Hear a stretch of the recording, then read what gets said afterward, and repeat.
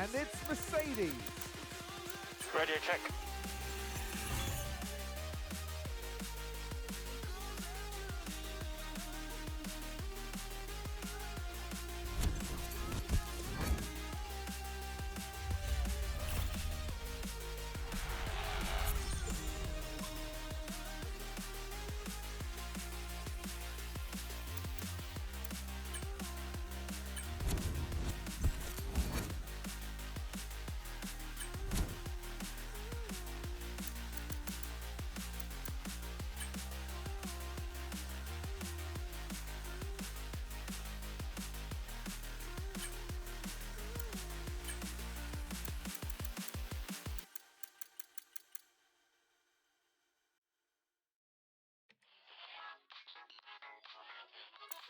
Who draws the line between forgery and feeling inspired? Who defines derivative versus being admired? Who decides what original means?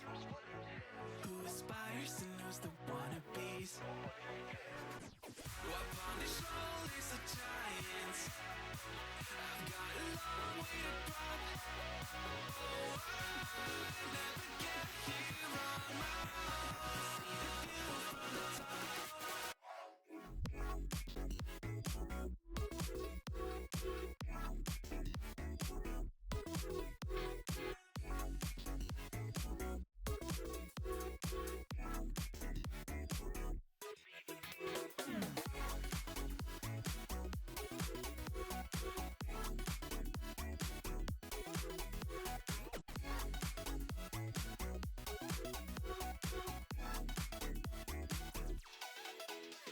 If everything's a remix of everything that has been, then let me just go back to my laptop, take a pen on track that it goes down. Maybe you'll hear Skrillex, some Netica, and some Imogen. Talk wacko, but I'm trying to get back, it just seems fair. Who draws the line between innovation and tried and true? Who's to say what's reiteration and what is new?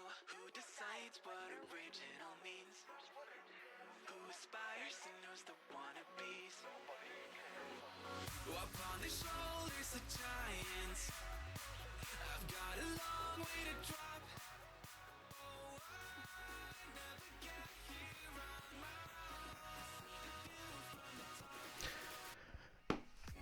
Hello, hello, hello. All right, it's Ebby's is here with the first ever stream, so lock yourself in for some scuffage. Welcome to anyone that it does decide to watch this in the future, or someone who has just randomly stumbled across this while digging through the dregs of Twitch. But you join me on the first ever F1 stream, the first stream, in fact, on this channel.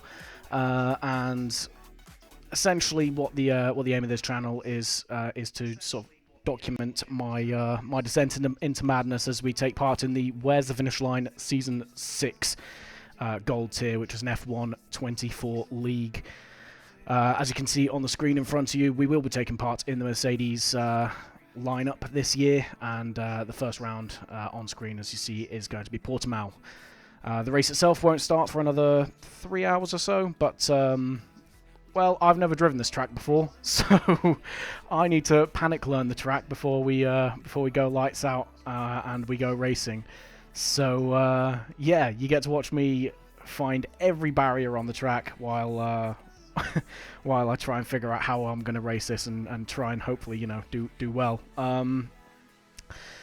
I don't really have much lineup in terms of preamble or anything like that, so we're going to get into it. I'm going to have a bit of music in the background while we do the build-up, while we do the training, and then when it gets to the race proper at around about 8 o'clock UK time, I will then switch the music off and we can lock in and see what sort of result we can drag out of this thing. But yeah, without further ado, let's get into it. So I have absolutely zero setup, zero knowledge of this track, so all we're going to be doing is pulling a setup out of the time trial standings, trying it out. We're going to be adapting the strategy in real time, so for those of you that maybe don't know how to set a car up, this hopefully might provide a bit of instruction.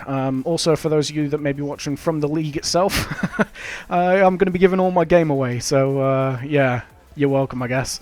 But for now, we're just going to take a few nice slow laps and figure out where the limits of the track are. I'm just going to pick a setup at random. Why not? Let's pick someone that actually drove a Mercedes. Not that it makes any difference, but why not? Alright, let's have a look at the setup then. What sort of lap time are we looking at? A 1:17.7 is the one to beat. Curly then is one of the staff members of the WTFL League. He will be on the grid with us today. He won't be in the Mercedes. I believe he's in a kick, so we will be fighting against him. So that time there, a 1:17.7 is definitely one we want to aim to beat. So let's have a quick look at this setup and see where we stand. That is very rear heavy on the wings.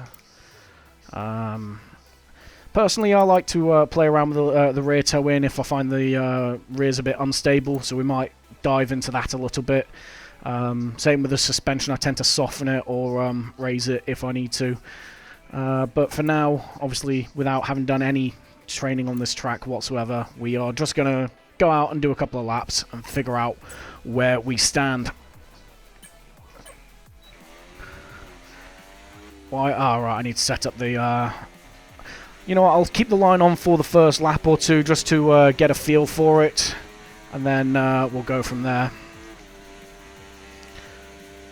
Alright, cool, so down at the back straight here at Portimao. I have no idea where my braking references is for turn 1, so this is going to be a bit of an adventure. Apparently, sooner than that.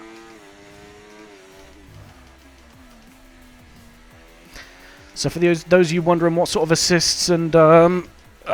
that's what happens when I try to talk, I guess. For those of you wondering what sort of assists and lines and gear I'm running, I am running a wheel. I'm running the Thrustmaster T818 with TLCM pedals and a Ferrari SF1000 wheel, all by Thrustmaster, all mapped out in advanced, so I get full functionality with them. In terms of assists in the game then, I don't run any assists, so no traction control, manual gears, no ABS. I don't normally run with the racing line, this is just the time trial suggested.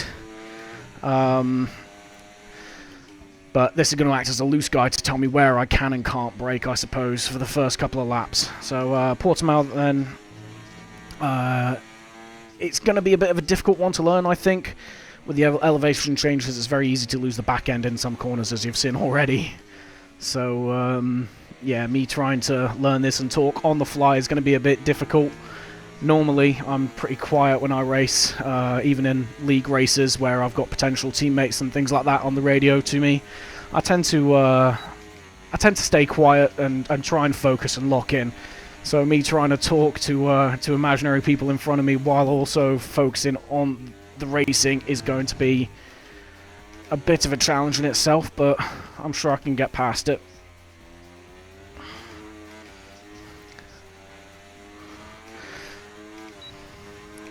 Okay, here we go.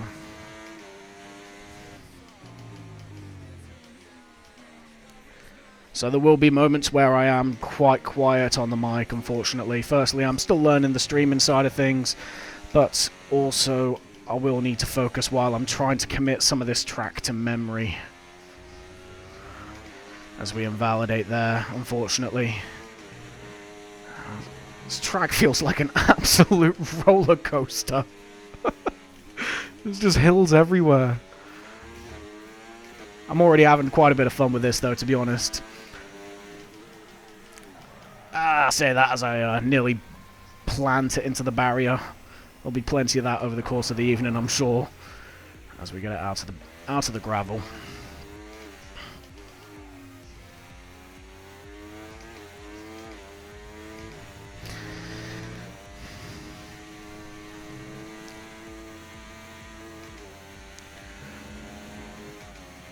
So, going to cross the line with a 1:27.8. I'm pretty sure we're not going to be anywhere near the top of the order with that. As we just try to push the limits there at turn 1, just a bit too much.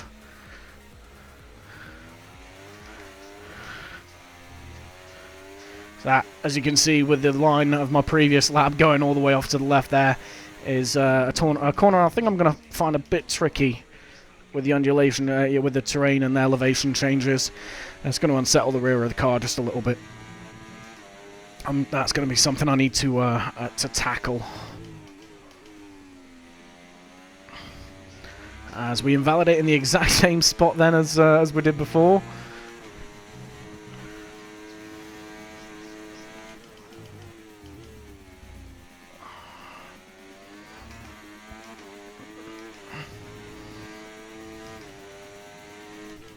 Oh, I was paying attention to the minimap. Oh, this is a mildly inauspicious start to my my streaming career, I suppose. But hey, we all got to start somewhere.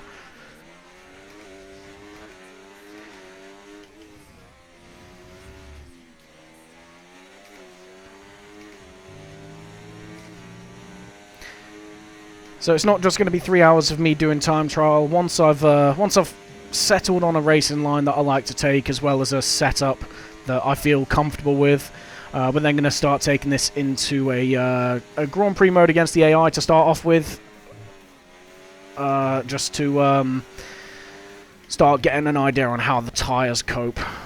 As we lock the rears up a little bit there.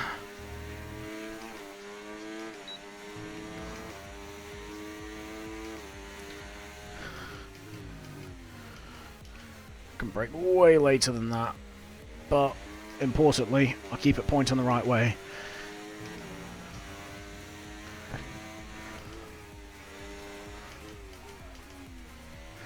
As you may have been able to tell, I have not watched any guides or any track maps or anything like that before I started this session, because, I don't know, that's who I am as a person, I guess. I just don't prepare. But we seem to be picking it up bit by bit. As you see, we go pretty sideways there on the entry to the corner. Yeah, I might need to move the brake bias back, I think, just to avoid locking the rears up into some of these higher braking zones.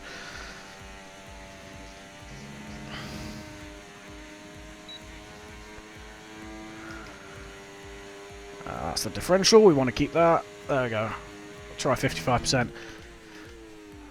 So for those of you that are maybe a little bit newer to the game and you're trying to play around with ABS and things like that, generally speaking, if you find yourself in heavy braking areas, losing the back end of the car, it generally means that the brake bias needs to move a bit further towards the front of the car. What's happening is you're locking the rear axle under braking, and it's just making the rear tyres lose grip before the fronts, and the rear tries to overtake the front of the car. Oh, as we get a little bit unsettled there as we come off the curb.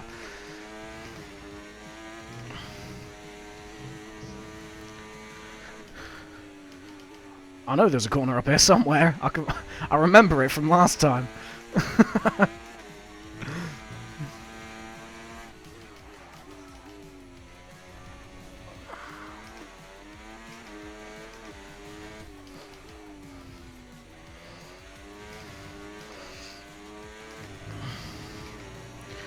We're gonna see. I mean, I'm gaining pure time on every lap, which is good. Maybe not 7 seconds on that, but a 1:21.0, we'll take that. You know, it's not bad. I'm sure we can find 3 seconds in the next hour or so.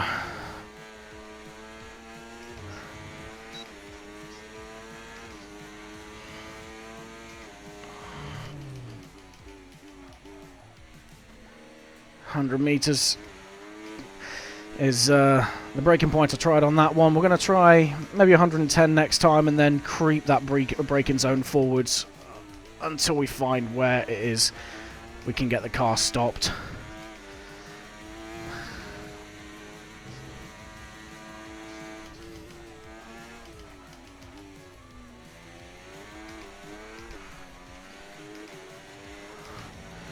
Just getting a little bit too keen on the loud pedal there.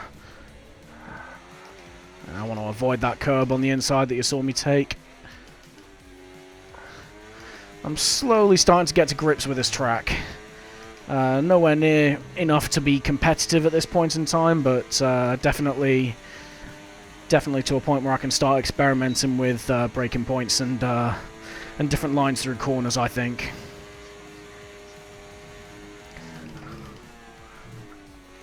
This is a weird corner, turn 1. I think I'm braking sooner than I need to, and I'm maybe just turning in too early. I'm not sure. I need to work on the line there, I think.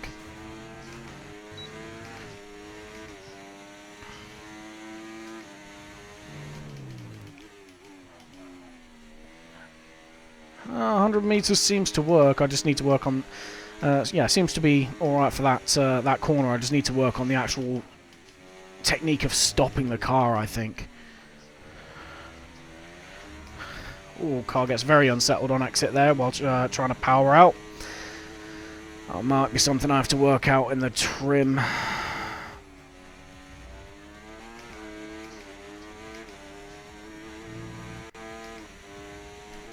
And that corner sneaks up on me every time. It's cool though. I kept it on the black stuff this time, which was progress. A good part about starting at the bottom is there's literally only one direction you can go.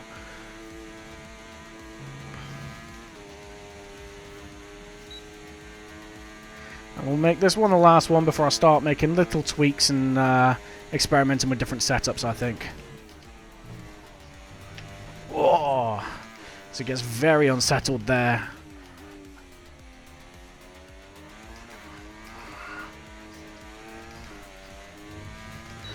Yeah, the car's getting very unsettled with these elevation changes, so I might have a play around with the suspension a little bit, maybe the rear toe of the car. See if that fixes anything. The only problem with taking your setups from time trial is that they are, as you'd expect, time trial setups, and they tend to be a little bit more pointy, a little bit more aggressive with the car. Where, because, you know, things like tyre wear, tyre temps, ERS burn and fuel burn and that aren't really modelled. Because, I mean, why would they be? It's time trial, you're just supposed to go as fast as possible. So, whatever setup I do get will need a bit of finessing and a bit fine-tuning to make it usable for a race where those things are relevant as we explore every inch of the tarmac, I think, at the minute of this circuit. I know I said we'll make this one the last one. We're going to go around one more time because I do think I can knock at least a second off. Just by experimenting a little bit here and there. As, yeah, we go a lot faster through there. There's definitely still time to find. Let's lift the power a little bit, still lose the back end. So, yeah, the rear of this car still feeling a bit unstable at the minute, which is surprising given the angle of the wings that we're running. I expect the problem may not be in the setup at this point, but behind the wheel.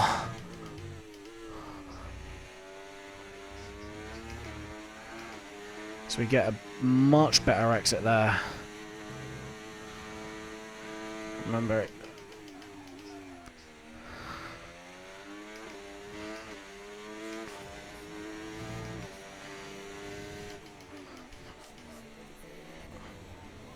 Okay, here we go.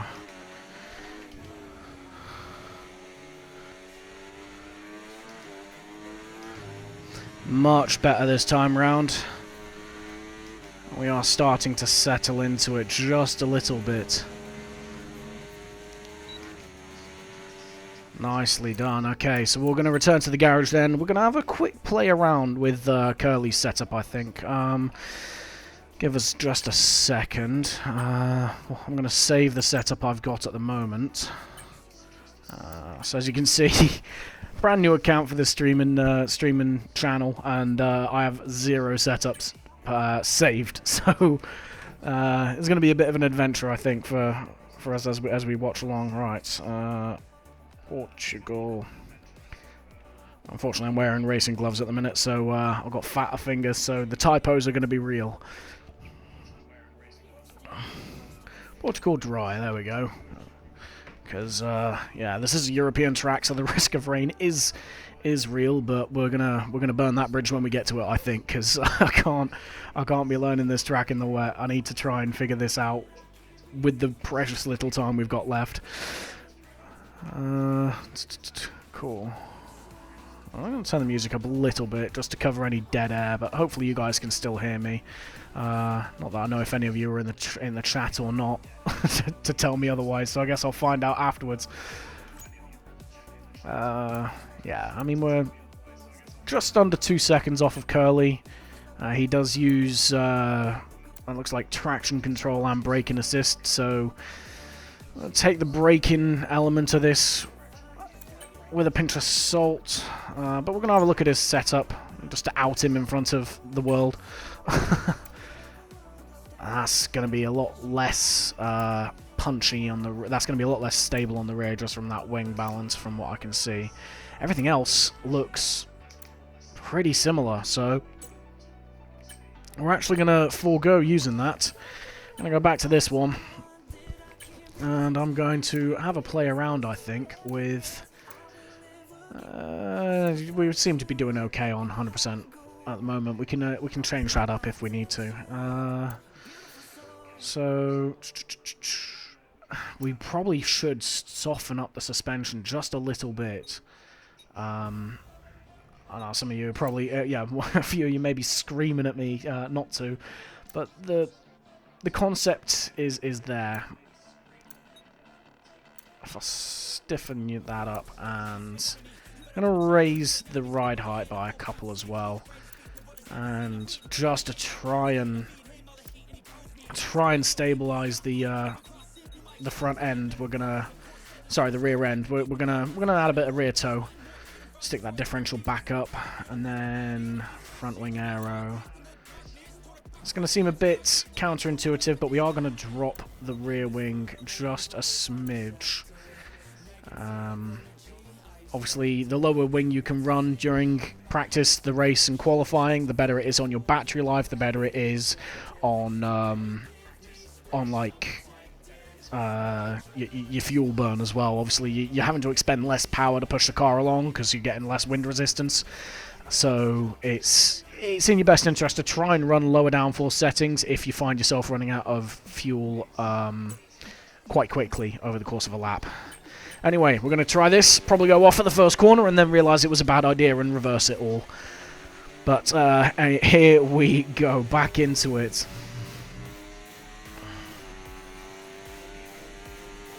And immediately, because I wasn't paying attention, we're going to go off, so we're going to try that again.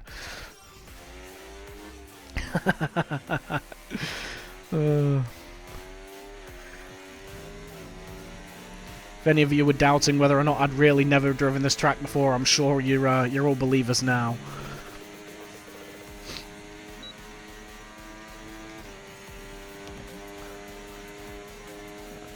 Let's get over to the left here, prepare ourselves for turn one, and immediately cock it up.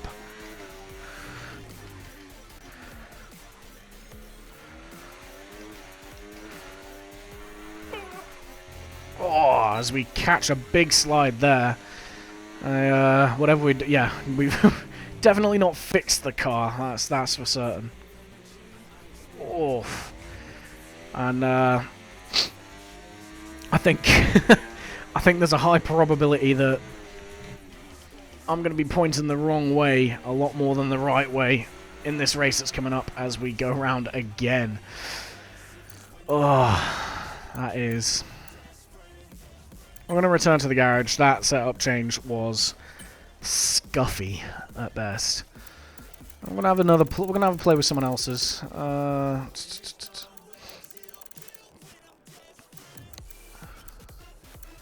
Let's have a look, see, shall we?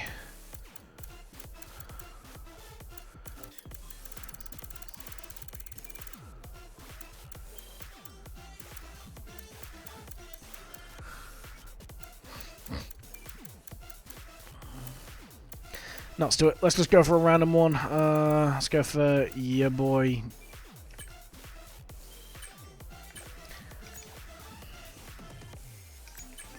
Let's see what he's got.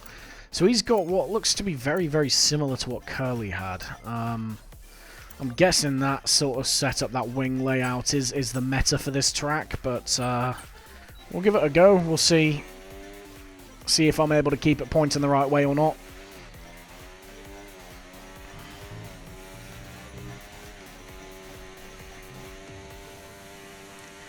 And I'm getting a lot of bumping and porpoising around that final corner, so I think raising the ride height may be helpful here. As well as softening that front suspension. I did the same in... so this isn't my first season with WTFL. I was taking part last season as well for a few races at least. And, yeah, well, during Zandvoort I was able to minimise the front tyre wear, the rear tyre wear on the softs by just softening the suspension and raising the ride height a little bit to reduce a lot of that porpoising. So that may be the way to go for me here as I try to get to grips with this track. As yeah, the rear is definitely a lot less stable here. Cheers, how's he? Yeah, I think I'm going to need all the luck I can get, really. Based off the last 20 or so minutes of practice. We'll see if I can get to grips with this before it's a bit too late.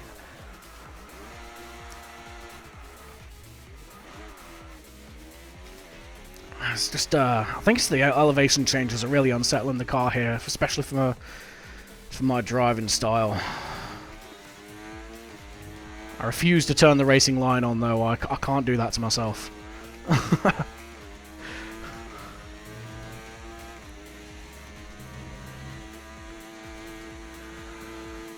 It feels like a very bumpy track, this. It's fun, don't get me wrong. I'm enjoying learning the track, but it is... Oh, yeah, no, that is unstable. Let's get back in there. Do some changes. I'm going to drop the front wing. Yeah, that's not wrong. It is definitely a given. I think I'm learning the hard way just how difficult this track can be. Let's add some rear toe. See if that helps stabilize it a little bit. I'm going to soften the front suspension again as well. I'm going to raise the ride height just to try and... Yeah, it is a very difficult track. You're not wrong. Yeah, I'm going to raise the ride height just a bit as well. Try and get past the worst of these bumps. And you know what? I'm actually going to soften the suspension a little bit. And see if that's... so we're both going to be in the hurt locker. Great. I'll see you in turn 1 in the barrier, yeah? I'm going to drop the brake bias. So this is a little thing that I tend to do on this game, is I tend to just drop the brake pressure a little bit just to try and get past the worst of the locking up. I tend to be quite heavy on the brakes into some braking zones, and especially while learning a track. I think it's going to help me out rather than hurt me. Just braking that a little bit earlier, but keeping the tyres turning. So we're going to try again.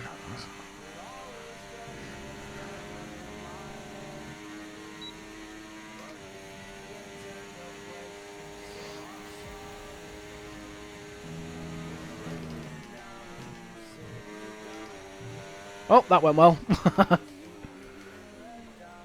Not turn 1, turn 4, the first left-hander, yeah. Ah. That's what I get for reading chat as I'm trying to turn the car.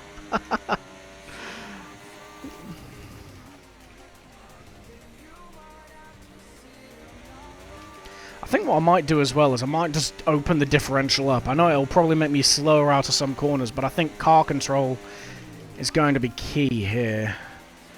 I know with a lot of people in this game do tend to run quite high differential just to maximize their pace.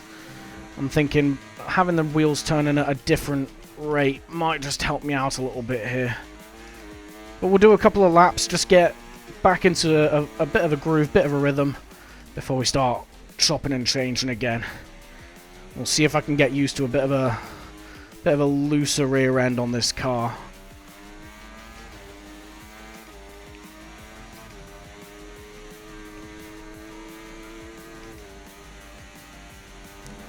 It's an absolute roller coaster though with the elevation changes on this track. You can barely see the next corner coming before it's on you.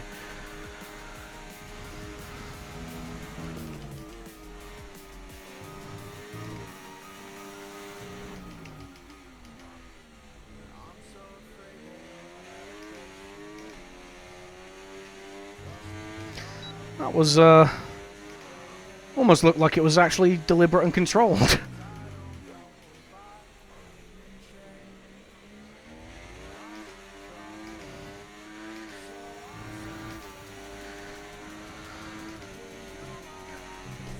As we just go a little bit wide there. Getting a bit greedy on the throttle. I don't have the racing line down just enough yet to start driving like that. At some point, probably after the race tonight, I will probably actually know how to drive that that corner that we've just gone through without going wide.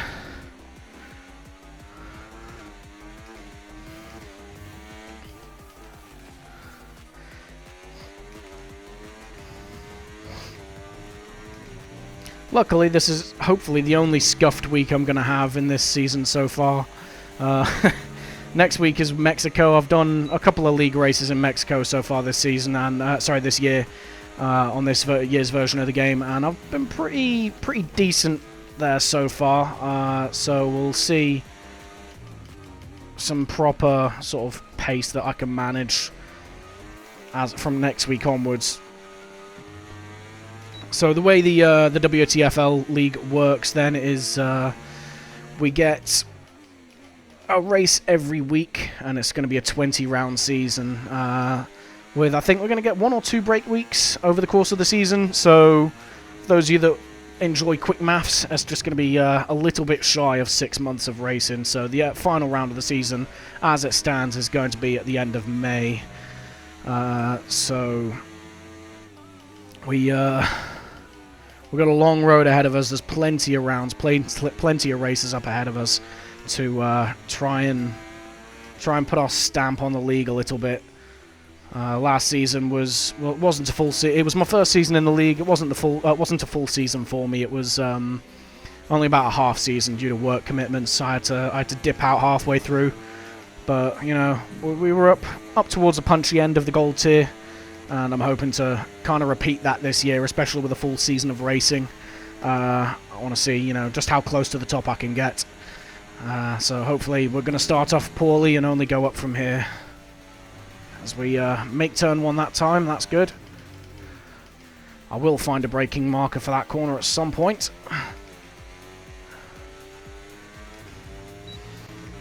I know for a fact I'm going to go around in that corner in the race. I'm going to get too excited trying to chase someone, get on the loud pedal a bit too hard, too fast, and end up pointing the wrong way. I'm calling it now.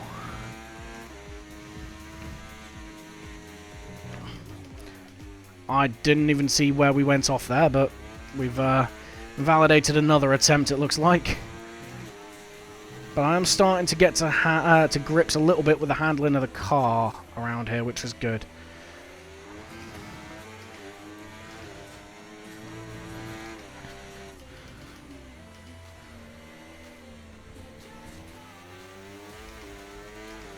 I imagine this is going to be very, very painful on worn tyres, especially the harder of the compounds.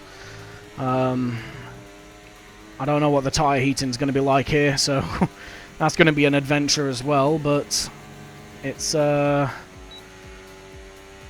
to be pain, I think.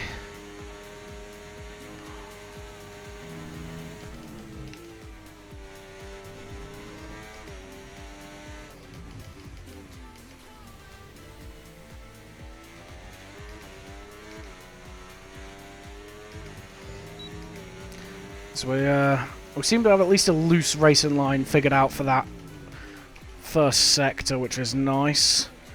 We are learning this track little by little. Alright, let's see if I can get this right. No, I cannot get that right.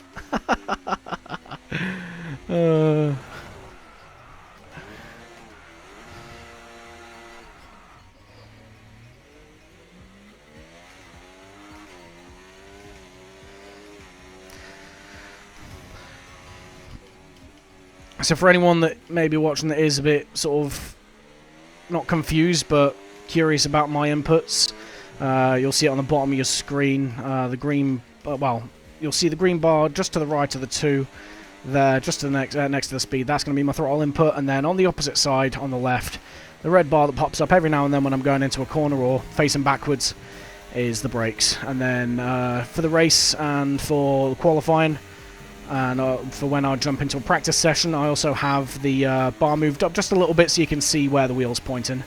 So you can see me see me go up to 30,000 feet in real time with that steering input. As we just get a little bit greedy there with track limits. I'm not too worried about invalidating too many laps at the minute. We're not necessarily pushing for a new fastest lap. All we're doing is just trying to feel the track out a little bit, trying to find out where we can plant the car to keep control of it. You're never going to maximize your pace. You're never going to maximize your personal pace if you can't control the car, after all. Oh, that nearly looked like it was a good corner.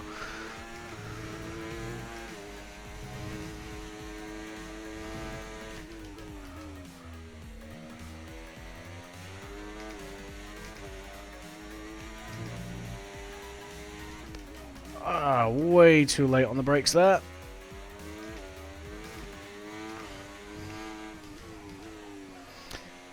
Oh, this is pain. Definitely. This is Spain without the S.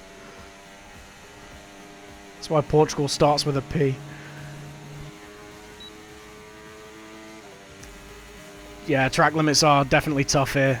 You are not lying. I expect a fair few penalties across the board, to be honest, tonight. Not just for myself, but for others as well, as we somehow don't invalidate that. Not sure how that goes, but we'll take it.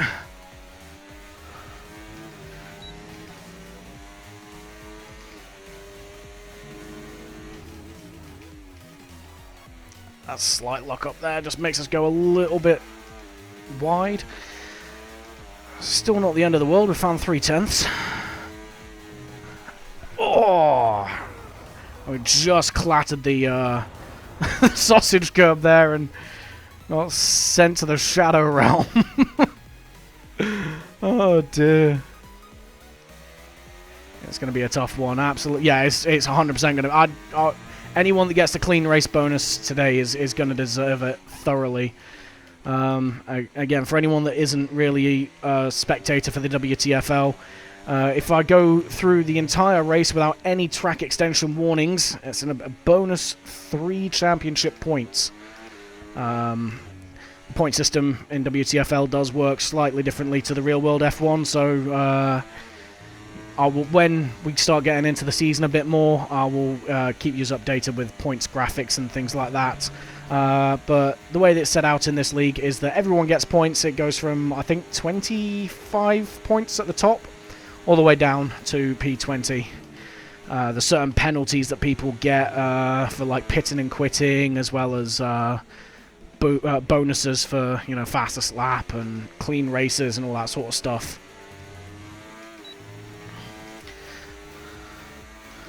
30 points, that's good going for clean races. I didn't get a single one. I never got a penalty in a race, but I always got at least a single track limit warning, which nerfed me every single time.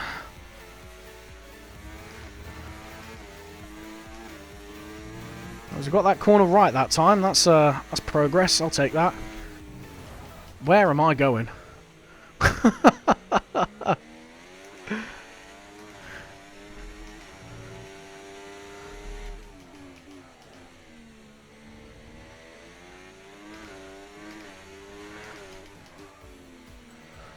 10 races out of 18. That is genuinely a good effort, mate. You should be proud of that. I'll be shocked if I can get at least, you know, even just one clean race bonus. It's something I'm sleeping on as well. You know, even if I drop a couple of points in the standings, 3 points for a clean race bonus is nothing to be scoffed at. Especially if you're having a bad race and you're not going to be up at the front like this, like tonight. 3 points can make all the difference in the lower levels of the standings.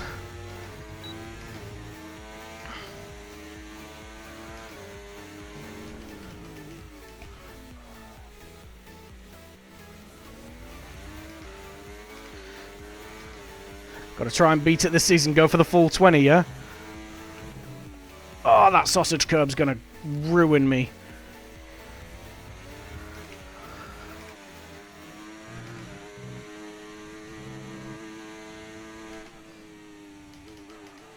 I need to find the proper braking zone for this corner. Alright, we are... I was going to say improving, but... I mean, the evidence speaks for itself.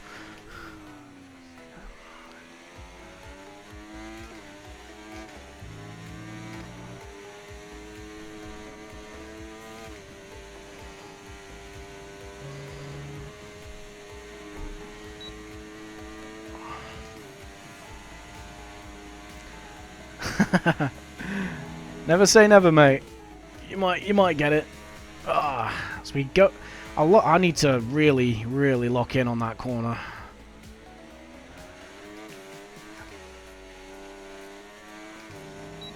I mean, the car feels a lot more stable. I don't think it's necessarily set up. I think it's me just not driving like an actual potato. But I'm starting to get to grips with this track.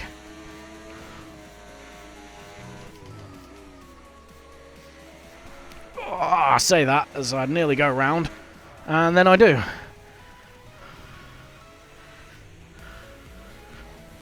Mercedes is going to be breaking the cost cap this year for sure with me at the wheel.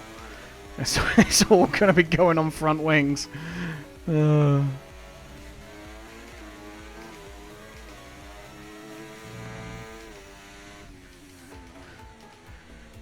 Okay. Let's try and get to grips with this again. I'll keep messing up that final corner, but I'm not going to worry about that one just yet. I'm just going to focus on getting the rest of the lap. It's that middle sector that's screwing me every time.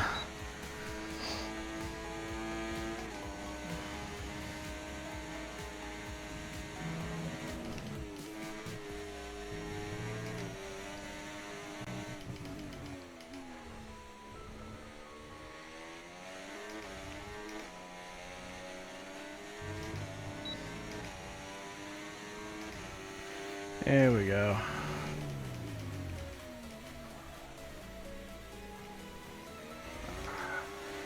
Nearly lost the back end there.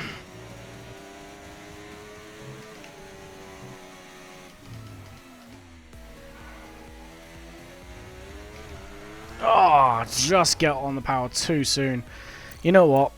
We're gonna go back to the garage, and we're gonna lower that differential. That seems to be where I'm dropping the back end, I think. That, and I think maybe the rear suspension could probably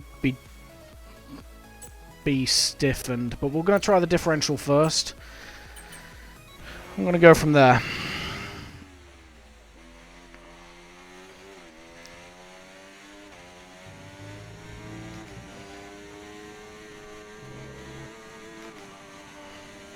Might make us lose a bit of time out of corners, potentially, I'm not sure. Take that corner in fourth. Fair enough, I'll give it a crack. You know, if I make it there. That is one thing that I've noticed with my driving style, is I do tend to go through corners in lower gears than I really should. You exit in third, too much torque for no... Yeah, that's a fair observation.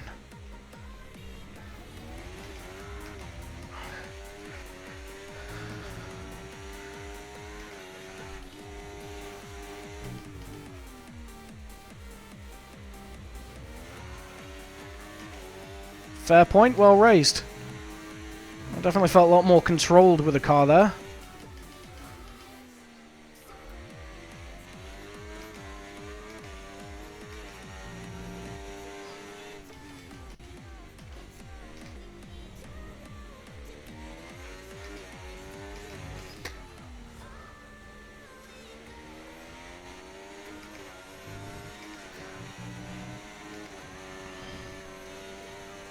I could definitely find some time. Well, I mean, we've still got to find about 2 seconds to be level with Curly. It will feel slow and bogged down. You're not wrong, it definitely did, but I'd rather slow and bogged down than off the track, as we showcase that right there. It definitely is more stable, mate. You are not lying.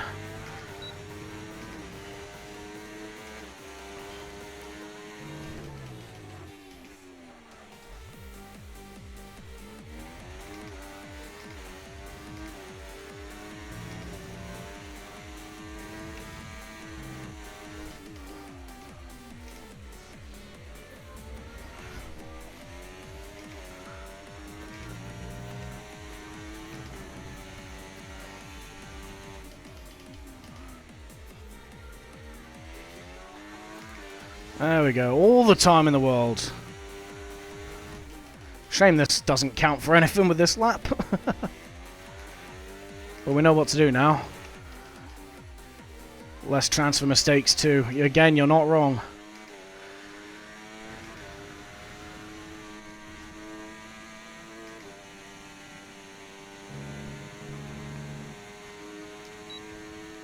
Alright then, we're going to try and push this lap. We're going to lock in a little bit, I think. Did I take the board out at the 100 meters? Great. I guess we're going to have... this isn't a disaster with the braking reference missing, because I can guarantee it's going to get taken out in the race. So, getting used to just braking where it feels right. It's going to be helpful more than a harm.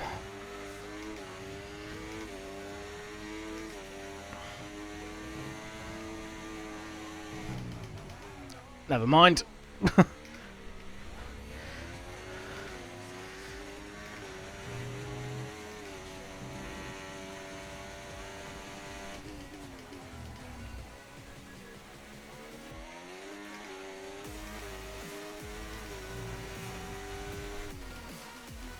I need to remember that there's a left-hander here and set the car up for it as well through that fast left-hander.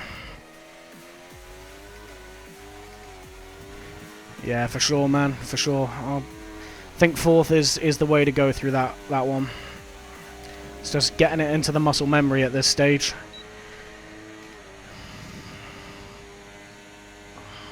Alright, let's see if I can't suck complete ass in turn one. Oh. You know what? It's still legal. I'll take it.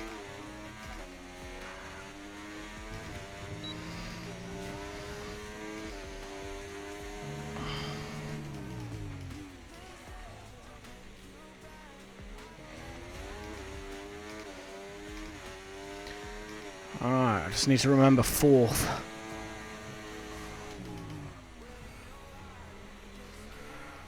Still losing the back end. Alright, that was me getting on the loud pedal too early. That was a skill issue.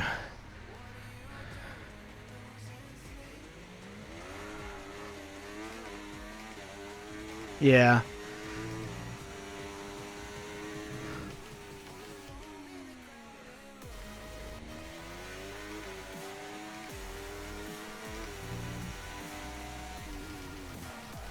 Oh, as we just lock the rears up there.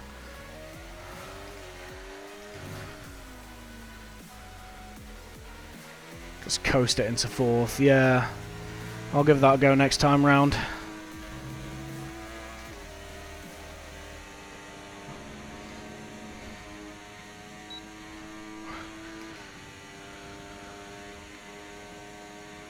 Okay, I'll give that a go. You know, there was a brief window, a glorious, glorious time when I could get that first corner right.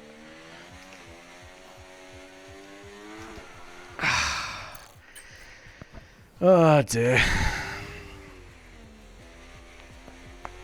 Yeah, I'm just getting too keen on the throttle, that's the problem.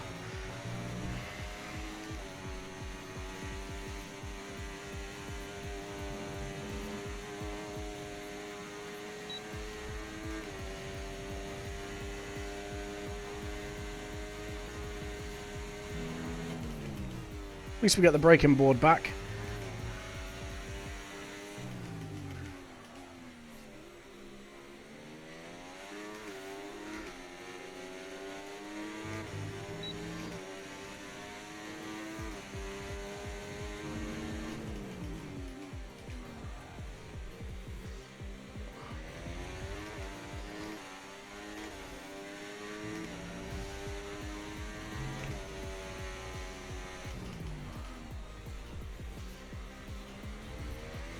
There we go.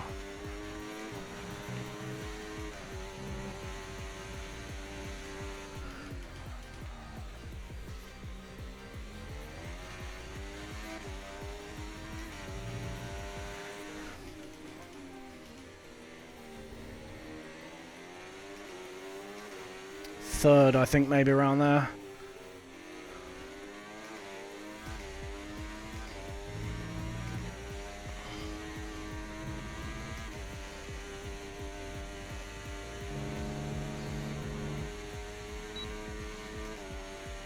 Well, there we go. Found a bit of time. I think that was about 7/10, 5/10, something like that.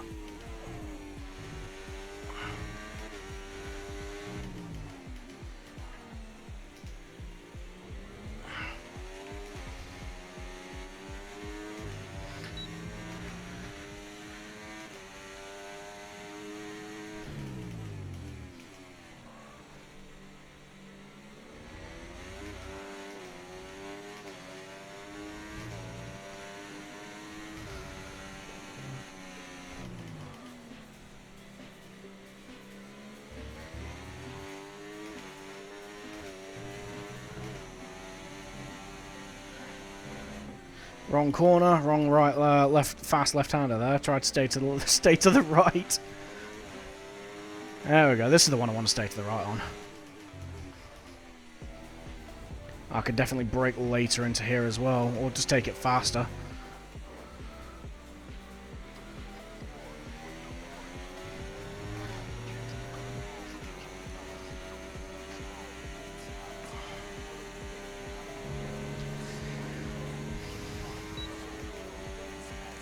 There we go, we're shaving time off now.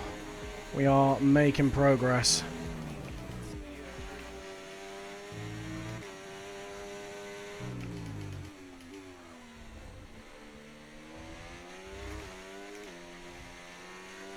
Bad exit out of that corner. Just not necessarily car control wise, but it just did not help me set up that left-hander. So I need to revise that for sure.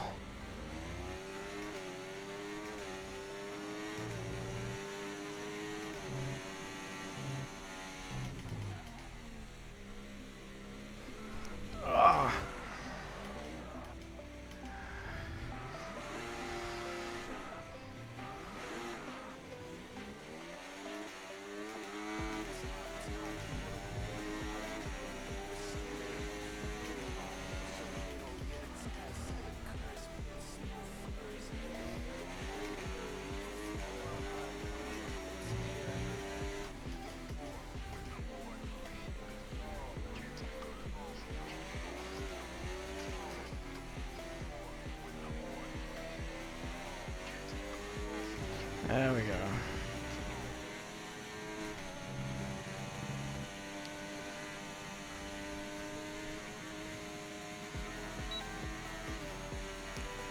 Okay, right. We're making progress. As we definitely just hit the 50-meter board there, I heard it. Oh.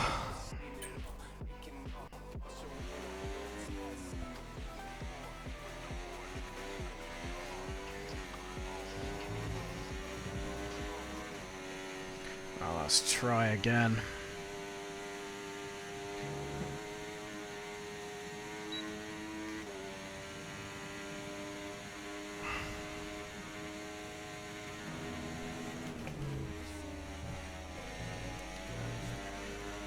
Again, I don't mind too much about invalidating. I want the lap to feel fast.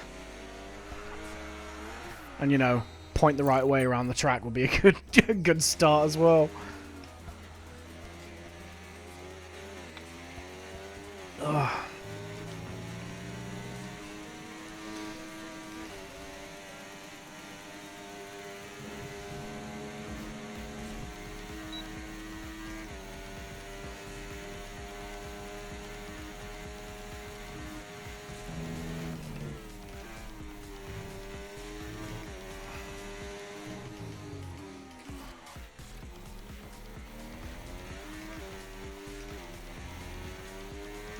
Oh, that first corner feels so much better. Sorry, not first corner.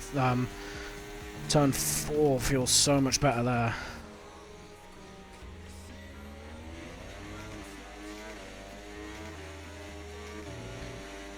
I'll experiment with lines on turn 4, I think. Oof. This thing is operating on the ragged edge through some of these faster corners.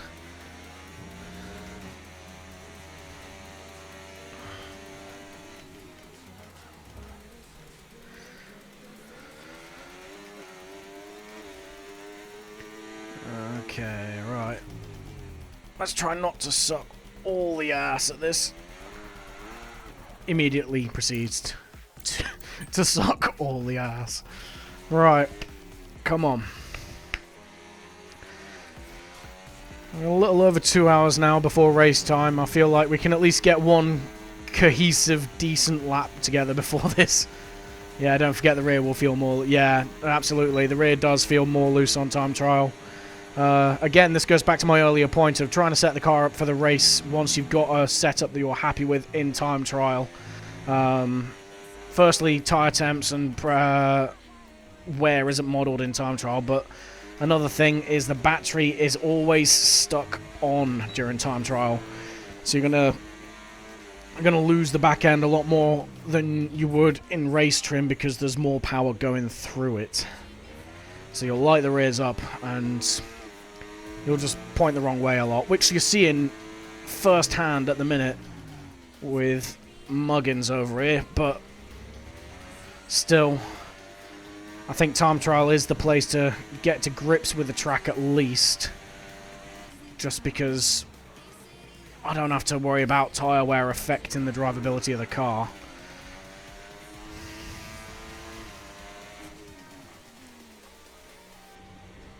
But quite often I find no fuel load either. Yeah, again, you're not wrong.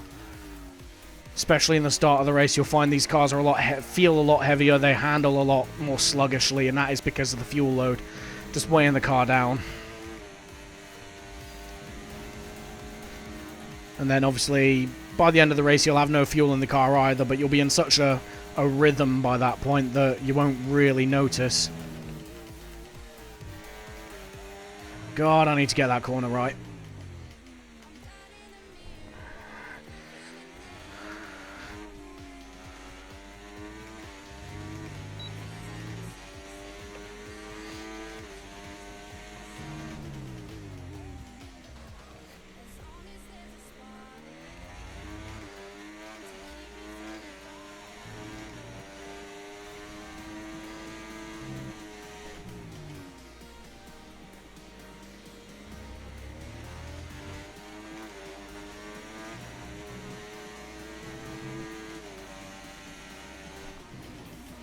That was an awful line.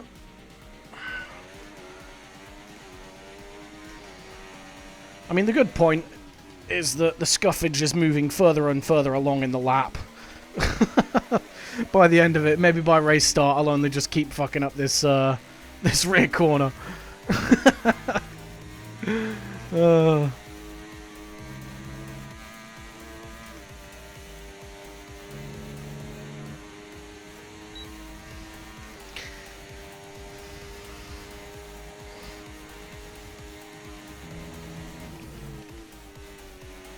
I think it's my turning point, to be honest, on turn 1 that's messing me up more than anything. I think I'm getting the speed mostly there.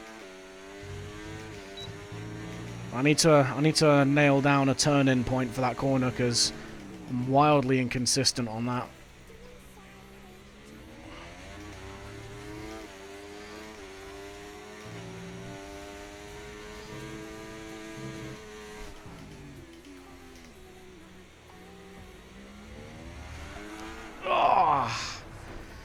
That was a curb. Oh, that's not the one I wanted to do. I wanted to restart the lap.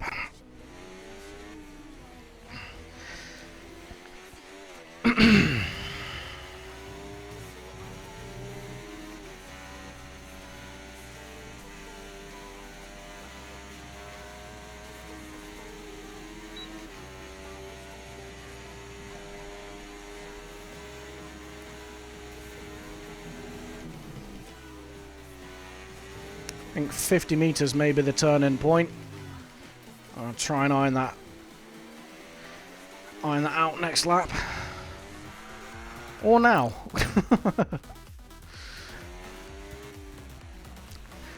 Again, I really need to play around with the lines, I think, on turn 4. It's a good left-hander, but you take it too tight, then you're trying to turn the car a lot more. But I've noticed if I try and take a wide entry, it seems to unsettle the car. I think there's a few bumps in the track or something, maybe, that's unsettling me, or I'm just getting it wrong. 50 meters? Yeah, 50 meters is definitely the turn-in point, I think, for turn 1. Still we learn. It's just the still just a scuffed version of Lewis Hamilton's motto. It's still he rises, still I learn.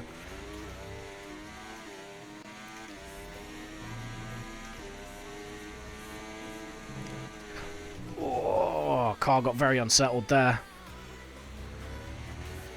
There we go. Look at that. Control for days. He says as he yeets it off the track at the top of the hill.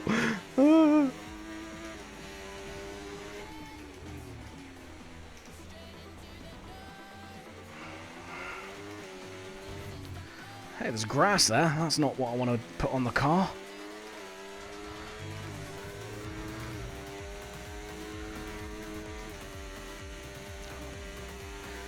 Come on then, you slag. Let's go. I'm getting into this now. I'm getting into the track. I'm slowly getting a bit of a flow together.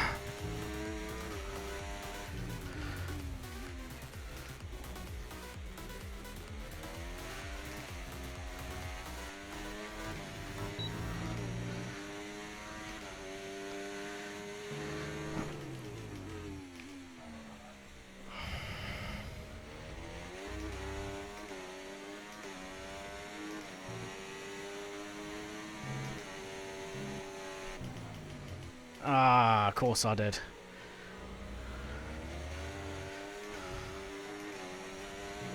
I think 80% diff, which I think I've still got it set to 80% diff, is the way to go anyway. It just lets the rear of the car be a little bit more forgiving. Oh, as we lock up quite horribly into the corner there. Doesn't affect us too much, which is good. Alright, maybe I should actually start trying to learn this corner. I feel like the rest of the lap is coming together a little bit here and there. We're 1.2 seconds off of Curly's time. That's our benchmark for the time trial, I think. Once we hit that.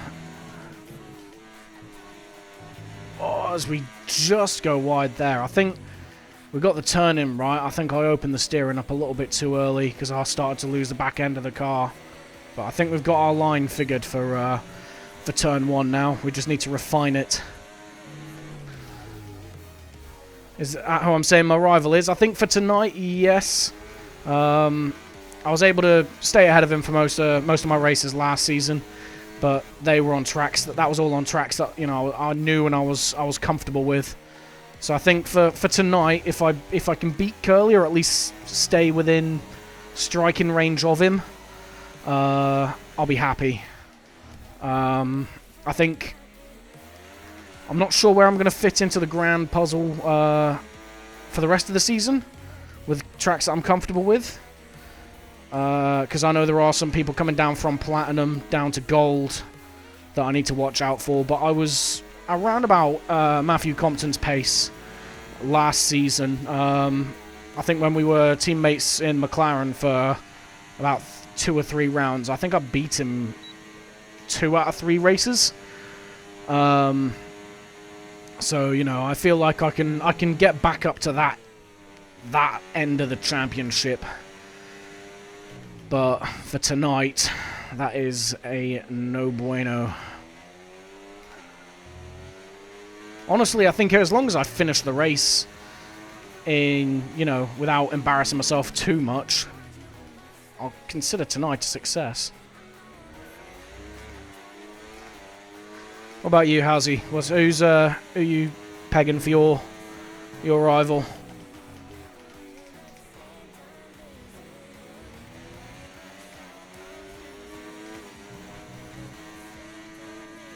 What's Curly's time? At the moment, it's a 1:17.5.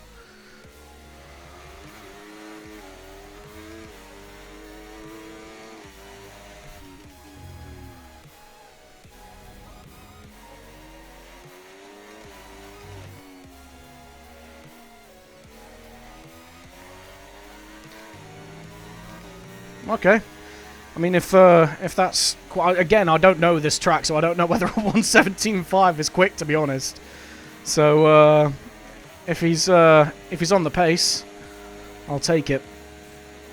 I'm still going to aim for him as my my man to beat, I think.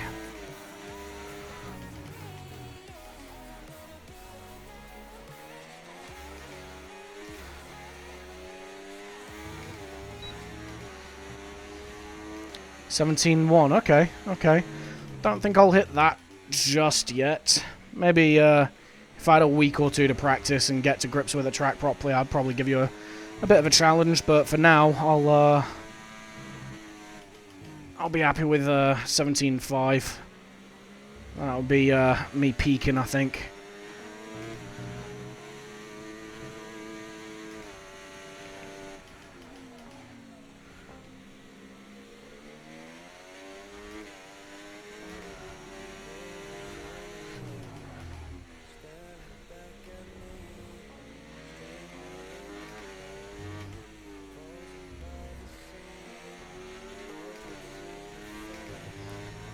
Ah, you ball bag.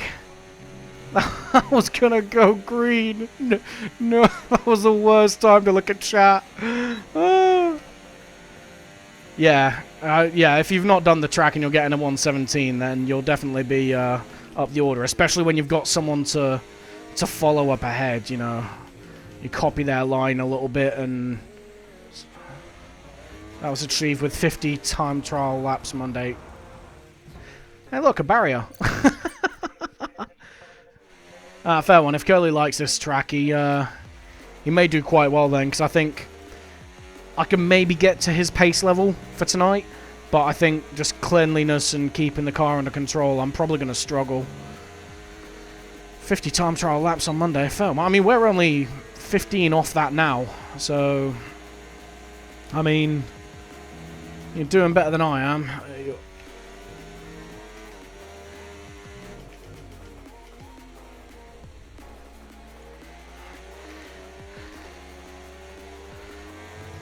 Ah, we just get a bit too greedy there with track limits. We'll keep going with the lap, though.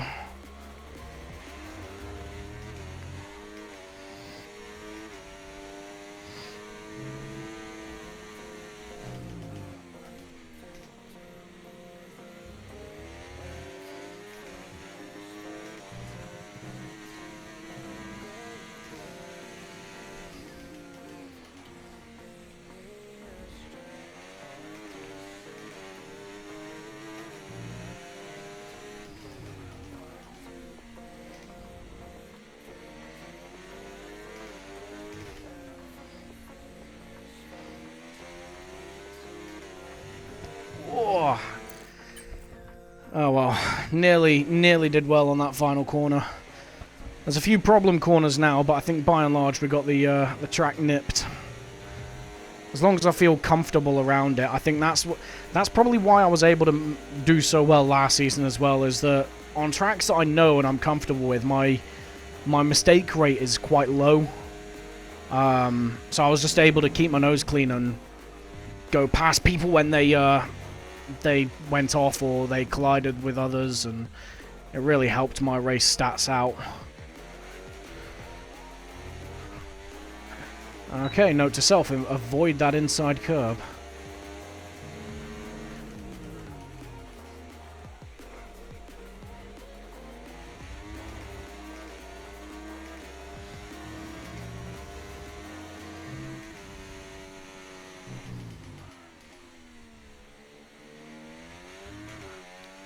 Jay Hartnell and Wabster. Yeah, fair.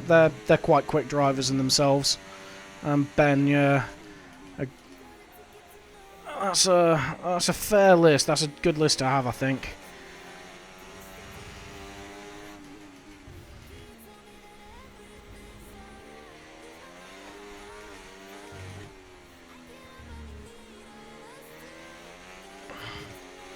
There we go. Good drive out the final corner. I won't beat my lap time, but I was 5/10 down at the end of the first sector, so all the time in the world found in the final two sectors. In the final sector there. Purple in the final sector. Oh, it's just... I'm yanking the wheel over into turn one, and it's just unsettling the front end of the car. You saw there, it spun the car, and then the tyres started biting in, but by that point it was too late. The car was spinning. I need to adjust how I drive that corner, I think.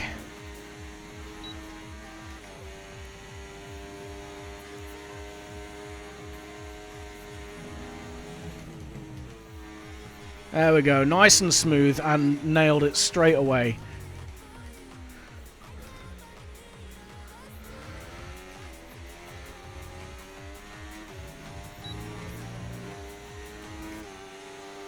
There we go.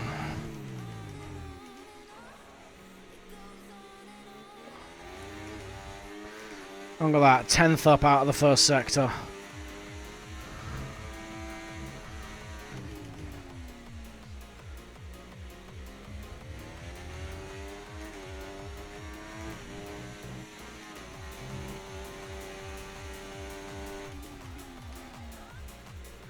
I need to avoid locking up on that corner, I think.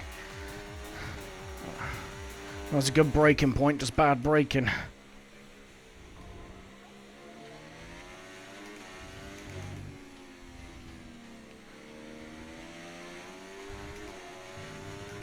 There I go, 5/10. Just like that. I will take that any day of the week. It's all coming up Millhouse.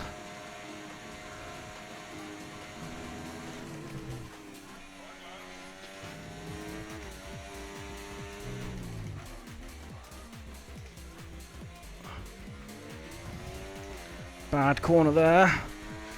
Keep it under control, only a 10th down. Still redeemable. Alright, mate. Cheers for stopping along. Cheers for hopping in chat. You go get yourself a shower, and then yeah, try not to practice too much. It'll embarrass me in the race, but best of luck for tonight, mate.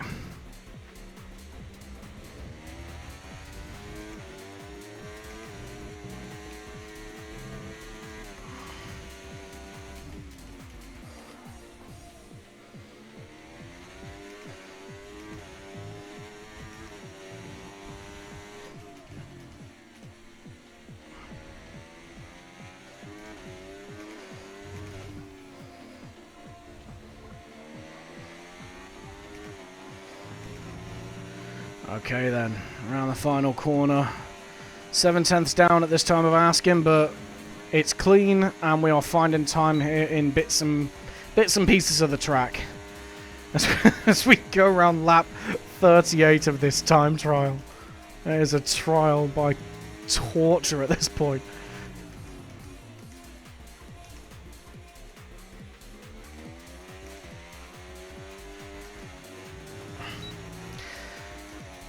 Yeah, cheers for stopping by, Halsey. I appreciate the help as well.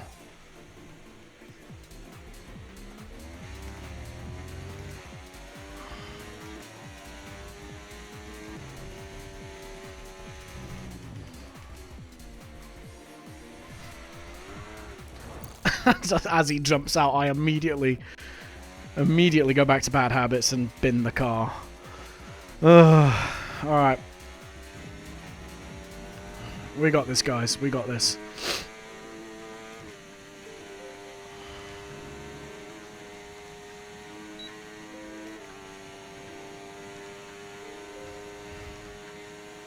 Alright, let's see. Turn one. I think we're getting turn one mostly nipped now.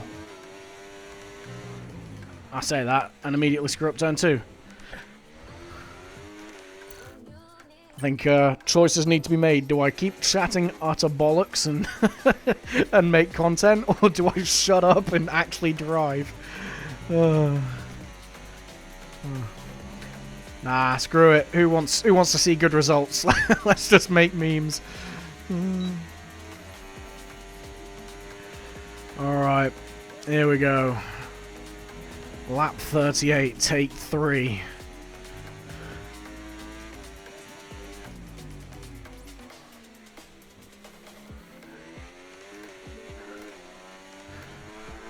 Oh, that might have nearly been good if I'd have done it properly.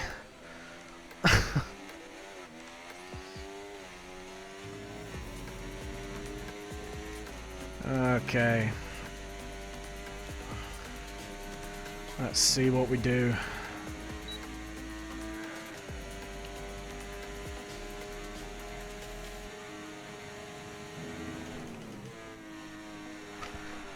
Oh! Just, again, just that curb on the inside, unsettling the car. I'm gonna chalk that up to maybe a bit of suspension issue, I'm not sure.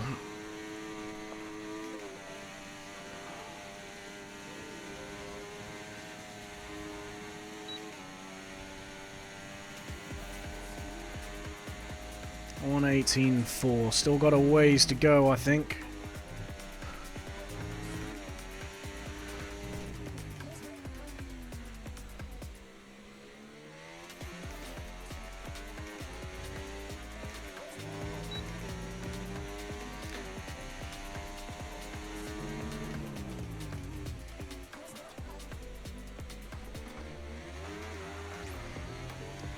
A lot of wheel spin out that corner.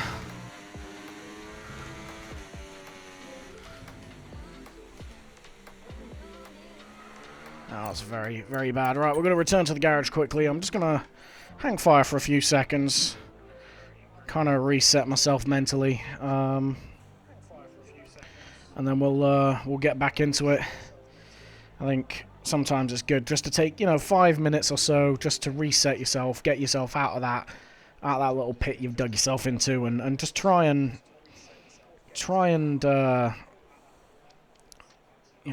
just get yourself back into a groove when you get back in. So we're just going to sit in the pause menu for a couple of seconds.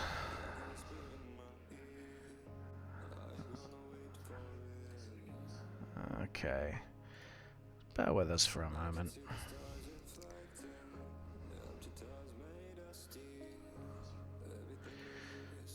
Luckily, I've got music playing in the background, so it's not just going to be completely dead air. I did give this at least a couple of seconds of thought.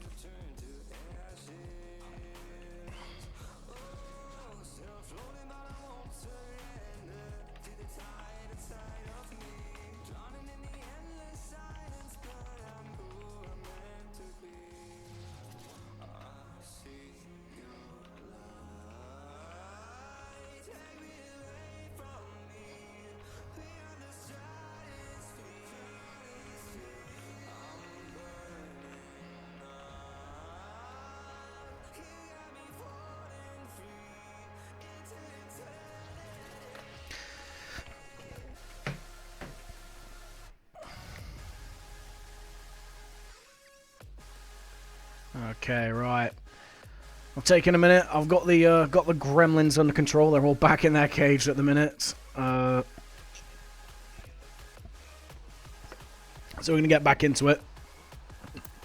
What I might do is I might tweak the setup ever so slightly. I think the car's getting unsettled as we're going over that first corner turn. And the question is, what's doing it? An overspring car will be harsh on tyres and skittish over bumps. So it could be... I've already got this as soft as I dare. Any softer, I'll start losing the back outer corners. Maybe the fronts, but that doesn't really make too much sense. The anti-roll, I could possibly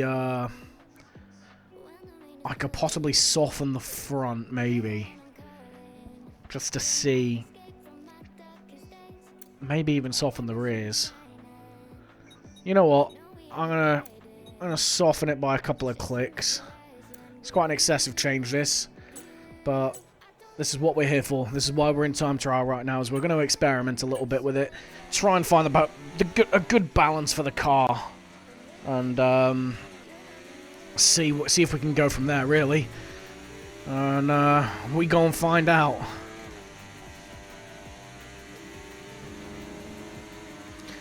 And then probably about half past, maybe quarter to, I'll jump over to a Grand Prix mode, get a bit of practice in, and we'll go from there, really. Oh, as we lock the inside tyre up there a little bit.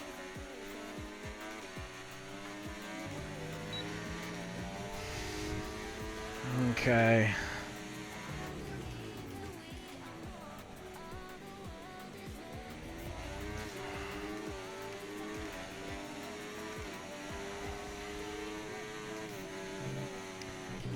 Oh, we invalidate already. The car feels a bit more collected. I don't know if that's the brake or if that was the changes, but we'll keep going. We'll try and get a bit of a vibe going with the car, I think. Try and see what we're doing. I think I'm not taking a good line through that corner either. I think I'm losing myself time. Try and follow this ghost in front of me because he's...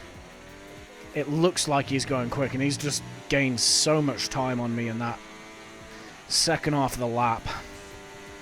So I think that might be the one, not the line I'm taking. We shall see.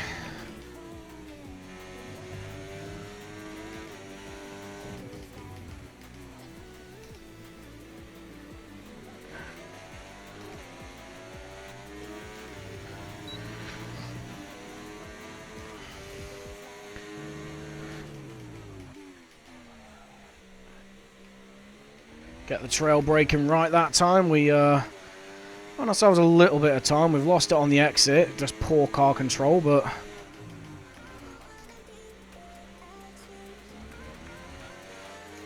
Alright.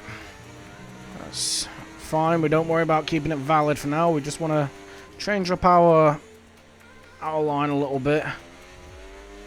Oh, look at the time we've just found there. 3/10 and climbing. That's the one. That is the aim of the stream at the moment until we hit the session at 8 o'clock. It's just experimenting, just finding out where the time's sitting on the track and making the adjustments as needed. You know, even with a very, very bad final sector there, we still finished ahead of our personal best. So now we just need to commit that new line to muscle memory, I think. Oh, a bit of a twitch on the car there. Sees us drop a 10th in the first sector. It's not the end of the world. That might be, though. Just we drop another 2/10 out of that corner. And it doesn't matter anyway, we're invalid.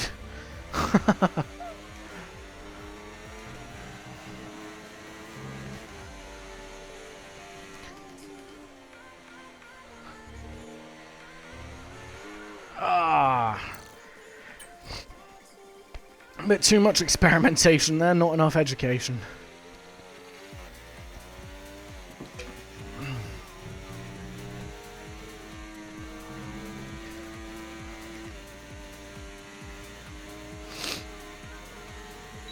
For anyone watching along, watching how cooked I am on this track, don't panic too much. There is a good range of abilities in gold in this league that I'm at, so I'll be racing with someone, even if it is at the back.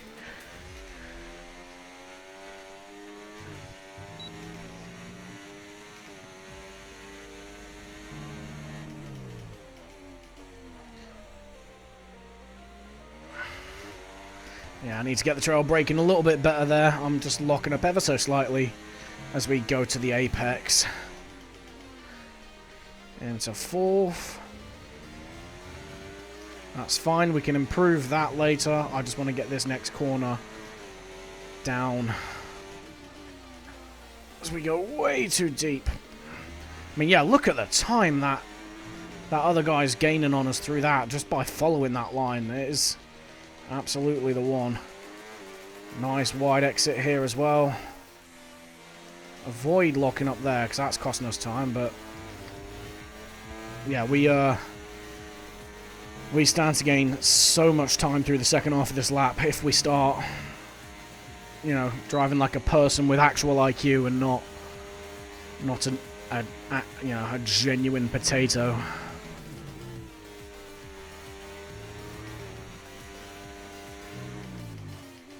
Oh, that is not a good start to this lap. I say that, we're only a 10th down, so what's that say about my personal best?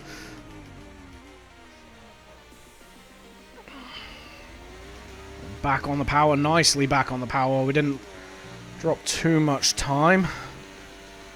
We're setting ourselves up nicely here, maybe. Let's find a bit more time through this middle sector. Alright, here we go.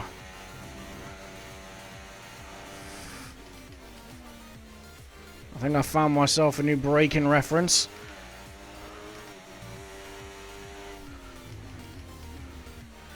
I'm taking it slowly into the corners, but that's because I'm trying to get the line down first.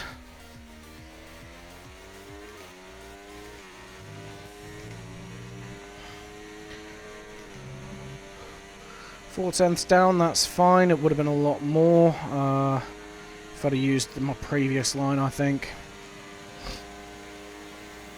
Softer anti-roll bars seems to be helping us out quite a bit. If anything, they're just dulling the turn-in of the car on that first corner, and it's just making it grip a lot better. The car's not rotating faster than the tyres can accommodate for, which is great.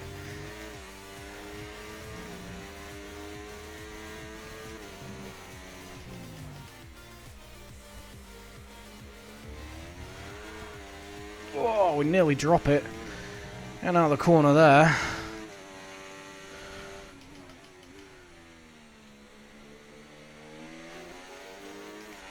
We can carry so much more speed through there if we want to.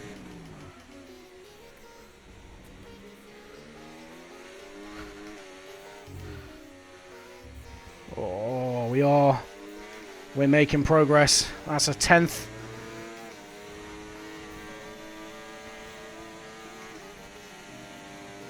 I'm just going to follow this geezer, to be honest with you. His ghost is faster for a reason. He's taking better lines. That's how you get fast with this game. Yeah, you make your own lines, but you also see what other people are doing. You'll learn. If they're faster than you, watch what they're doing. I've seen pride ruin a lot of racers just because they refuse to learn from other people. I'm not by any means a fast person that you should maybe learn from, but I know how to get quicker when I'm not fast.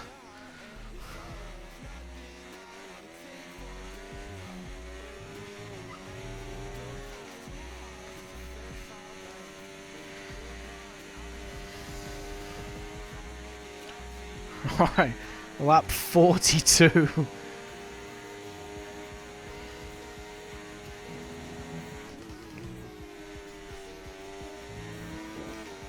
So much more comfy.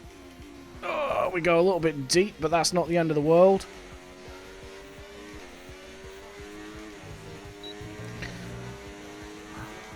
This feels comfortable. This feels good. A little bit of a lock up there into that corner, but still.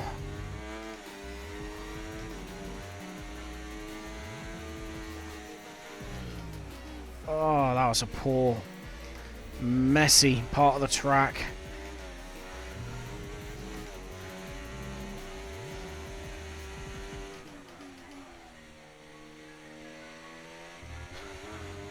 Oh yeah, we found it.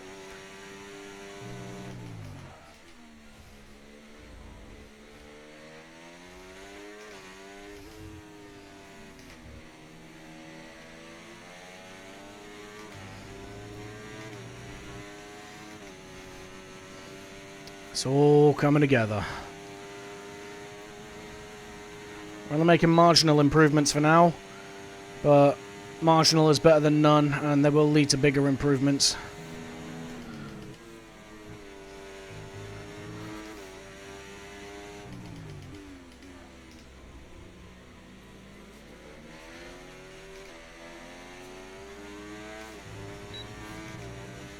Two tenths, mate. We are cooking.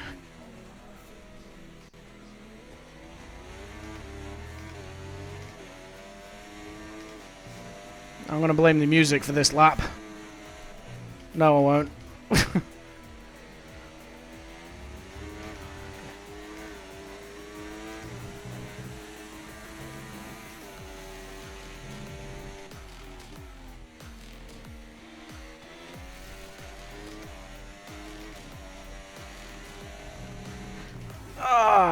You know what I'm going to do? What I'm going to do is I'm going to turn off my telemetry on this one. Just because I noticed I am following that line and it's just putting me on bad lines. It's putting me on bad... It's getting me into bad habits.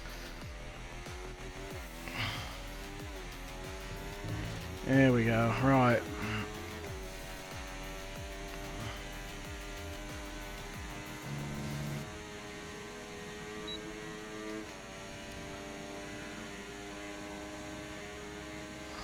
Let's go. Bad turning on that one, but... I was going to say, the setup tweaks have definitely helped out, and then I hit a sausage curb and would have made that look a bit of a stretch, but it does feel genuinely like the car is handling better.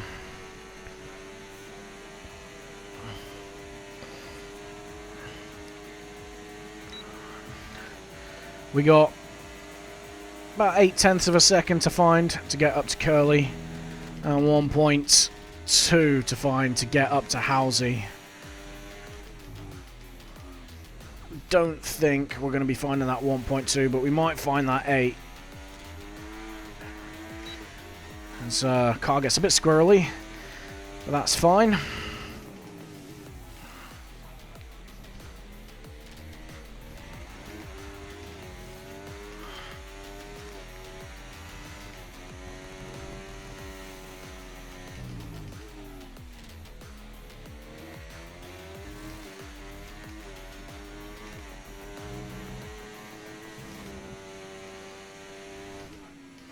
Braked way too early there, but see what we can do with it.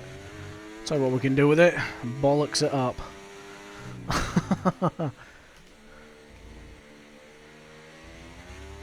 Alright, here we go.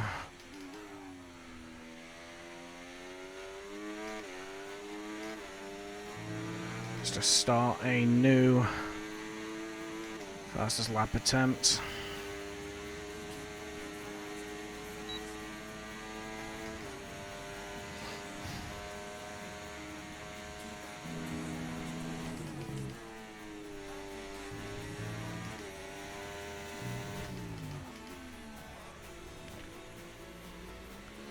Oh, that felt good. That felt good. Keep it together. 2/10 found. Third gear might be the way to go for turn 3.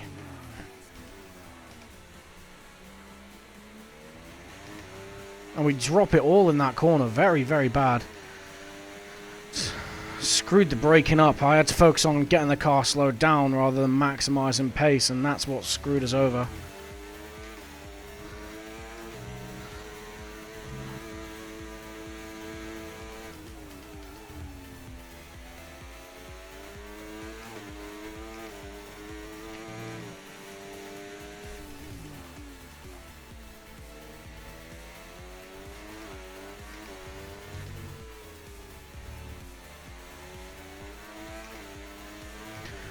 Great final corner there. Gets us about a 10th and a half.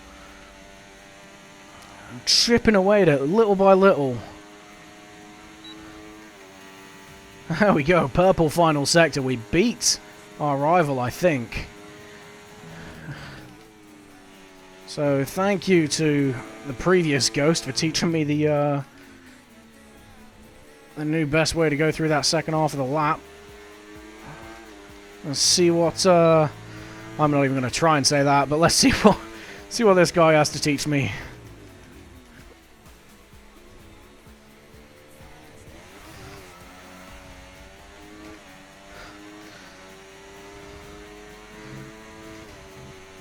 Yeah, you can see my Ghost just wiggling about where I'm not controlling the car as much as I should.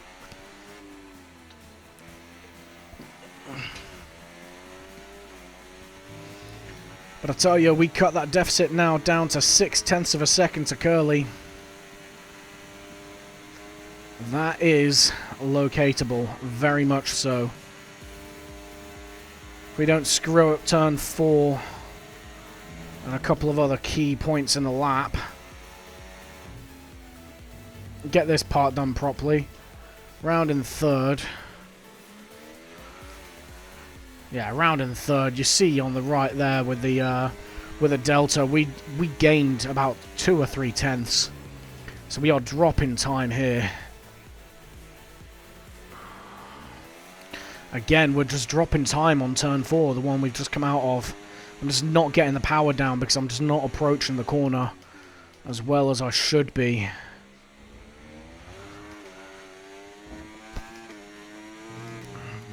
But this is why we do it.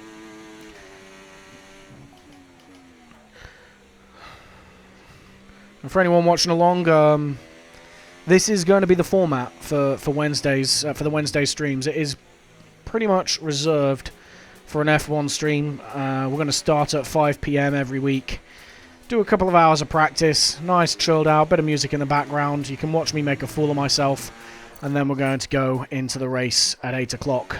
Races are usually 50%. However, we do have this season the introduction of sprint rounds and endurance rounds, meaning the sprint rounds are going to have a short sprint race in front of the main event, and endurance rounds are going to be 100% race length as opposed to the 50% race length that we normally run.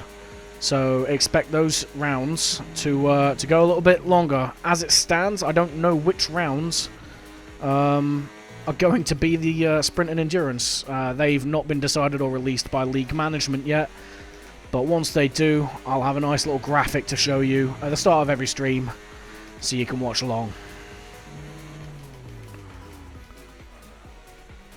As, I'm yapping and not lapping at the minute, so hence why we're down on our time, but that's fine. We're getting back into a groove.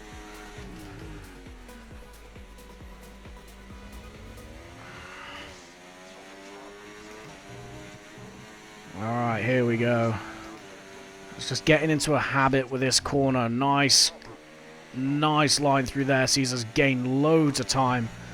We were considerably down before the start of this final sector here.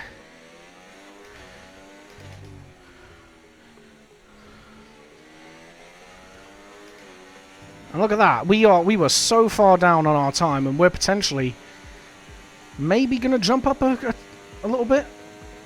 No, we don't manage to gain the time, but we finished 8/100ths of a second behind a lap. Behind that, our best lap.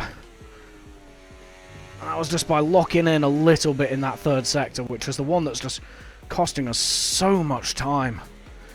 Third gear is the one round here. Try and gain as much time as possible. Look at that. Back up to a 10th. Better than our previous best.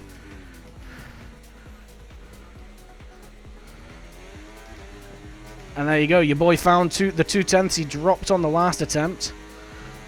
Oh, we messed the turn in there. Up there, though. I gotta refine that corner. But let's see what we can do here. Using the marker board on the left there as our break-in and turning point.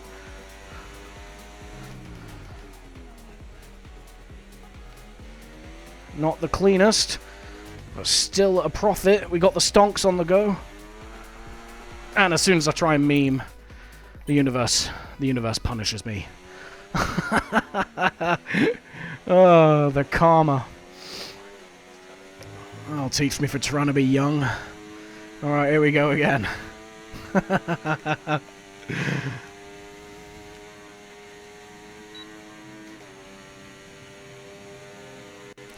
Alright, down towards turn 1. I feel like we've mostly got this one nipped. We make the odd mistake here and there.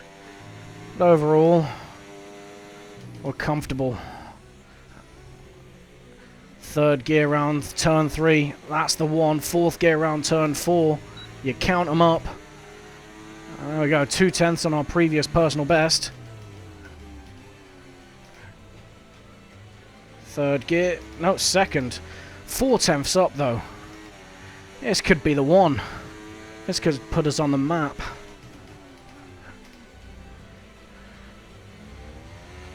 Ah, a bit of a messy corner there, but we're still at a profit.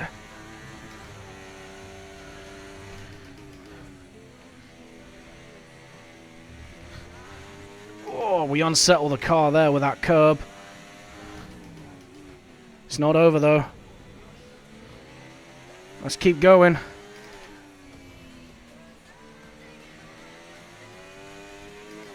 On the power, half a second found. This is light years of progress. Here we go. 5/10ths up, and that's a 1:17.6. That puts us just behind where Curly is. I told you we could catch him.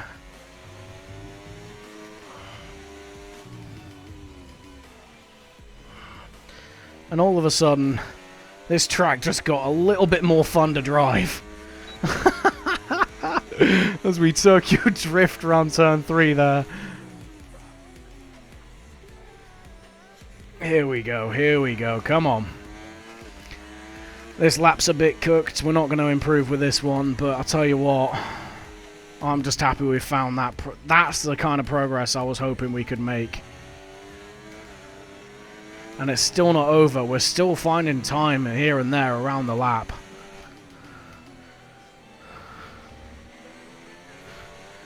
Very good corner there. We got a little bit untoward, but oh, we go. I say we go deep. We styled it out on that one. And take this nice and tight, and then get on the throttle. And you know what? We didn't lose any time around the rest of the lap. It was just that scruffy turn 1 and first sector, sorry, that messed us up. And you see, we're still finding time with that purple sector 3.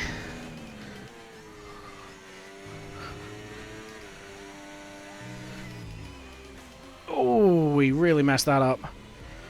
You know what? I'm going to dive back to the garage quickly. We're going to save this setup. I think we've found the setup now. At least for time trial. We'll see where we are. Oh, in fact, we're beating Curly. At 17.7, we've beaten by about a 10th and a half. There we go. I told you he was my rival for tonight. And this is exactly where we want that rivalry to finish, with me in front. But we will see. Like I said, well, like Housie said in the chat earlier on, he likes this track, so I imagine he's going to make a lot fewer mistakes than I will. So let's not take this as gospel that that's going to be me finishing ahead. It's a long evening ahead of us, and I have not even taken into account the weather at this point. We're going to do a couple more laps, I think. Really just cement the progress in, and then we're going to move into a bit of Grand Prix practice. Something different for you to look at other than the time trial screen. Here we go. Now that I'm where I am, I'm not hugely worried about finding too much time now. What I really want to do is start getting the consistency down, start finishing within a few tenths of the lap that we just did. If I can do that without too many mistakes and back to back, it means that we've got this nailed.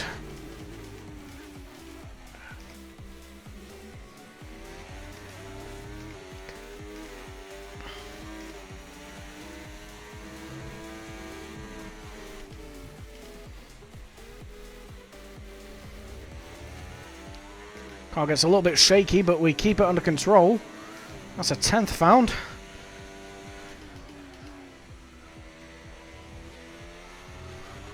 Oh, on the limit. And we just end up on the wrong side of it that time. I'll be honest with you. I think under a normal racing condition, that car would have stayed on the track. I think that was a time trialism. Come on.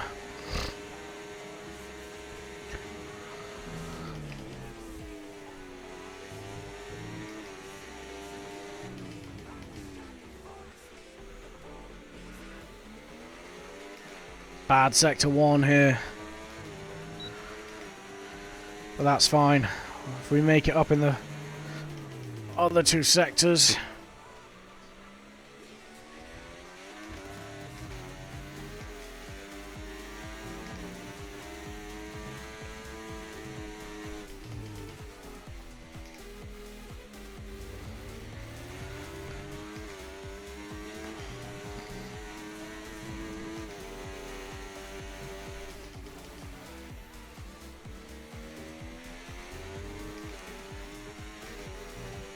All the time in that middle sector. We've got so much time on the table to play with.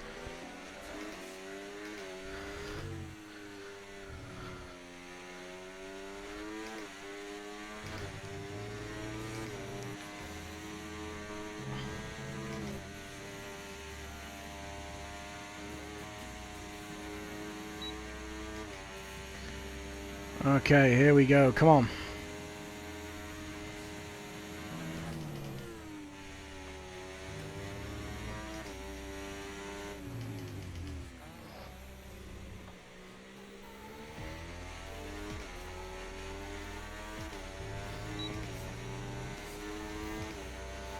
Come on.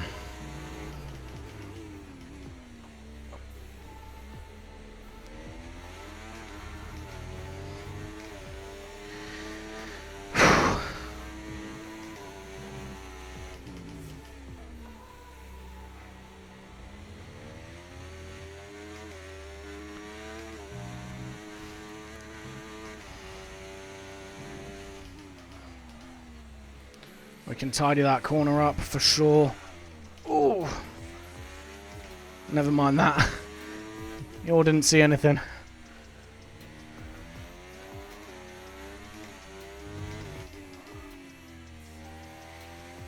Alright, here we go. We can do this.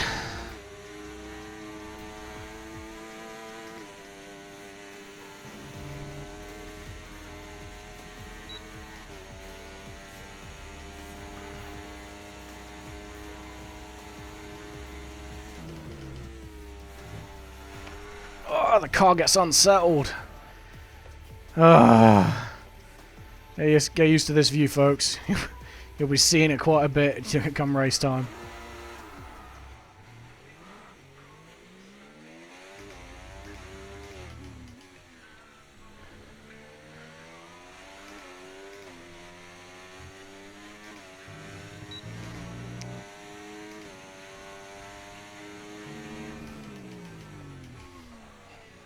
Just gonna cruise it round for the rest of this lap. Get ourselves out of that funk.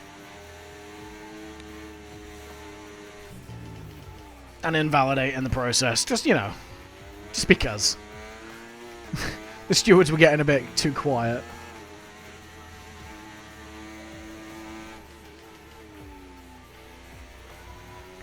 That's the line. That is the line.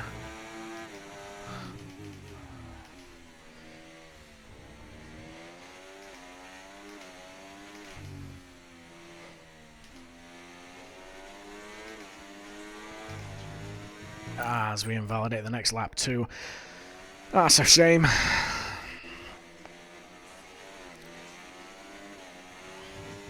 Alright, here we go.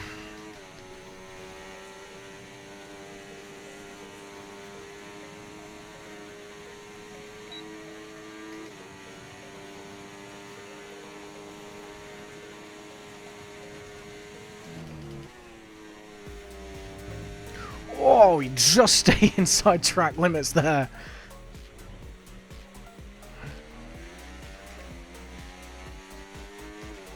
Bad line through turn 3 there. Sees us lose a bit of time. That is fine. Come on.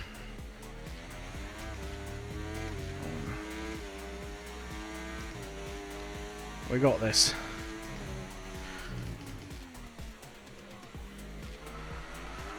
Oh.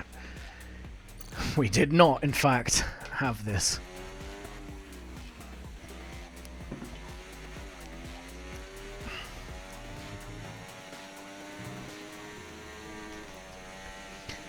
Come on then, let's go.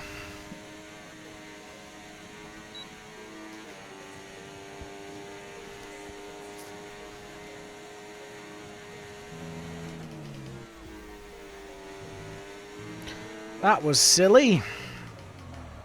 Ooh, we locked the rears up a little bit there, and then... Go on then, the rear of the car wanted to see what the front looked like. Could tell. It wasn't my bad driving at all. What are you on about? Shut up. You're not my real dad.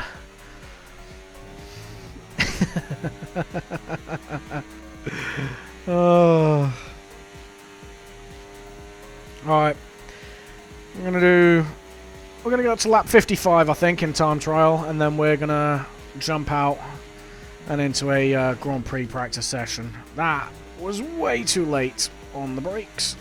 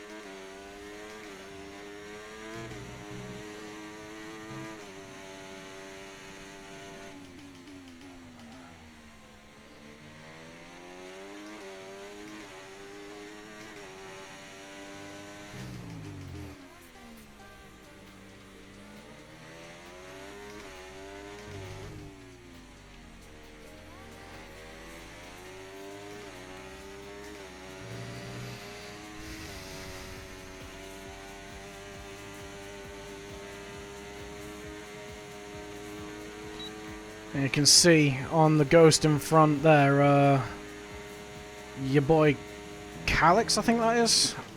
I should pay attention to the driving, shouldn't I really? Get a grip, Ebby. Right. Yeah, the Ghost of the rival. He tries to dive to the inside on the exit of the final corner. Looks like that is not the one. Some tracks, like Zandvoort and... I think Mexico as well, you know, if you dive to the inside, it's not the racing line. You wouldn't take it on a racing lap. But in time trial and qualifying, if you dive to the inside there, it can find you a couple of extra seconds. Sorry, a couple of extra, like, tenths of a second, because you're just lessening the distance to the line. Based off what I'm seeing here, I don't think that's the one, as I cook the lap before I even start it. Come on.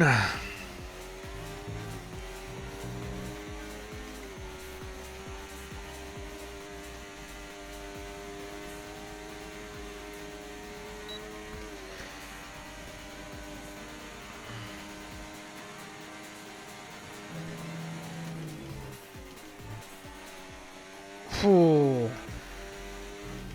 Curb really pulled the car around there. I'm not sure if it helped or hindered us. It hindered us on exit, but it may have just helped us rotate for the corner. Ugh. Right.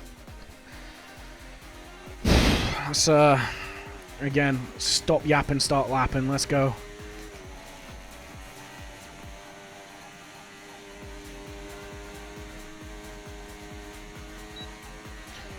Alright. Here we go. Let's lock in for this one.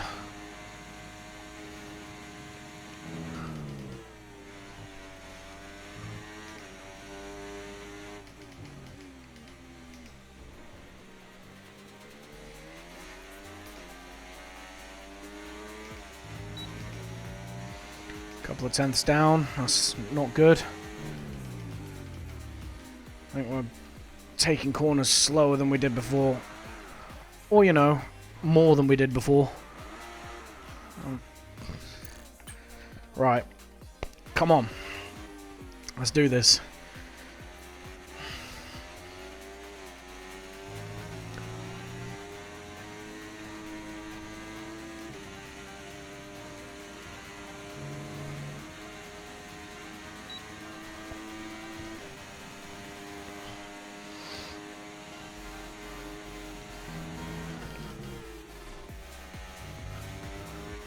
Not ideal. The moment I said lock in, we in fact we do the opposite. Oh no. Alright, let's not lock in. Let's lock out.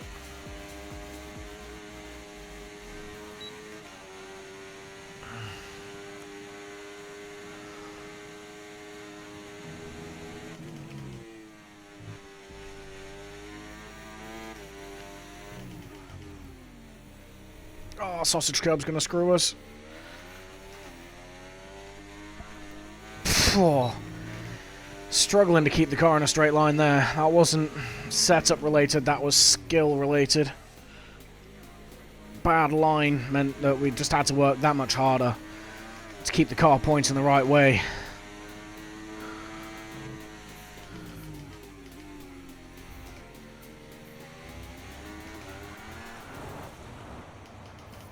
And into the barrier. Alright, look. We're falling off a little bit here. I think, give it a couple of minutes. 1 or 2 more laps, and then we'll go into Grand Prix, because I think we're achieving all we can do in time trial for now.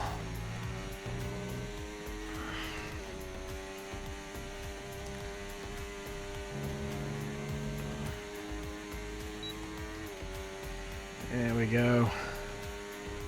Right, 2 laps, whatever happens, happens.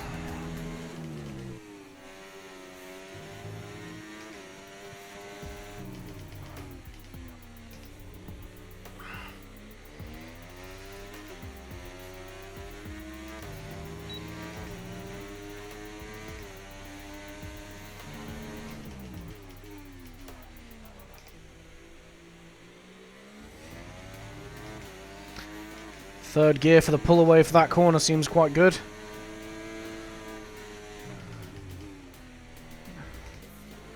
Ah, third gear for the pull away for that corner, not so good. It's almost like Halsey told me that earlier and I completely forgot.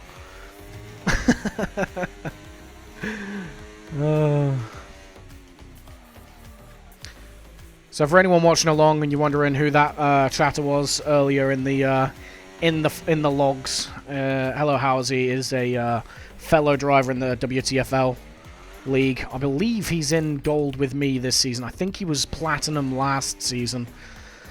I might be wrong on that one, but we should see him on the grid later tonight, I think.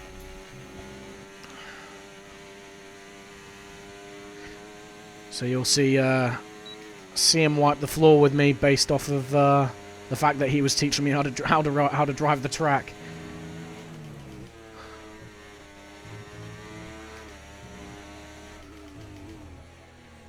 Oh, it was a great first corner, and then I just ballsed it up. Oh well, I did say whatever happens, happens.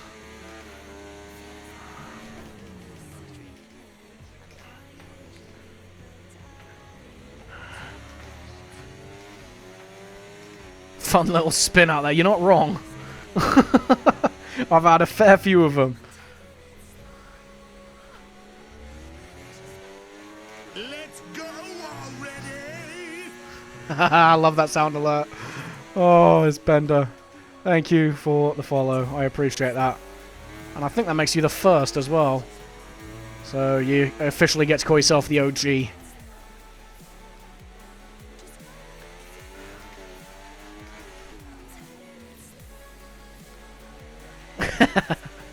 Yeah, I did a bit of searching for some sound clips that really helped me encapsulate me, and I went with Bender from Futurama because, I mean, why would you not?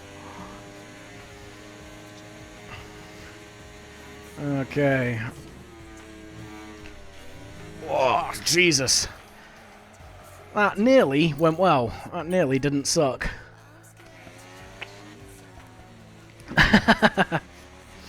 Absolutely. You wear that crown now. You wear it proud. If I ever hit partner status, then I'll give you the free VIP that goes along with it. But that is a long way down the road.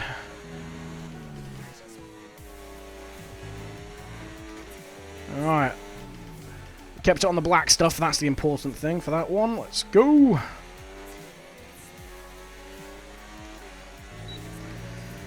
Or let's not go, because I keep losing time.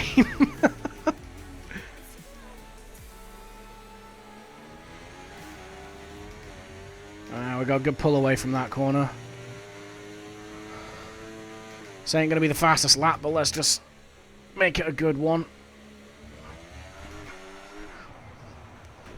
Maybe I need to just shut up, I don't know. Right, this is going to be the final lap attempt, and then we're going to switch it over to Grand Prix mode and start testing this thing out in race trim. See how badly I cook the tyres. We'll soon pick up more fault. You're not wrong.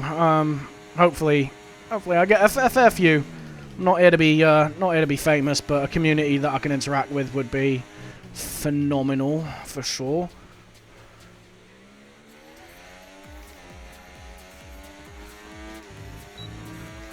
Bad turn 3, but I really nailed the first couple there. Found a good amount of time.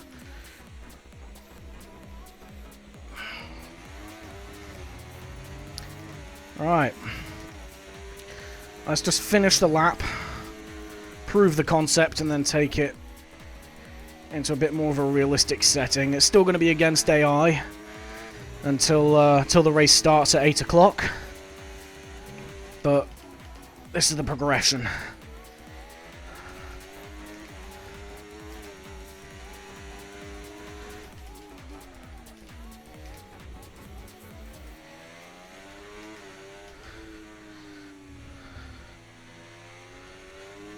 Come on.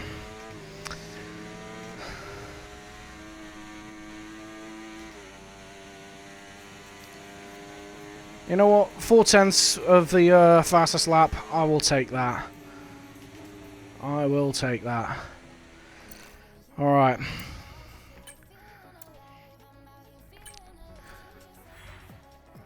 It's a good start. Good start.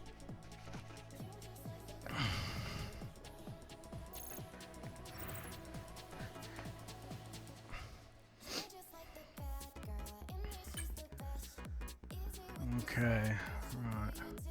Let's change the music over because I'm pretty sure we've got out of the the copyright free stuff, so it's gonna nuke my stream from orbit if I carry on.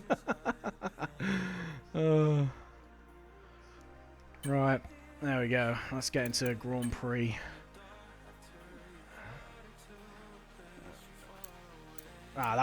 Ignore that Bahrain race. We're not racing at Bahrain. That was just how I threw together a session just to prove yeah, just to make sure everything was running before I started the stream, make sure all the sound and the game and everything was running as it should do. We'll go for Lewis, why not?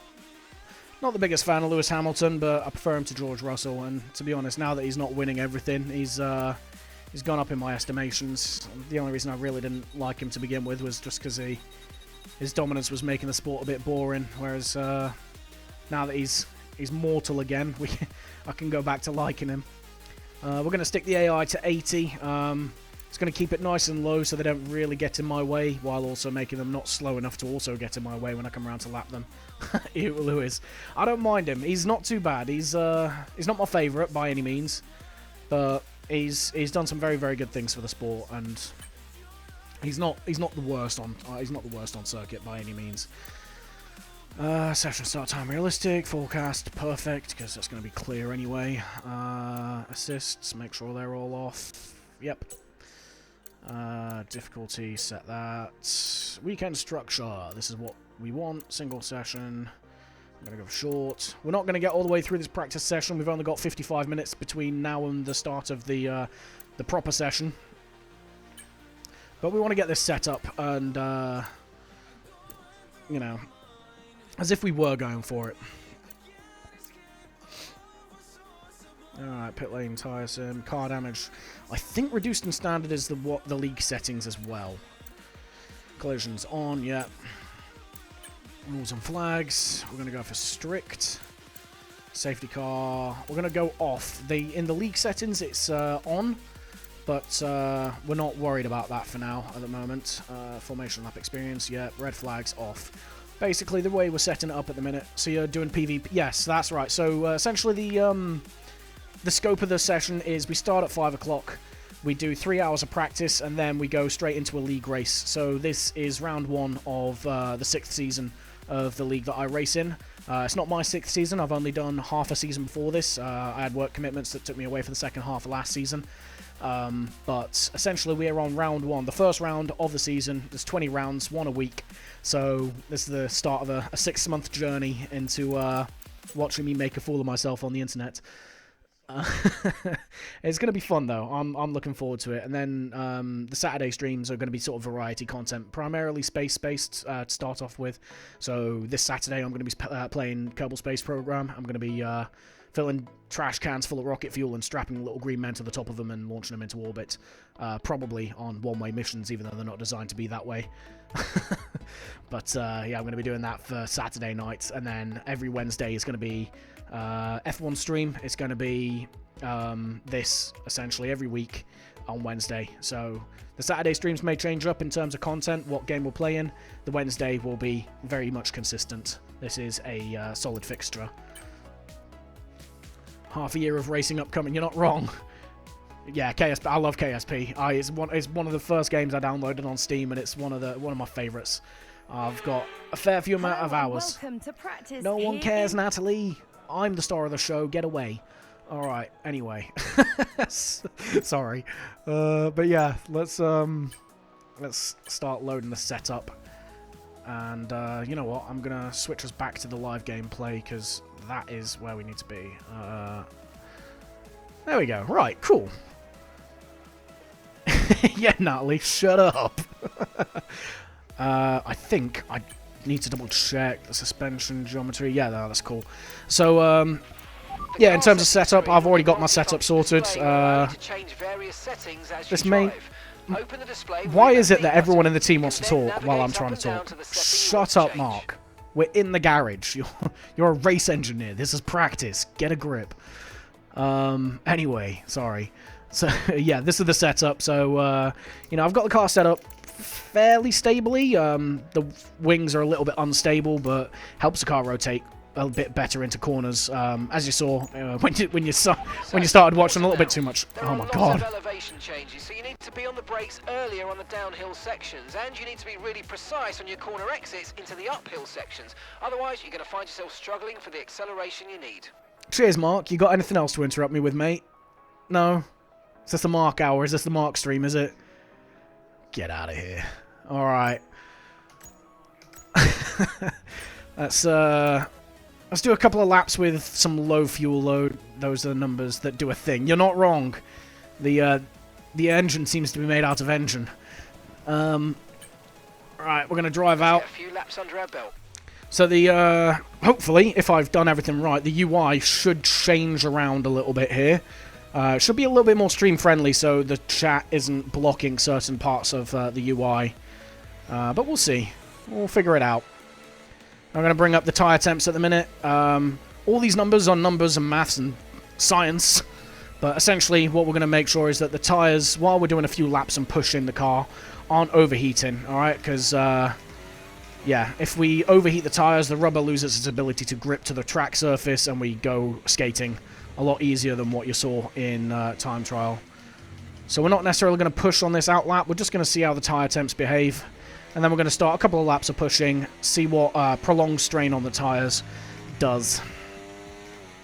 And this is reassuring. The UI has definitely moved to where I want it to be, which is good stuff. So if you're wondering about my inputs and things like that, no more spin out. Oh no, there's going to be plenty of spin outs, don't you worry. So yeah, in terms of the layout, I've got it so that you can actually see my wheel inputs.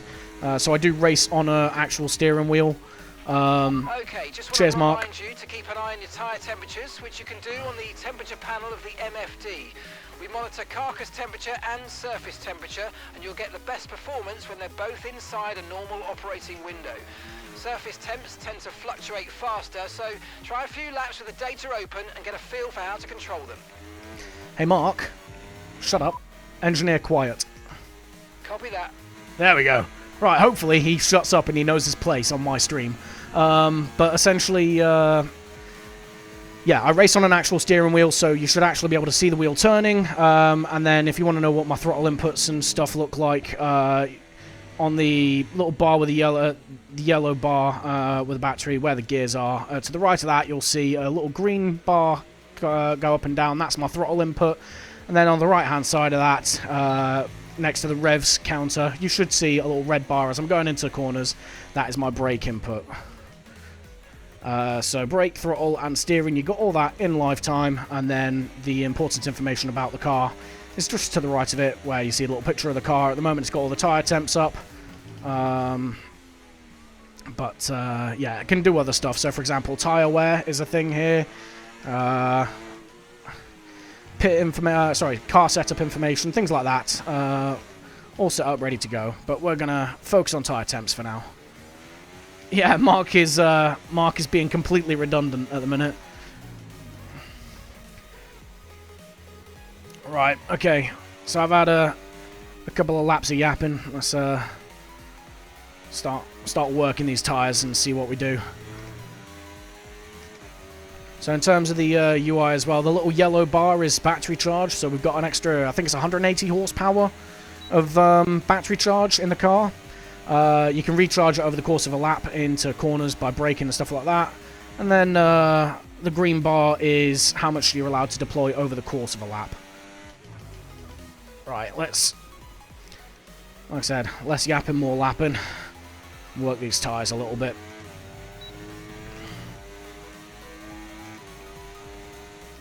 Thank you, Steph. I did not know it was on there. I thought I had it set that the cursor didn't show, but evidently not. I mean, no, I knew it was there. I'm a professional streamer. What are you on about? You question my methods.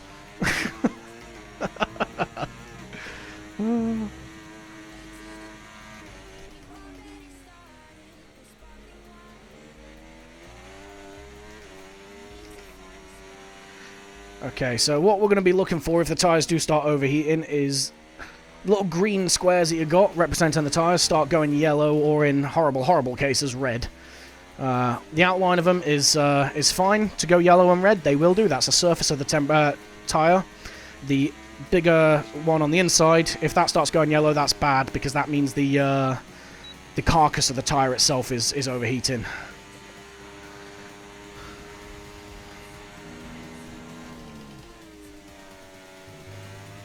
It looks like it's actually being quite well behaved.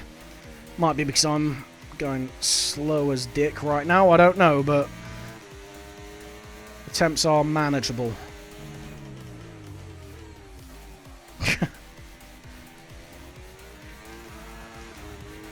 Right.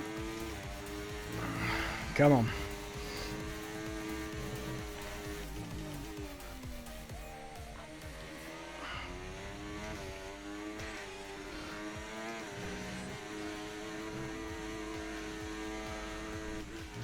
That was a very bad line. I don't know what I'm doing there.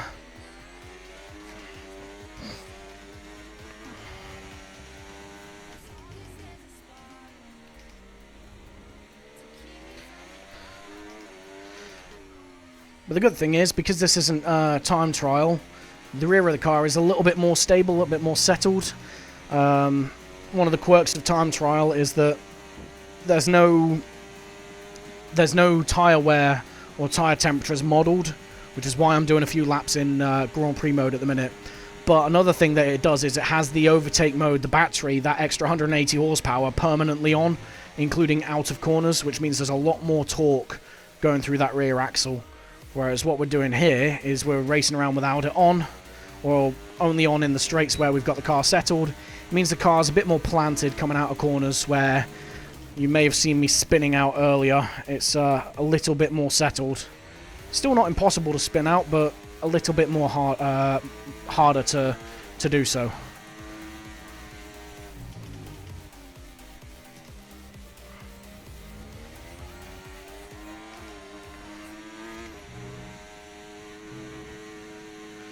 There we go.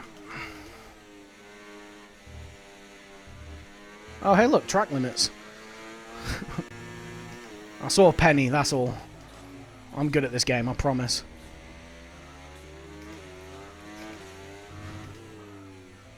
Yeah, yeah, it is a lot more stable. It feels a lot more stable. It's slower, but that's fine. Again, we're just getting into grips with it. We're not necessarily pushing for fastest laps at this point. All we're doing is just seeing how the car behaves on track. Now that, you know, tyre wear and grip and that are changing. And, yeah, I mean, you can see there, the tyres are... The temps are fine, but the tyres are screaming at me on the front left as Lance Stroll does Lance Stroll things and just gets in my way. Driving around in that big green scuff machine, but it's fine. We deal with it.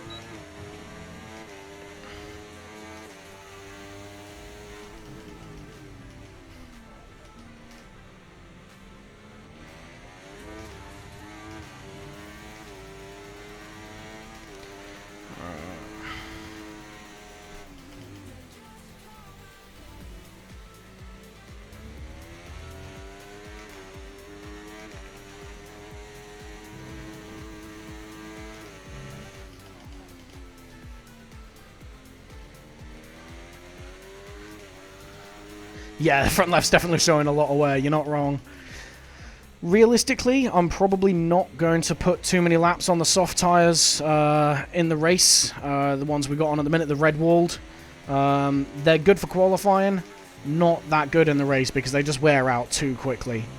The positive thing is that the fronts are wearing out slower, quicker than the rears, which, for the way I drive and my driving style, is definitely a good thing because it means that the fronts are going to lose the grip quicker than the rears. I tend to handle understeer a lot better than oversteer in a car.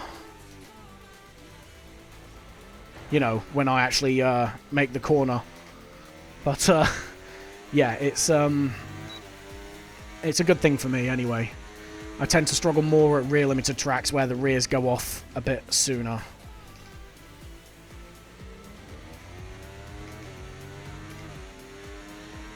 Okay, right. Well, the tyre temps are good. I could probably, realistically, come down on the pressures a little bit. In fact, I'm going to need to come down on the pressures a little bit because the front right is about 79 degrees in the carcass, which for an F1 tyre is low. You realistically want them where the lefts are, around about the 97 to 100 degree mark. So, setup needs adjusting a little bit just to accommodate that. The way we do that then is by reducing the air pressure in the tyres. We reduce the air pressure in the tyres, they get a bit more spongy. More of the tyre surface gets in contact with the track, meaning that there's more. Helps if I get in the pits, doesn't it? Really? Way. But yeah, the tyres will basically be in more contact with the surface of the track, meaning more of the tyre surface itself is gaining temperature, and it basically just that process just heats the tyre more. Yeah, exactly what you just said, Steph. There are certain tracks on the calendar where it's pretty much verboten to do so. Mexico, so next week's race is one of those tracks, just because the tyres cook no matter what compound you got on. The good thing is, Mexico is a track that I've driven before, and I do tend to go quite well there. So next week, hopefully, shouldn't be as cooked. But, right, car setup, let's sort this out. But yeah, that's the front right that needs to come down, so let's bring it down 1.5, see how that gets on, and then the rear right can come down 1. Just to see how we get on with that. We'll do another couple of laps as with you know, light fuel load, and then what we'll do is we'll slap the full race load into the that's the wrong button. Yeah, we'll slap the full race fuel load into the car and see how it feels with a bit more weight in it. We've got 40 minutes before the race, so we're getting there with the time at the minute. Right. Let's see where we go with this then. Now, the added benefit of having more tyre surface touching the track is that we get more grip. So through the right-handers, you might find that we're able to pull out a little bit more time out of the lap,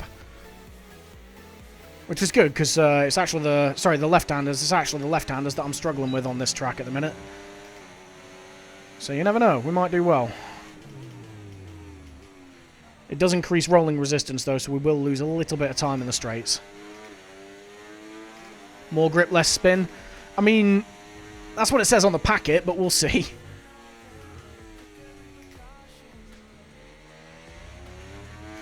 Alright, we're just getting our groove back, and then we'll push.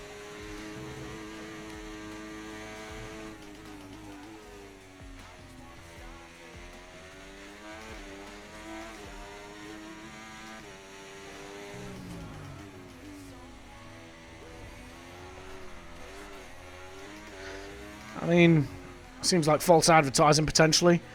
The way we lost the back end there, but we'll see.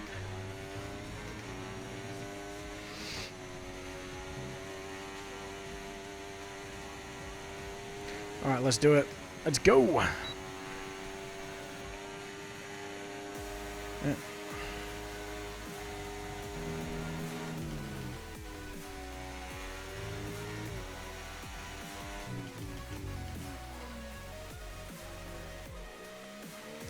You're not wrong, I did save it.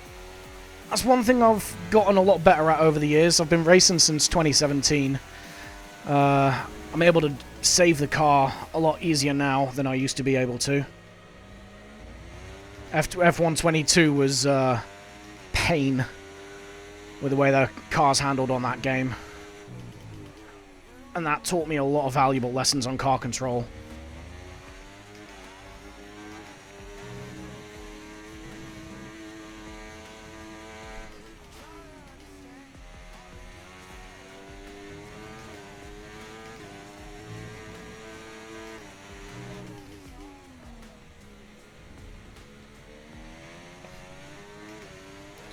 It's a bit more twitchy, more than anything.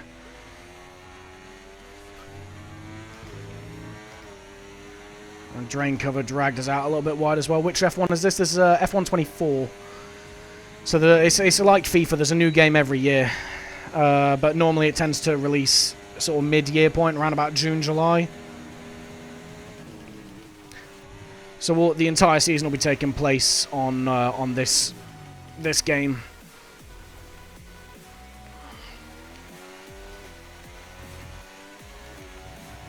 There we go. That's neat.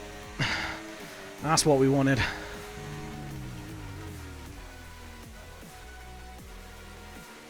That was not what we wanted.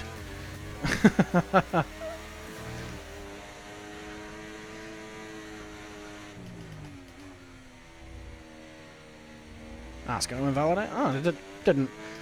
Stayed on the right side of the track limits just about. Don't know how, but we did. Definitely didn't there. Oh.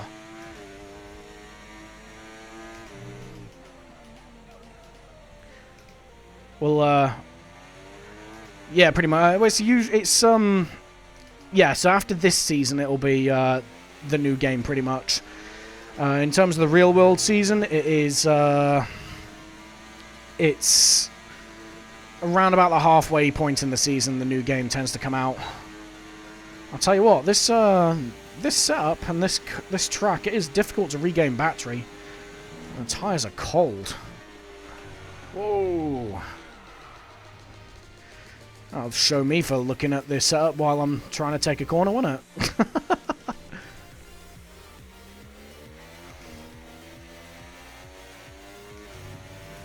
Alright, here we go. Need to try and get some temperature in these tires.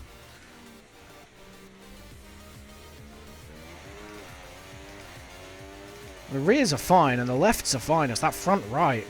But the problem is if I drop the tire pressure too much on one side, it makes the car just handle a bit wonky. So it's a fine line to cross.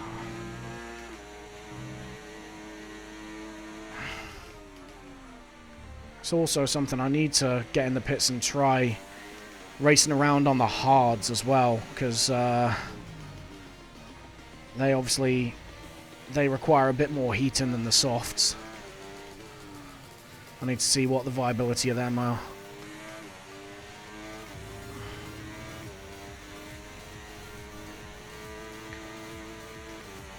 I'll take one more lap with this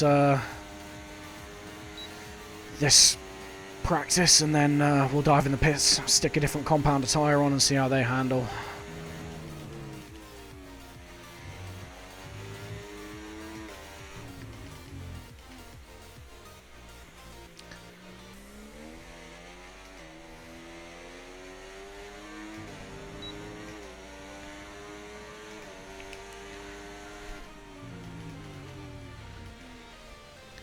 I mean, the difference in grip and tyre wear is just insane. That's going to be interesting in the later stages of the race for sure.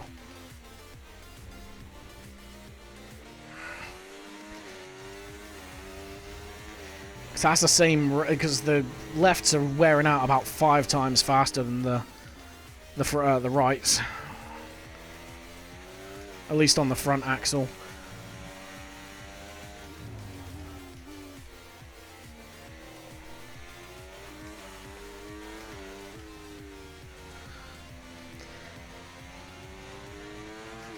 There we go. Right, we're going to dive into the pits.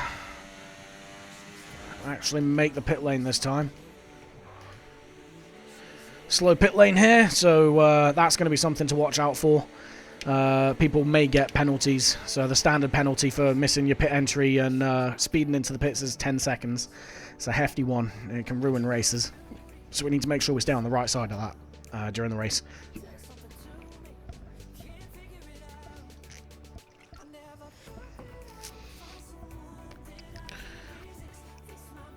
Yeah, it's about about 5 times more on the front axle. On the rear, it's not as extreme. It's probably maybe twice as much, but still a big difference. It's fine. We can deal with that. That's what strategies are for. Right, let's bang the fuel in. I do not know, actually, off the top of my head, how many laps it is at Portimao. I might have to quickly Google that.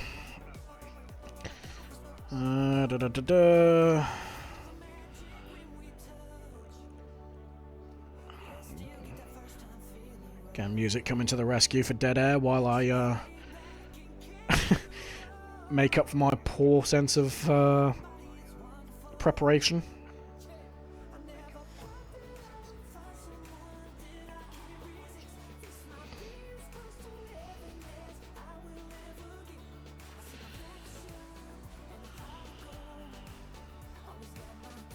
"66 laps for 100%, so that's going to be about 33 laps for what we got tonight, because we're running hopefully at 50% race distance. So I'm not 100% certain though. They've introduced they've introduced sprint rounds and endurance rounds this season for WTFL, the league that we're running in. Sprint rounds will just have a normal sprint race in front of them and a 50% race, but the endurance rounds are 100% race length, so we're either doing 33 laps or we're doing 66. I'll tell you when we get into the lobby. So we could be in for a long one. Right, anyway, again, enough yapping. More lapping. We've got the hards on here. We're going to see how the hards handle with a full load of race fuel. Potentially a better choice to start on if we are going to use the hards, just because the weight of the car is going to help us build the tyre temps. However, it could also, with the way that the fronts are handling, the softs are handling, it could be a medium to soft race, and we may only have to use the hards as sort of emergency race tyres if we have an accident at the start of the race, or if there's an early safety car. But they are stone cold, so this showcases what happens when the tyres are too cold quite perfectly, actually, on the UI. So we're going to have to try and push a little bit to get the temps into this. Oh. Goddamn Alpines. That's definitely my fault, because I just wasn't paying attention.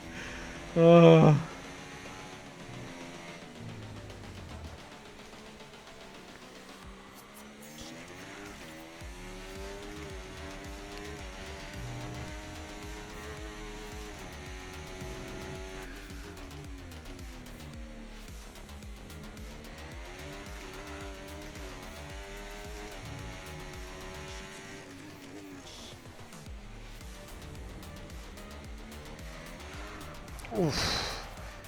Well, not sure what happened there. It's could be anything. Might be me, might be the tyres, might be the car, or could be the track. We'll find out next time we go around, I guess.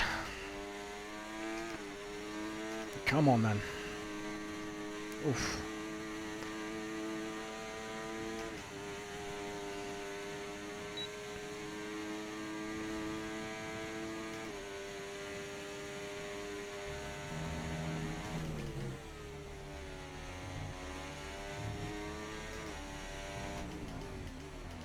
Oh yeah, you can feel the fuel load in there now.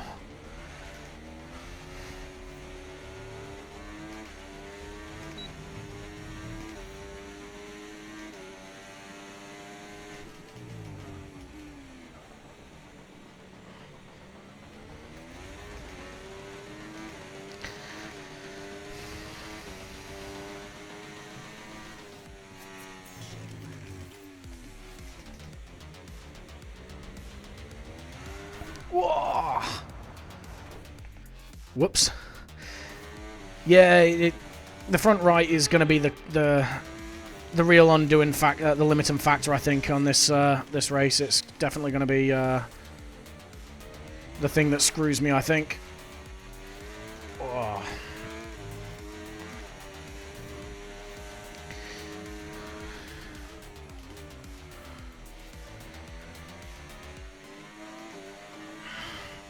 Luckily, the front right is probably the least used tyre on this circuit. So if it cools off a little bit, it's not the end of the world. Obviously, I would like to have it in play. Alright, let's work the tyres a bit.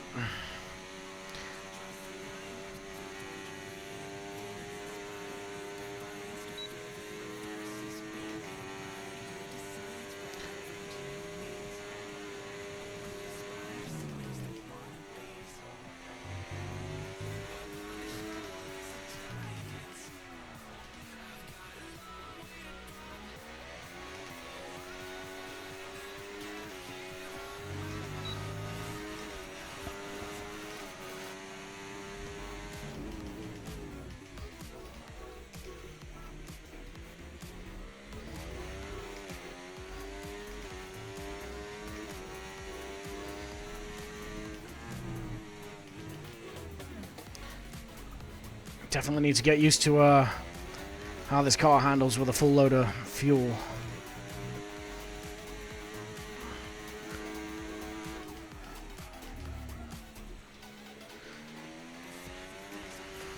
I do anticipate a safety car or two, so hopefully that should keep us in the running, you know, as long as we're not the ones to cause it.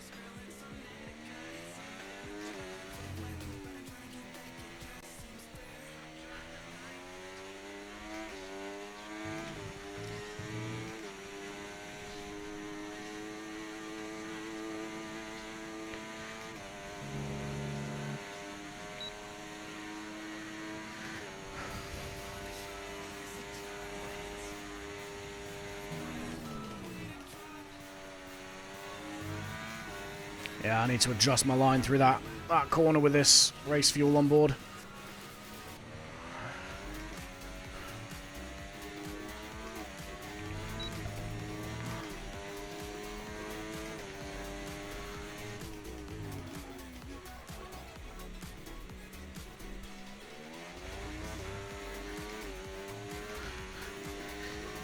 Yeah, it's I think it's how I'm driving more than the car itself with trying to pull itself off the track. I might need to drop the differential down a little bit or something. I think what's happening is the car's trying to get on the power while still turning. I mean, it doesn't help that this track is super bumpy. But, yeah. We'll figure it out, hopefully, in the next 10 minutes or so, because invites for the lobby will be going out pretty soon.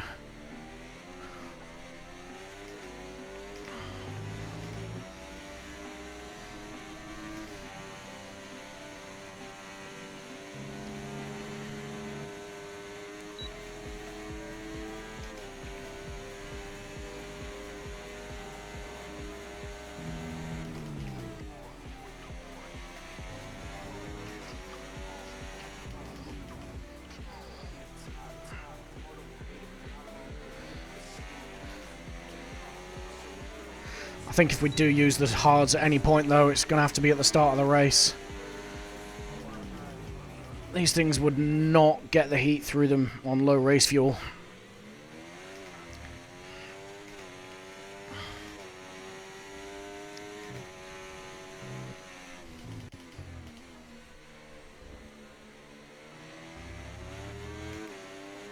There we go. That's a good run out of there. That felt controlled.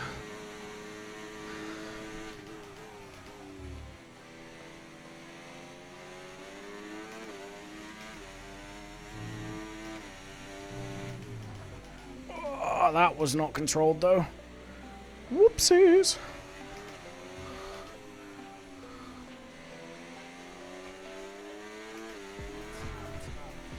That's a new one. Not lost it there before.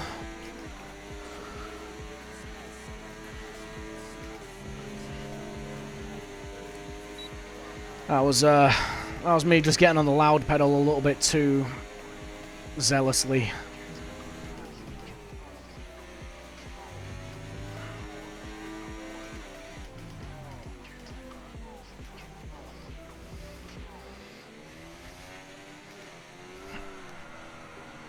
Nope. Ah.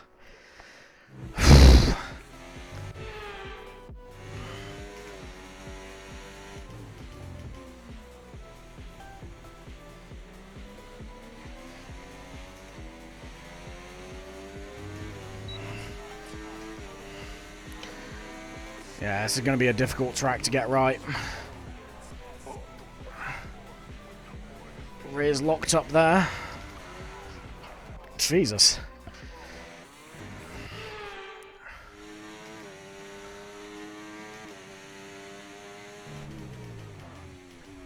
Yeah, rears are locking up on these things at the minute, on these hards. Let's move the brake bias. Well, I'm going to lower the differential, raise the brake bias. That should keep the rear under control on the entry into corners. Might wear the fronts a bit more, but I think it's a good trade-off.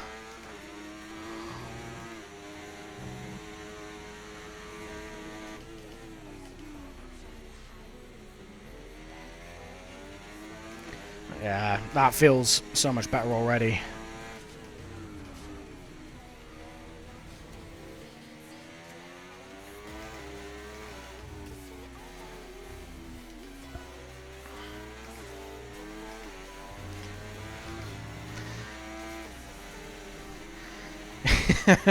I'll tell you what, if it rains in the race, I am screwed because I've done no practice. Oh, it's going to be funny though.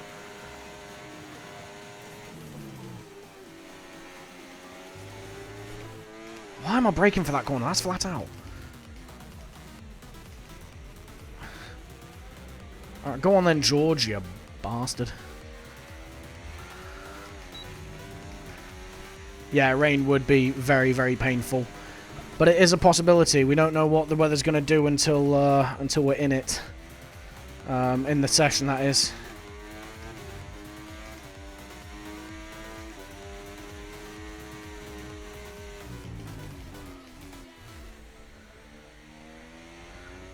And my monitor's about to turn itself off. Where's my remote? There it is.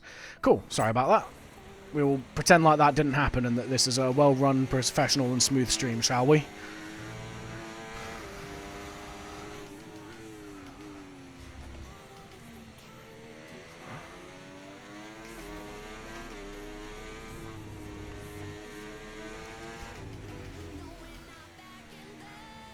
Exactly. No one saw a thing. I'd say editor cut that out, but I'm my own video editor for this, so it might make the cut, it might not. Let's see.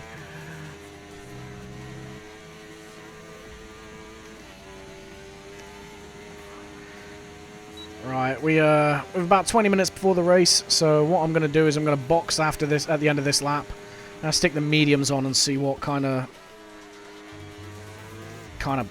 pace and temps we're working with for that. Problem is, with the way this track layout is, I think it's only going to be a one-stop race. It's not going to be a two-stop. You lose too much time in the pits and not have enough laps to really bring it back. So, because that could have been another option, but it's not viable, I think. I might need to raise the ride height on this as well, actually. There's a few curbs here and there that if you get onto them, it unsettles the car. I mean, I could just, you know, drive better, but who wants to do that? Where's the fun?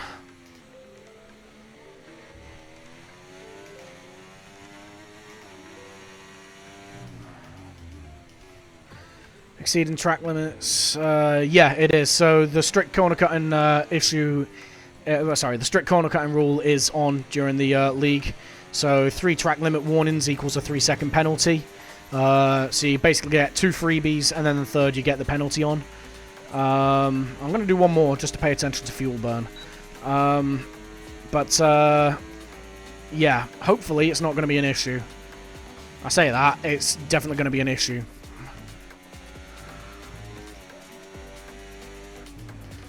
It's a bit of a trade-off, to be honest. If you're fast enough that you can make that 3-second gap up, then it's not a problem. But, yeah. I don't think I am fast enough to make up that 3-second gap at this point. But the good thing is, I'm racing against other people who are also going to make mistakes and also get penalties, hopefully.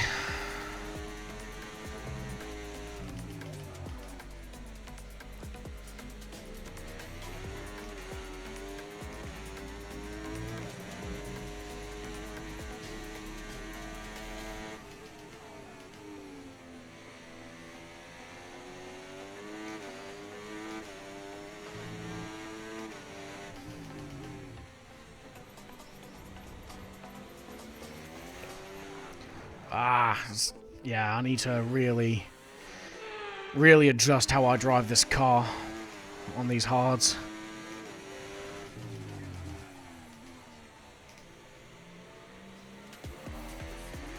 Three over the whole race, and they stack as well. So if you get, say, 6 track limit warnings, you'll get 6 seconds. You'll end up with 6 seconds of penalties. Right, let's see what the fuel burn's like. Pretty neutral. We should be okay for fuel load, I think. Right, let's bring it back to the pits after this one.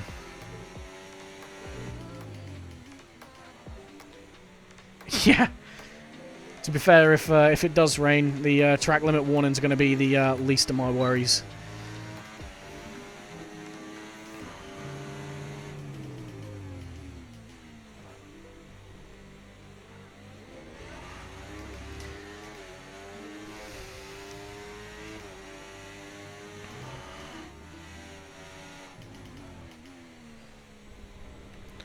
That was silly. Alright, go on then.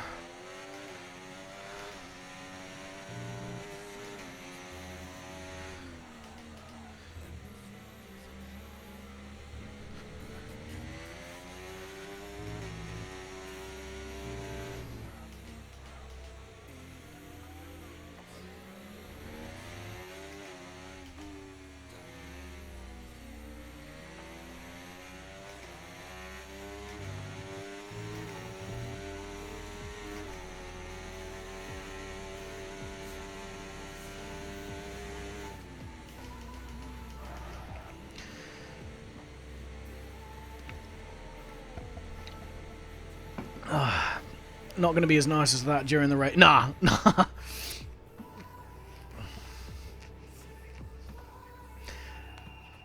I mean, it depends. Like, sometimes if you know that someone behind you is just miles faster than you, it sounds counterintuitive, but it's better just to let them through, because firstly, you can follow their line, see what they're doing that you're not, meaning that you can ultimately sort of get faster.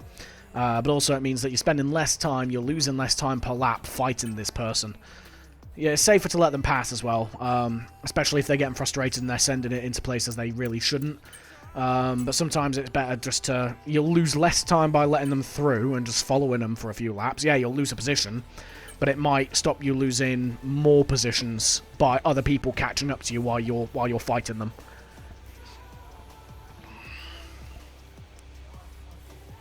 That's the logic anyway.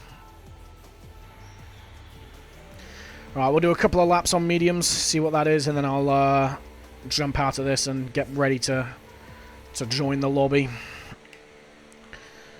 Okay, so the hards are the worst case scenario for the temps, so hopefully the mediums are a little bit nicer to me. Generally speaking with this game, the mediums tend to be the race tyre of choice. The softs wear too fast or they overheat too quickly. And the hards are slower because they've got less grip and a bit more difficult to maintain. Whereas the mediums are that nice middle ground.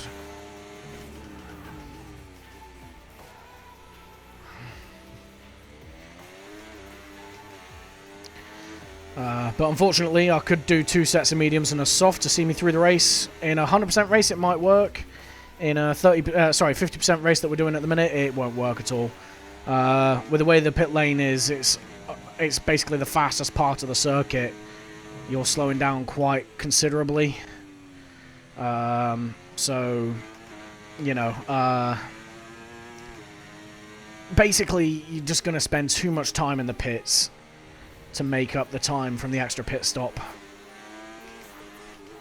Right, let's focus.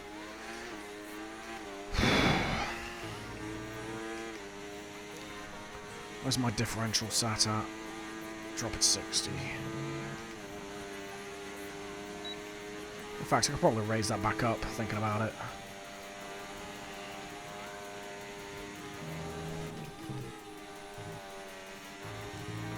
That felt nice.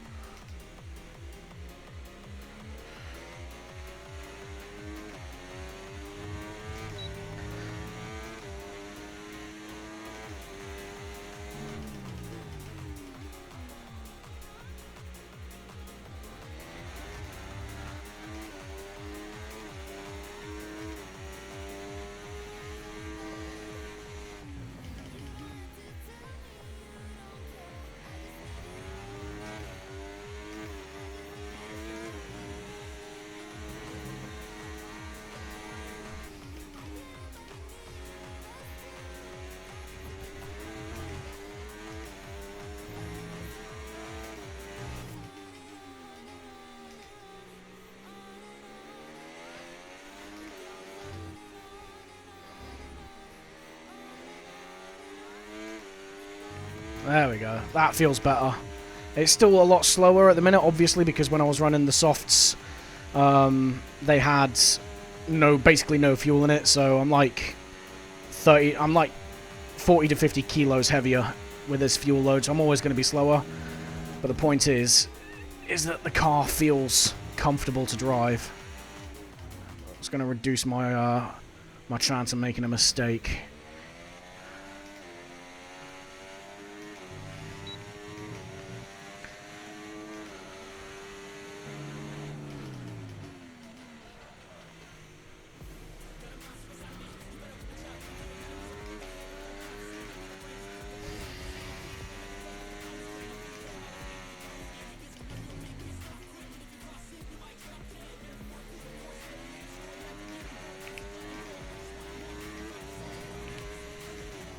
Let's focus on the tyre wear.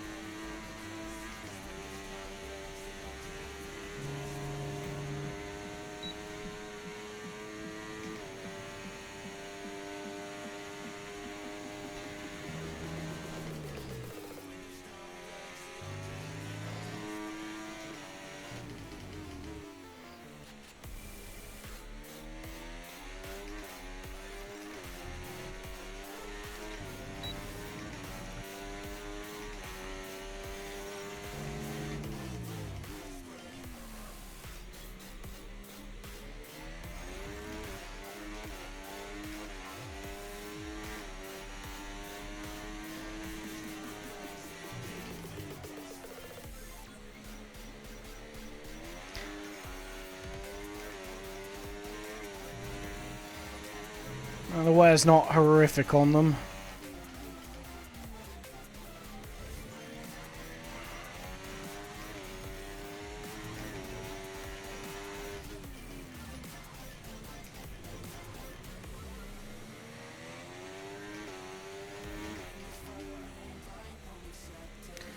That's not how that corner's supposed to go.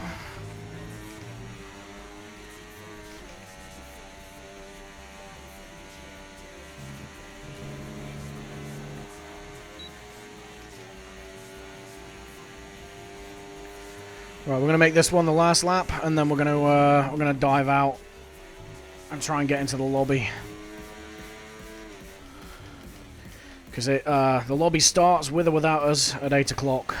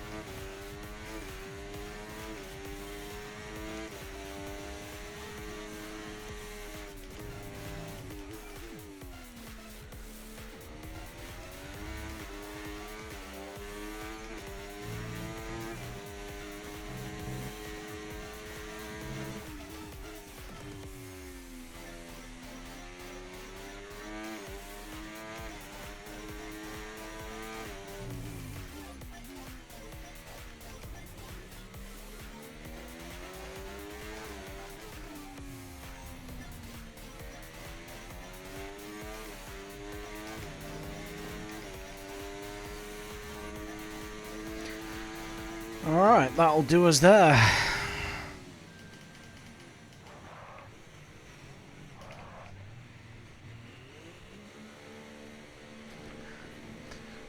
Cool, so as soon as we're in the pits then, I'm going to switch us just to a quick break for 5 minutes until, you know, we're in the lobby and good to go. Just to give you guys a chance to get a drink or a snack or whatever, and also to give myself a quick 5 minutes to reset myself, and then yeah, we'll get into it. So the way it's going to work is it's going to be a 18-minute qualifying session.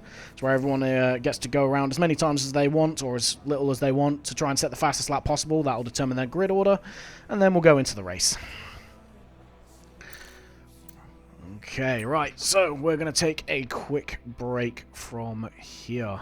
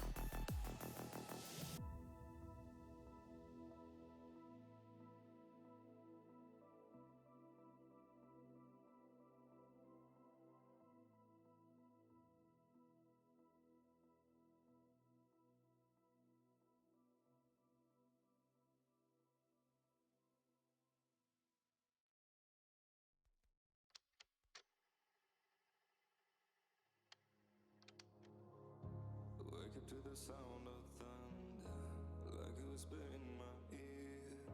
Are you gonna wait forever? I can see the stars reflecting, empty tires made of steel. Everything but you is fading. I see you lie, take me away from me, beyond the stratosphere. I'm burning up, you got me falling free into eternity. When you tear up my horizon.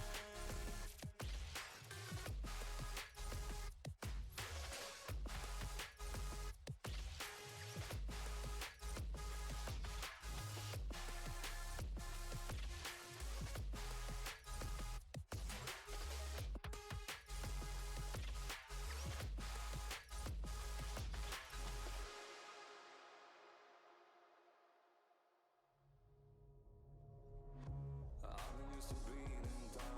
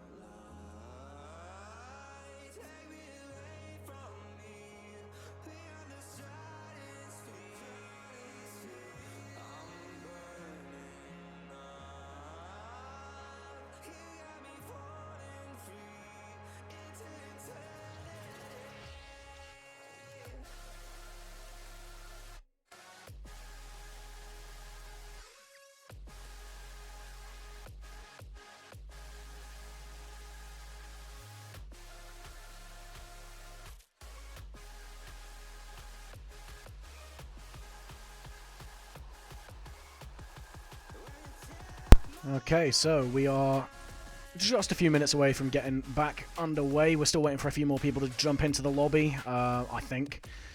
So we may be a couple of minutes delayed, but that's fine. It gives us a bit more time to get into our own heads and bottle the start. We'll just wait for everyone to get back in at the minute. So as you can see, we're going to be racing in the Mercedes. There's a reason I chose Lewis Hamilton. One sec, let me make sure that... Let me do something quickly.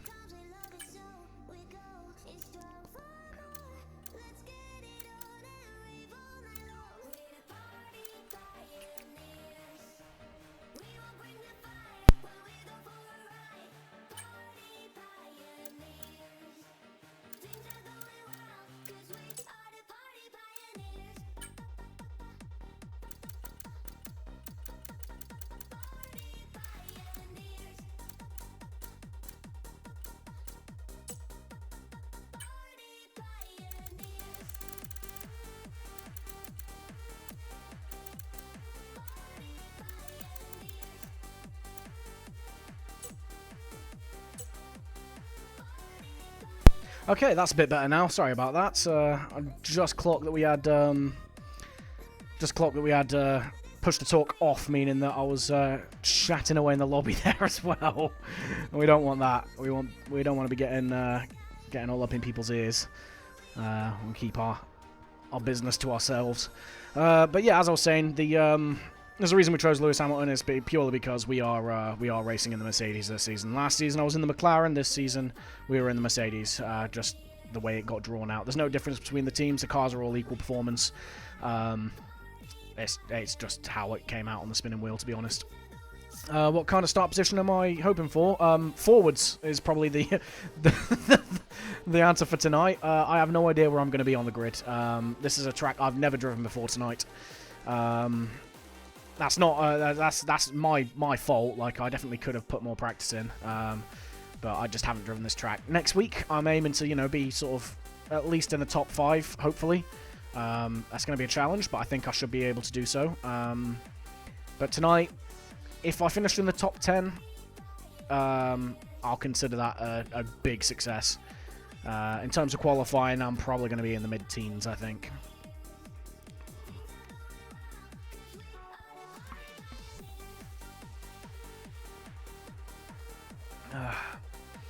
Oh, good. My teammate is now here.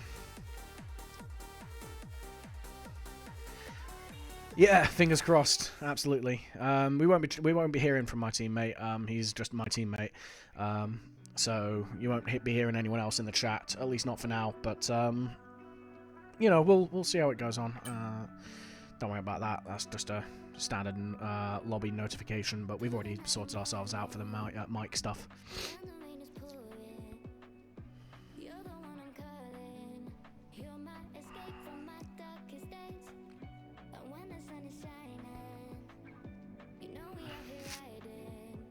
It's going to be a long old race though, 33 laps ahead of us. It is a 50% race length. That's good to know as we get into it. Yeah, like I said previously in the stream, once the graphics and that are released by the league for the calendar and what rounds are what and all the points and stuff like that, then I'll start sticking those up on stream before we join the session, just so you guys are kept abreast of how the championship's progressing. I'm quietly hopeful I'm going to be up at the punchy end of the championship this season, based on my performance last season, but we'll have to see. We are definitely going to be getting off to a poor start this season, though, just with the nature of this track and how I perform at it, but hopefully we can claw it back. We've got 6 months to do so, 20 races, and there's some tracks that I very much enjoy on the calendar.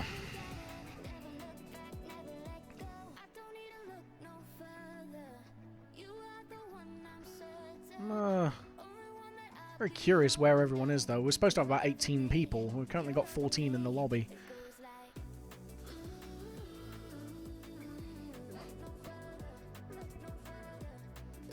So I think we're just waiting for a couple of people that didn't have the lobby host added as a friend in game, and I think that's why we're being held up a little bit. It is what it is. I'm happy to, you know, wait that little bit longer just to get more people in. But yeah, I'm going to switch us over to the in-game camera now, just so that I don't forget to when we get underway. And what we're going to do is, once we're in the session, we're going to turn the music down, and it's just going to be pure race sounds for the rest of the stream. It's a shame because I've got some bops on the playlist, but at the same time it helps me by keeping it just a little bit quieter in my ear. I can focus on the sound of the engine, what the car's doing, and also those around me. It just helps me drive a little bit better and a little bit cleaner. We've got a few minutes for that.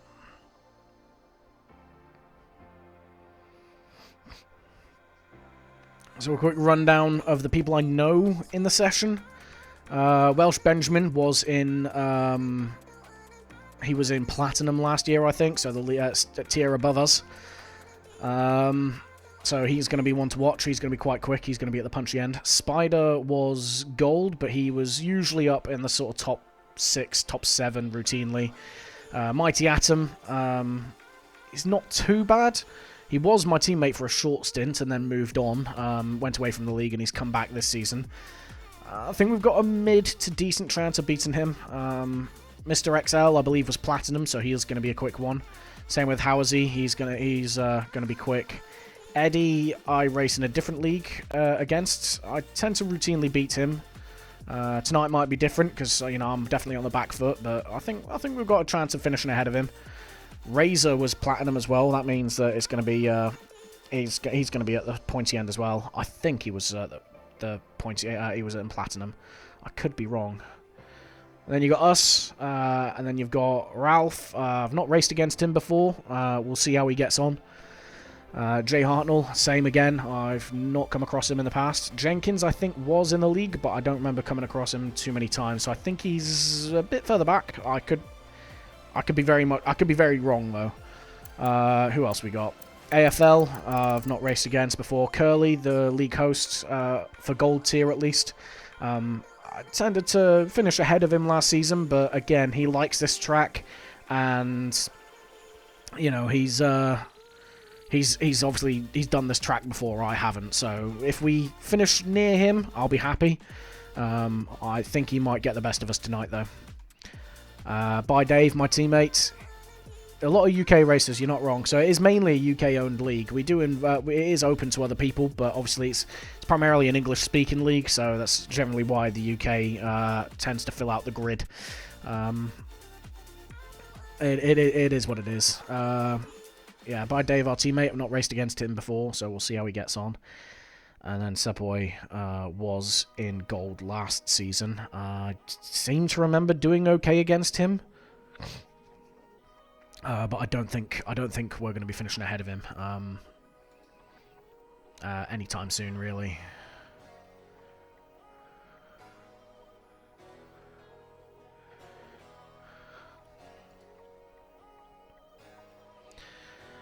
Should be getting underway soon. I think we're just trying to get one guy in that's not... He's having a bit of trouble getting into the session. But we'll see what happens. I think we're sticking it out and getting these two that are behind in. All it means is it pushes the stream to the right a little bit. I anticipate the race itself, it's probably going to be done about 20 past 9-ish, maybe half 9. All that means is that, you know, we're probably going to have about half an hour to fill after the session. Might take you on a quick tour of the other circuit, the circuit we're going to be racing next week, so you see what's ahead of time. Or we might, if we have a few incidents, we might just dive back into the replay and, you know, review them, see if we went wrong, see if someone else went wrong, and basically just almost do a little bit of racecraft education piece. A bit of a review, you know.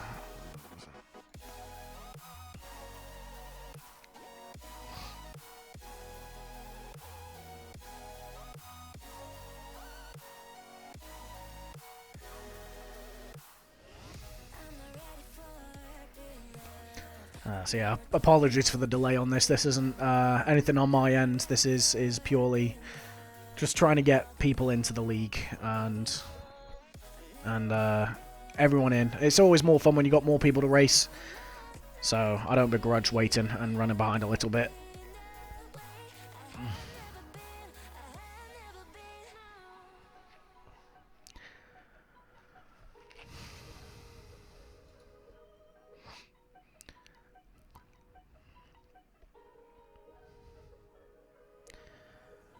Meanwhile, the Discord chat is going nuts at the minute with him people trying to get him in.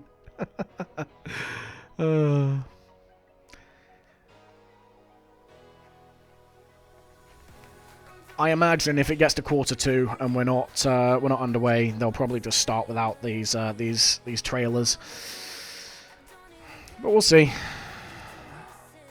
I think we've got one of the guys that we're getting in is very, very new to the game in general. And that's why we're waiting, because he's being taken through a few settings.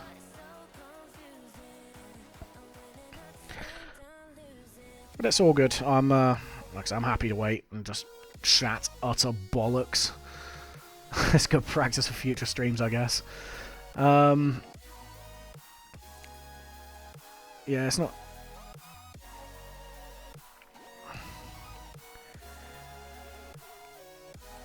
The only downside to this season, because essentially the way the tracks and driver lineups are done is all by spinner wheel. The drivers get a quick pace test before the start of the season, and then they're split into platinum tier and gold tier. Gold tier being the lower of the two, naturally. That's where we're sitting at the minute. Not necessarily because of ability, but more just because we're new into the league. From there, essentially, driver lineups and car assignments and track assignments are all done by a spinner wheel on one of the league owners' live stream. And yeah, the only downside to this season is there is no Silverstone, there's no British Grand Prix, which is a big shame, but it is what it is. However, we are, I believe, starting to ready up, so we're going to get into the session. I think we're leaving Matey by the wayside, unfortunately. But it is what it is. So we're gonna phase out the music a little bit just to get this ready to jump into the session. We're gonna turn Spotify off just to free up a bit of memory, as your boy does just about get in. Managed it at the death. I think he's just been launched into a car as well, so we'll see what happens. Let me just double check everything is good. It looks like it. So we are good to go. Weekend tire allocation, roger. We're going to go for a nice balanced approach. Essentially with the tire allocation, it basically lets you choose how many of each compound you take into the weekend. Balanced gives you 2 sets of mediums for the race, as well as one soft and one hard. Softer obviously gives you 2 softer, 1 medium, 1 hard, and then harder, as you can expect, would give you 2 hards, 1 medium, 1 soft. Generally speaking, the meta is that you do balanced to get, because the medium's the good middle ground, it gives you 2 of those to utilize. However, I have utilized other distribution systems in the past on different rounds. For example, Mexico, because the tire wear is that high, they're probably going to take a harder allocation next week and take 2 sets of hards. We'll see though how that gets on. So we are in, and it is it's wet qualifying, but luckily for us, it is a dry race. I think that is concerning. That is the race weather. It's 22% coverage of rain, so I think it might be a wet weekend all around, and that little sunny icon under the R is a bit of a glitch. It looks like it dries up at the end, but it might be a wet start to the race, which just adds so much carnage. The rain's going to be lightening up over the next 10 to 15 minutes or so. You should start finding more grip as we clear the standing water. We're gonna tough it out though. We're gonna stick with our dry setup, and just hope and pray that it goes well for us. I mean, you saw by the setup list, it's, thank you very much. Yeah, you saw by the, Okay, recommend taking wet tyres in the current conditions. Really, Mark? Really? You think in this weather it's gonna need wet tires, do you? Thanks. But yeah, so it's going to be a bit challenging. We are going to stick a few laps of fuel in, though, and we're just going to take a set of tyres and go round and around and try and get used to this this setup. I'm going to... I'll drop the differential on track. Yeah, this is going to be... Okay, track's quiet right now. Let's get out there while it's clear. This is going to be difficult. This is going to be very difficult. Let me just double check we've got the setup on. Looks like we do. Yep. So I'm going to keep you there, just to keep the rear settled a bit more. The problem is, I can't change the setup to a wet setup. 1 sec, I took 1.5 out of this, didn't I? So we have Park Ferme. Yeah, he is the king of stating the obvious. You are not wrong. I'll get him a crown for next time. But yeah, we can't set a wet setup for qualifying and then a dry setup for the race. Once we go out of the pits in just a moment's time, we are locked into this setup, which is why I'm going to try and tackle the wet weather on a dry setup. It says it's going to dry up in the race shortly after we get underway. So I'm going to hope and pray that we're able to make up whatever time we lose in the dry with the quicker setup. Of course, I could be completely cooked. We don't know yet. We won't know. But all I'm going to do is I'm going to wait for a bit of a gap. As soon as this Aston goes through the second to last corner, I'm going to dive out of the pits. In fact, I'm going to go now. Park for me. Yep, we know. Take it easy to start with. The track's very wet. Yeah, 10 minutes into the race, it looks like it might start easing off. I don't know if it's going to go dry until about half an hour into the race, though. But, yeah, we may have a strong finish to the race. But the start is going to be painful. I'm going to drop the battery down just to save it. Alright, well, here goes nothing, I guess. And immediately, we're feeling just a complete lack of grip. Of course, the wet tyres are cold at the minute as well, which doesn't help.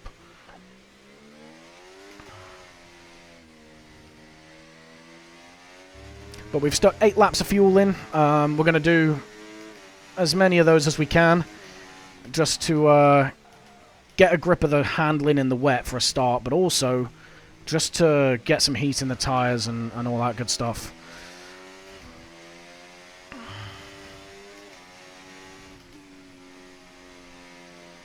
Platinum racers might dry out the track for you. I mean, I wish. Unfortunately, the Platinum lot are in a separate lobby. Everyone in this session are gold racers. We do have a Kick Sauber coming up behind us, though, so we're just going to move out of his way. Sportsmanship is a thing in this league, so we want to make sure that we're not interrupting people's laps. Yeah. Just a bit of racecraft.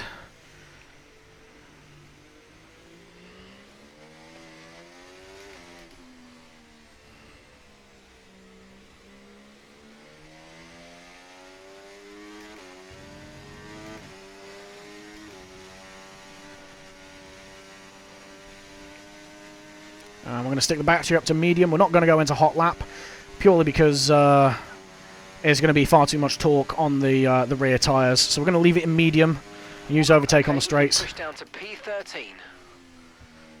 And basically try and keep the rear in check as we go around now.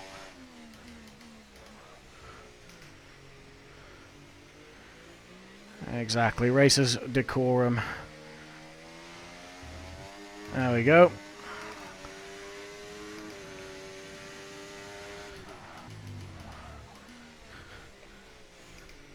I'm going to keep it up and short shift quite a lot. try and reduce the amount of wheel spin we get coming out of corners.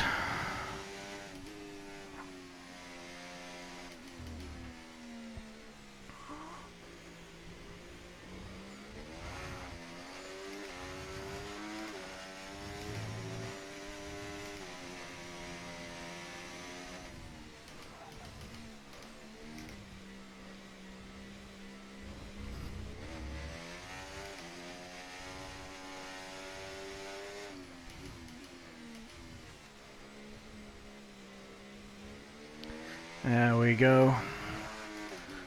One last corner to go through. It's pretty much flat out to the line now. I may need to lift in the last corner. We'll see in a second. I'm going to do it just preemptively. I'm going to stick the battery on and go all the way to the line. Where do we place right now? P3 for now. That's not too bad, but we are definitely not going to finish there, I feel. As we're going to move out of the way of this McLaren behind us. So people still haven't set times. People have they're naturally going to get quicker as the track gets a bit more rubbered in. Yeah, as you say, obviously we've got the drying line forming as well. That's going to help people go quicker as well. So it is by no means over just yet. As we've already dropped down to P4 there, you see on the top left. The rain's getting lighter now, but it's going to take a while for the track to dry out. And what we're going to do is, whoa, go into the barrier is what we're going to do.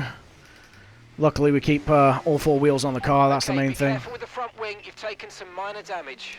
What we're going to do is we're going to have to box now just to repair the wing. It's not the end of the world. Luckily, because it's an online lobby, we get instant repairs in the pits. Not in the race, obviously. It takes time to repair the wing in the pits during the race. But yeah, in terms of qualifying, it's pretty much instant.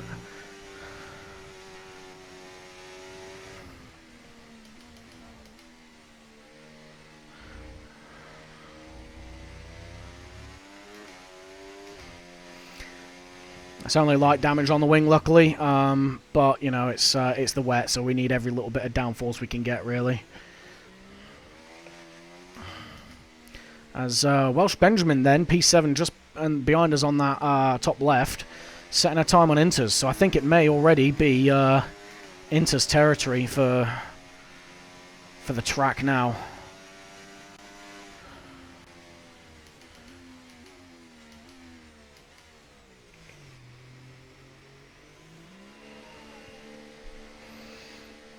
As Dave, our teammate, also you see him just go out of the pits in front of us there. He's also on Inters. So we're gonna risk it for a biscuit. We're not quite up to grips with the track just yet, but we'll see where it leads us. Faster tyre might just help us out.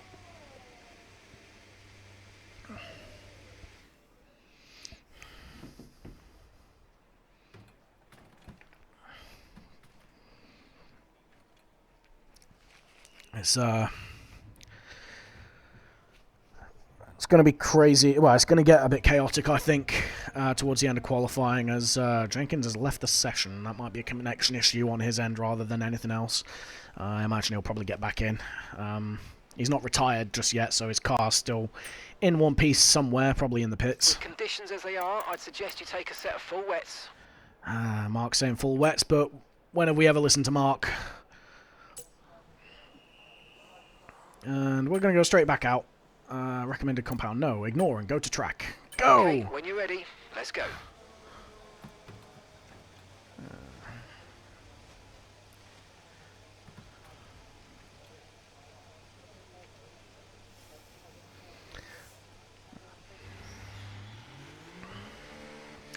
Okay, so the big thing to watch here, I think, is probably going to be the tyre temps.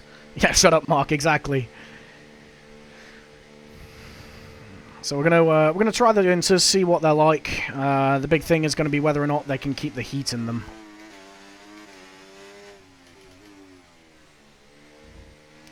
And for us to be fast on the Inters, we are going to need to really stay on that drying line, as we're going to try and dive out of the way of people.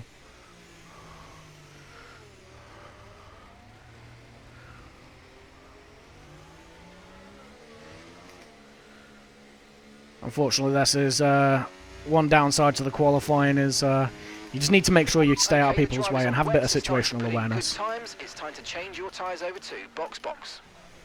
Shut up, Mark. You're not my real dad.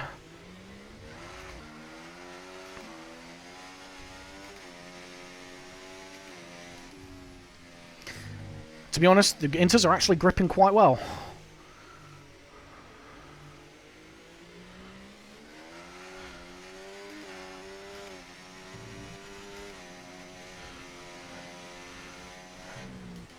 Oh, as we just get away from the dry line there.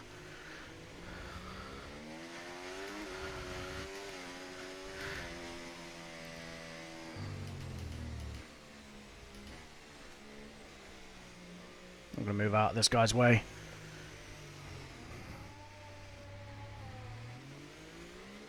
There's our teammate as well. We're going to make sure we stay out of his way. Come on, bro. Let's go.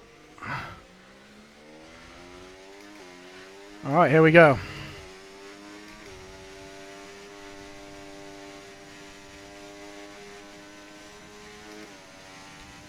And let's see where we go.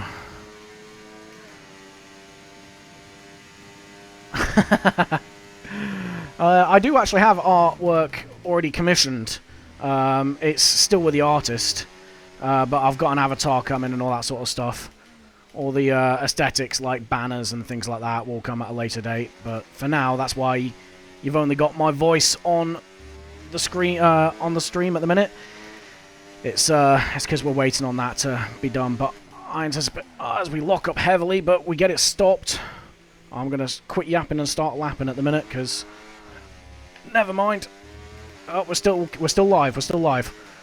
Let's go. We're probably less live now.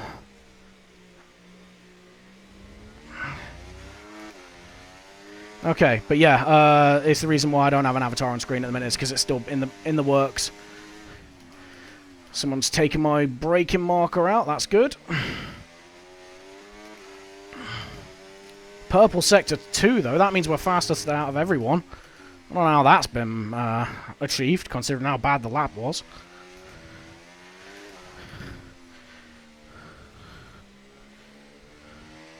We're going to take it, though. We're going to take it all the way to the line.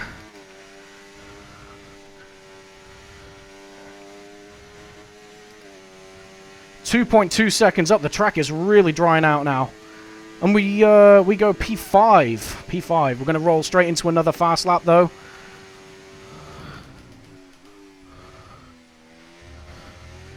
Let's see what we can do.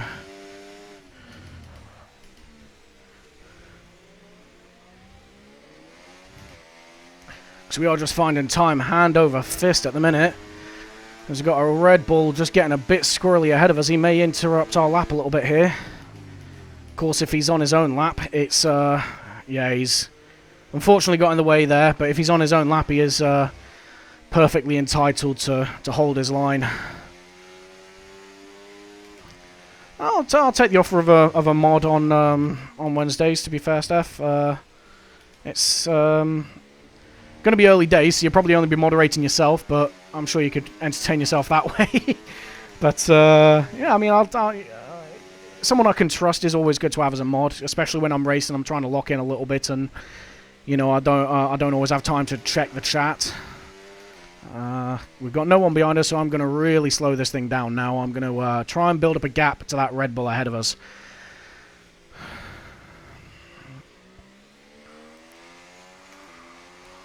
I'm not sure if he was on a lap or not, but he definitely got a bit ahead of us, but we're going to start a new lap. Let's see what we do.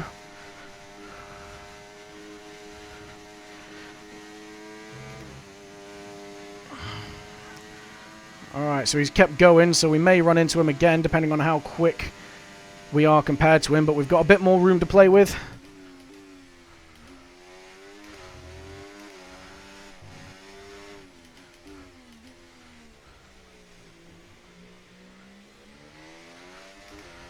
This dry line is absolutely saving our bacon at the minute. It's allowing us to just get grip where we shouldn't be able to. Enters were absolutely the right call, though.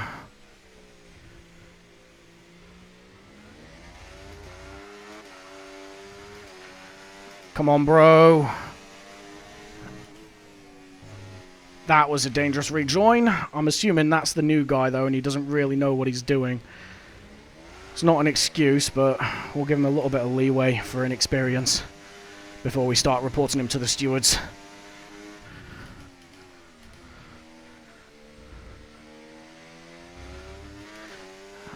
Purple again, middle sector. As we nearly invalidate the lap there. Just about keep it between the white lines. The track is really, really getting quicker lap on lap at the minute. And we're going to power through on the battery. Let's go. We've got a minute left. We're going to make this next lap the last lap. What do we do? P2. Come on. Let's go.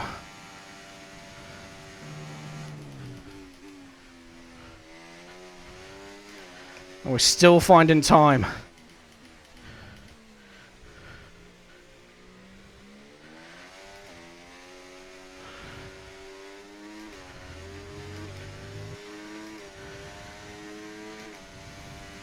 It's not over yet. We could be starting on the front step here. 30 seconds Come on. left in the session.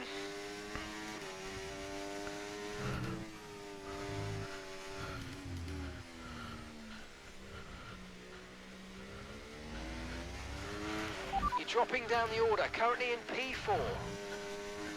Cheers, Mark. That was the first bit of useful information you've ever given me. Everyone's setting their faster laps now. So we're not going to know where we're going to end up just yet.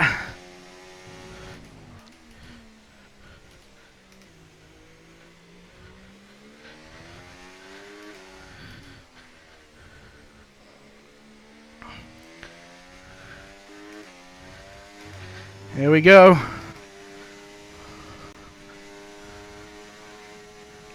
going to push it all the way to the line. Where do we end up? Nearly 2 seconds of improvement. P5. Oh, I will take that. I will take P5 all day. We still have people behind us setting new fastest laps, though. We've got Sepoy coming through the final corner. He's all sideways. Lap data. Right, let's see what he's doing. Where is Jenkins and Curly? Curly is the lead owner. Is the man on thingy. Track map. Full track map. Let's see where people are. Curly's going to be the next man over the line. Dives into the pits. He's not going faster. Jenkins, what about him? He goes to the line. Where does he end up? P8. And that is everyone behind us. No, Sepoy. We've got Sepoy coming through the final thing. He's 2 seconds down on his time. I don't think he's going to be improving. So it might be a P5 start for us. He dives into the pits. It is. It is P5 confirmed then for round one. Let's go. That is not where I thought I'd end up. Hello there. How is he? Is in P1 as we expect. Well, as I expected to see him anyway. He was the one trying to teach me how to drive the track earlier, but P5 is exactly where I said I'd like to be. I didn't think I'd be there. Let's go, boys. Let's have it. So we have our teammate right behind us at the start. We're gonna need to be careful off the line here for sure. It's going to be a bit chaotic at the start of the race with the rain as well. But that doesn't necessarily mean that it's a bad thing for us. If we can keep our noses clean, we could potentially get a solid result here. And it should hopefully fall into our hands more and more as the track dries. And there you go. That's why we were so far ahead. Everyone that did a lap on the inters at the top of the order. All right. So we're going to take about P5. P5 for top 10 is definitely very, very sweet. That's so sweet it'll make your teeth rot. So we're going to take about 5 minutes or so, I think, on the grid here. We're going to have a play with a strategy. We shouldn't ready up, hopefully. And we'll see where we go. We're going to try and get this done as soon as possible, though. As it is a dry start then. That is reassuring. Okay. So we're going to edit the strategy a little bit. Let's see if we can go softs. Alright. We have the scope to change this, so we're going to try and pit around about then. Someone's already readied up. So we need to get this done soonish. We're going to go half a lap over. I anticipate safety cars, but I also think we're quite good on tyres at the minute. So we are going to go for that. Start on the mediums. We're going to start the race. 10 seconds. Normally we're supposed to have a pause there. Someone screwed up, and it was Cruz. It was the new guy. I called it.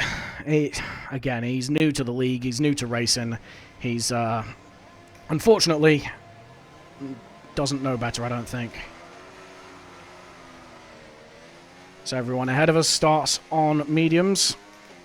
Our teammate behind us also starting on mediums, so we'll need to try and orchestrate. How was that pull away? You'll have a bit more grip than that on the start, but we need to warm the tyres properly now. Make sure you get some heat into the brakes as well.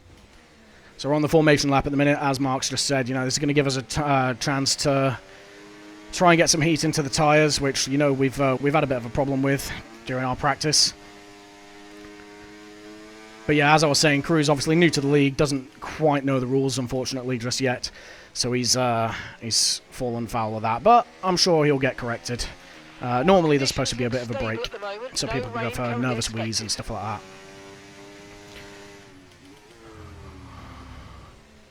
No rain expected. That is music to my ears.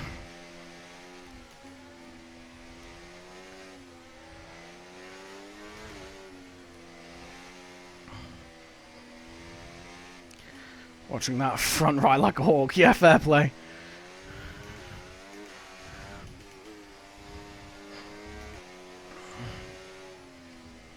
And these tyres are still stone cold, unfortunately. So it's going to be a slow getaway. It's going to be a bit cruddy and a bit chaotic. But we'll see.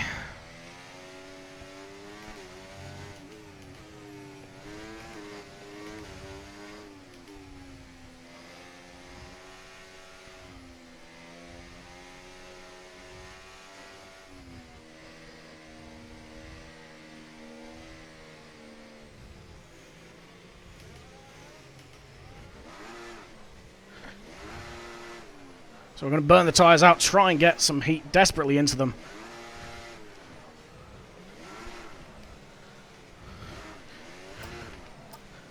That's all we're going to be able to do. Superb parking there, mate. Good parking spot in the grid box. But sadly, without the tyres, we're not going to get the pull away that we need. So expect us to go backwards a little bit off the start here, unfortunately.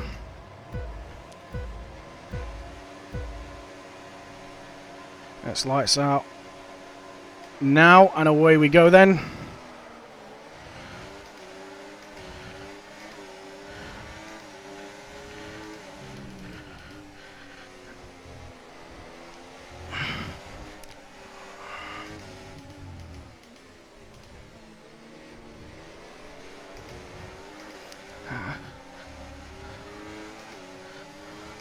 Defend against our teammate then.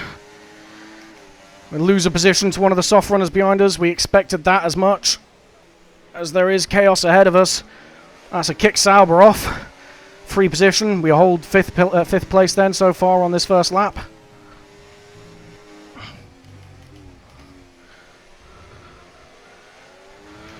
That's a decent start. Good job.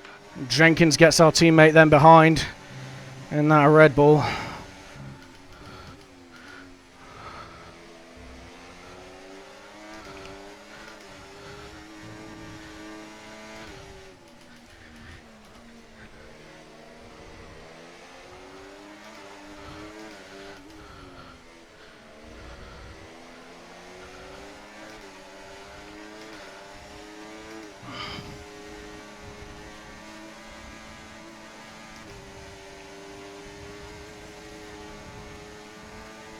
Can now use DRS. DRS now available.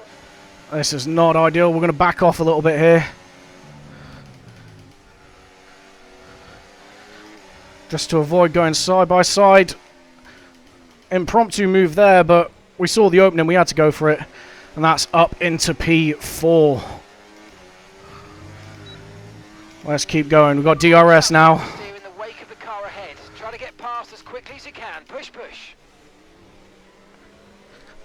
Oh, nearly go around. That might drop us out of DRS. We need to get the battery going.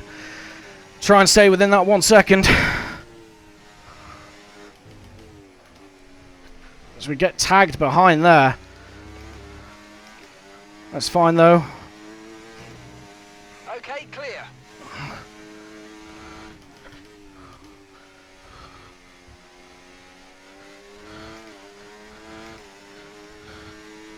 Might be a bit vulnerable to Jenkins on this this next DRS zone. We're not able to get back in a second of Mr. XL. We're not going to fight it if he goes for us. And in fact, we're just going to let him through. I think I might have even got DRS there. Come on, you can. No, he's got DRS, but that's fine. We're going to use Slipstream. We're going to let him pull us forward.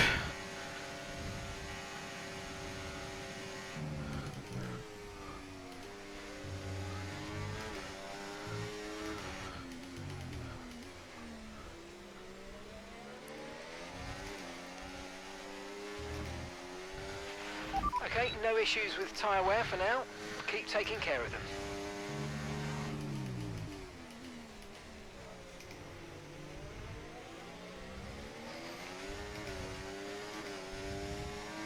Alright, so our teammate then right up our chuff at the moment. May look to play the team game here, and while we get ourselves settled into a groove, let him through, but we're currently still within DRS of the car in front.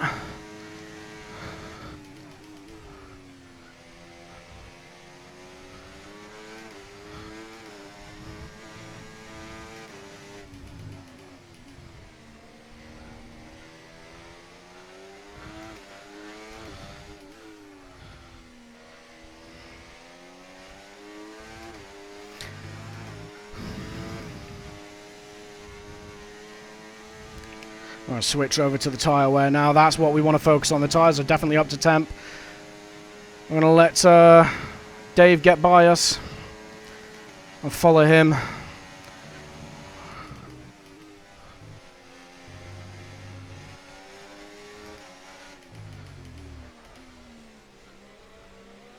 Come on, Dave. Don't hold us up now, mate.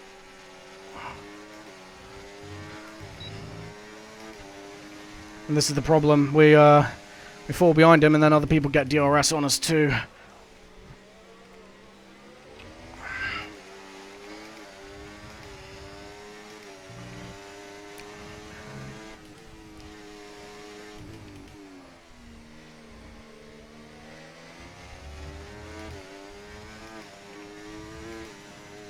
Come on.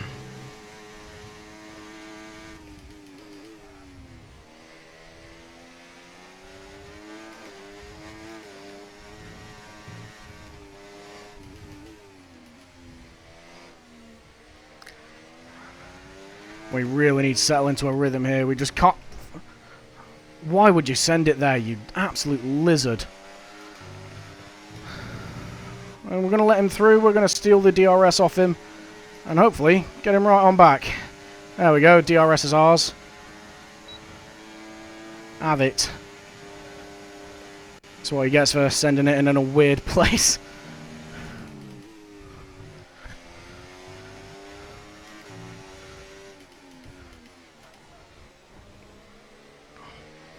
There's plenty of room left, so I don't think it was necessarily our fault. Main thing is everyone was pointing in the right direction. No one lost parts of their car. No harm, no foul.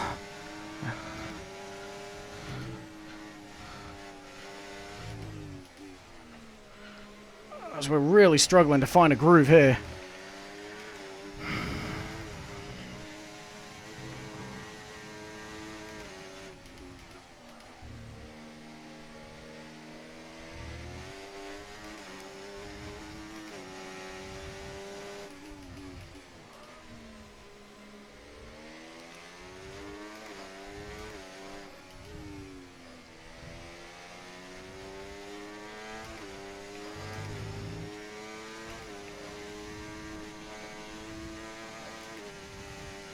I do not know if we managed to get the... We did manage to get DRS, so we should be safe this Right, lap. the gap to the teammate ahead of us, 2.2 seconds.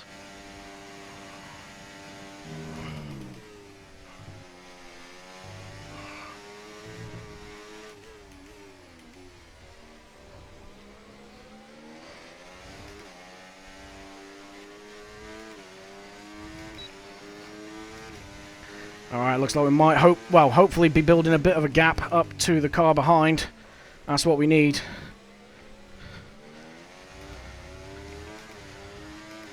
And unfortunately, mistake there just costs us DRS.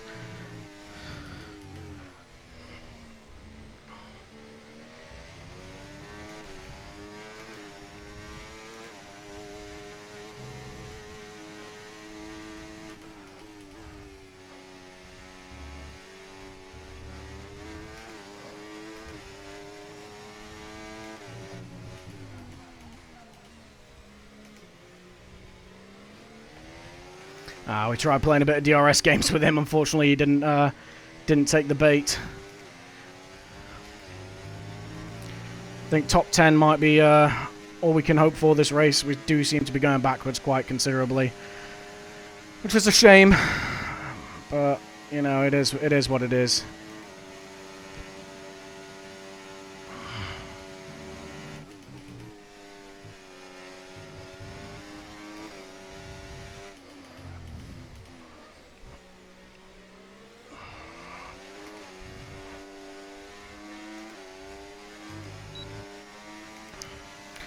And we do have that DRS gap now to Curly as well behind, which is good. Hopefully we can use this guy in front of us to just break away from the pack behind.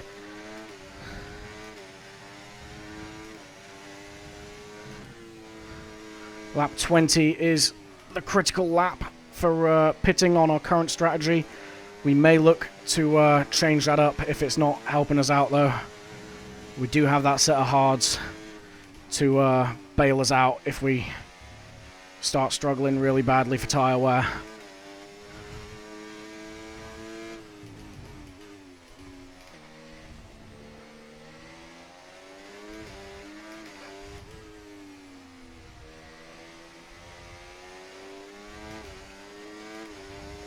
Curly's going to get DRS on us. That's not ideal, but we do keep DRS on that Aston in front of us.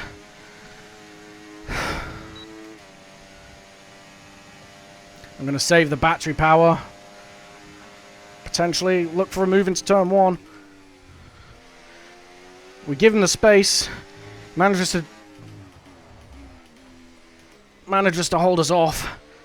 We try it around the inside. It doesn't work. He keeps holding the position on the outside.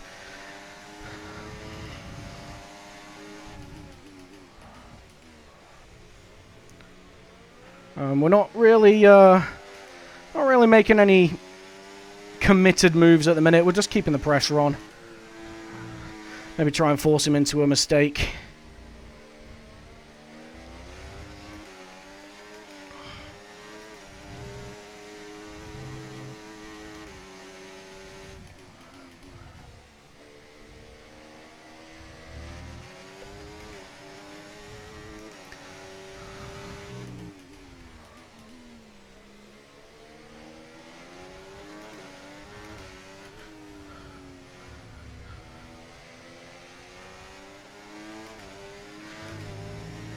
Okay, Curly might put us under a bit of pressure here, but we do have DRS.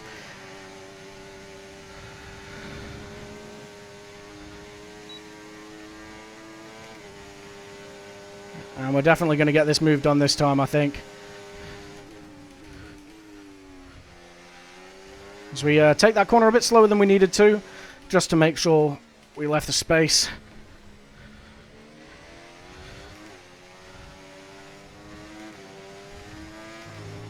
As it's now our turn as the rabbit. Getting chased down.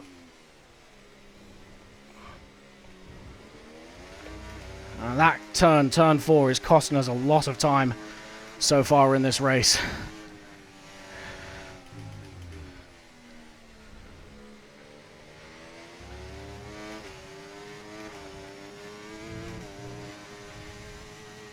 So we're looking at lap 9. I'm going to check the tyre wear when we get onto the straight. Gave it a quick look there. Looks not too bad. I think we can definitely do the 20 laps and switch to the softs at the end of the race.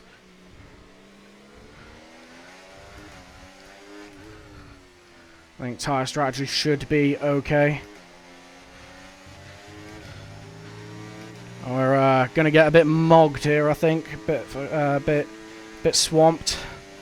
Going to have 2 drivers behind us with DRS. We're not going to burn the battery. We're going to let them go around us.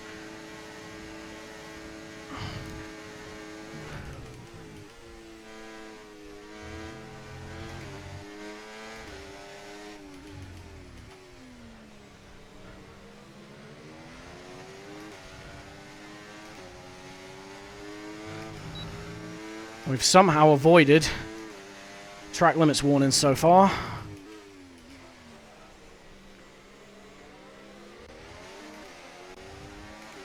These two going side by side is not going to help us out. They are going to be slower up ahead.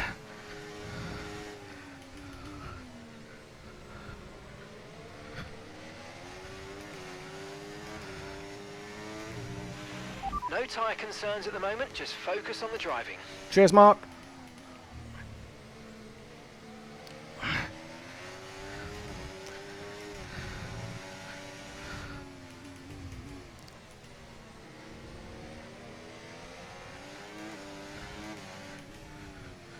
Alright, let's try and get a good drive out of this corner. Which we do. May not be able to get Curly, but we should get Jay. The car in front is a second a lap faster, 1 second. So we're going to send it into turn 1. Big lock up there from Curly. Forces Jay to go a bit. That's unfortunate. We locked the rear axle up there going through turn 3. It's not over. We know we're faster than these two ahead of us. We can get back up into that battle up ahead. This does drop us out the top 10 though. Yeah, big moment there from Curly. Forces both myself and Jay to take avoiding action.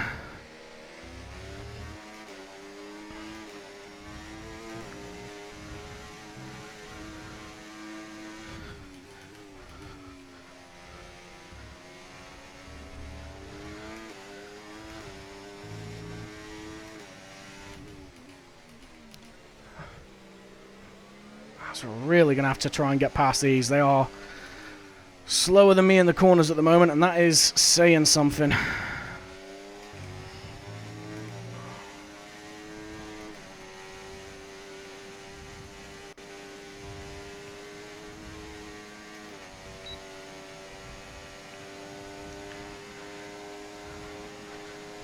going to box him in, go for the double overtake. Job is a good one.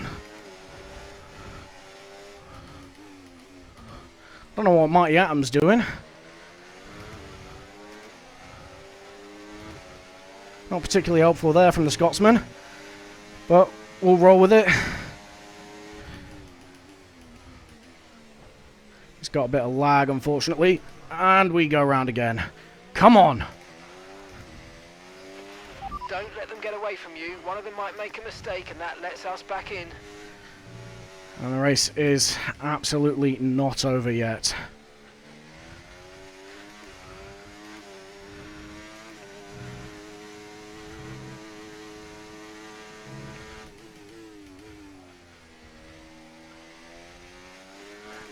Mighty Atom there being a bit of the roadblock up ahead should help us get back into reach of these guys.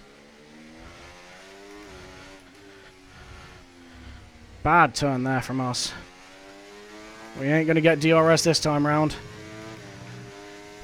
But we can still get back with them. As people up ahead are now boxing, they are the soft runners.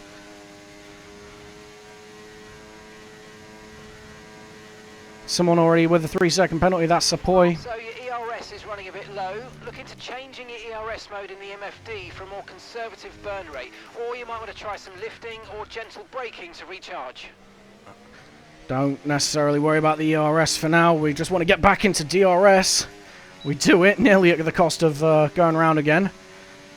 But we can stick with these guys, take it easy for a lap or two, and then push once we've recharged the battery.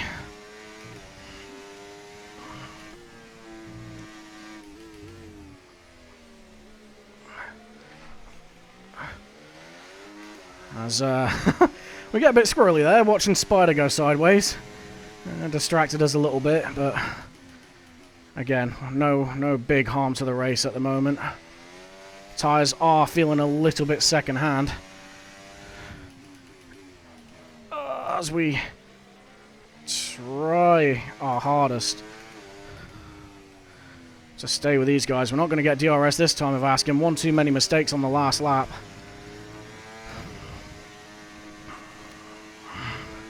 And it looks like the rears are starting to overtake the fronts on tyre wear now. Gap to your teammate ahead, 17.5 seconds.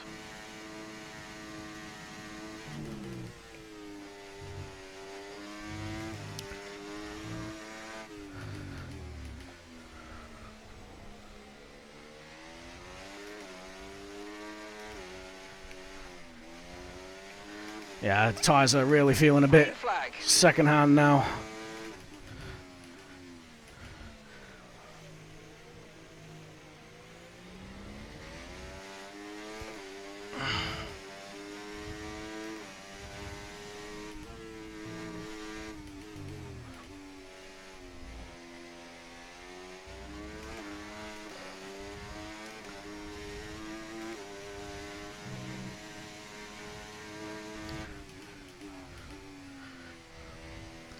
Oh, we just need to find ourselves back into a rhythm.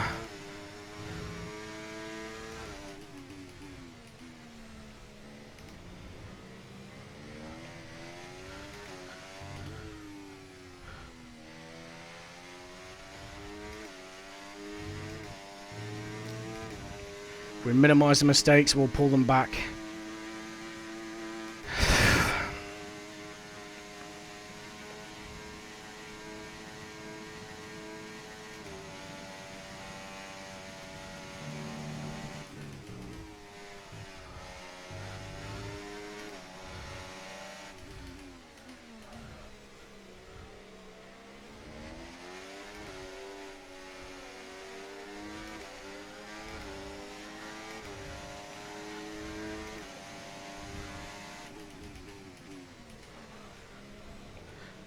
Next bit of the race is going to be about nursing these tyres to the pit window.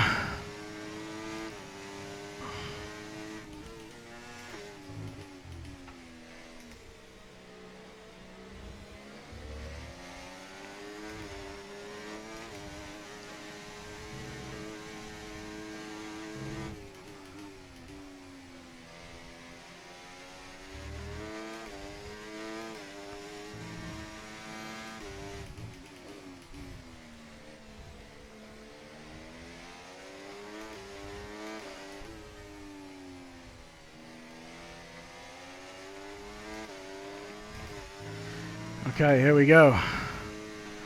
Around the corner. We're still holding off about a second and a half behind them.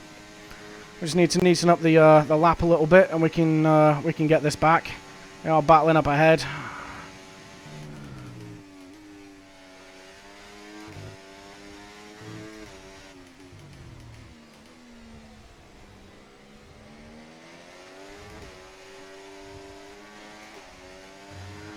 That's a lapped runner ahead of us, going a bit slowly.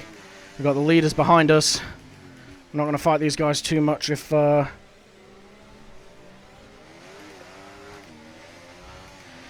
want to get by.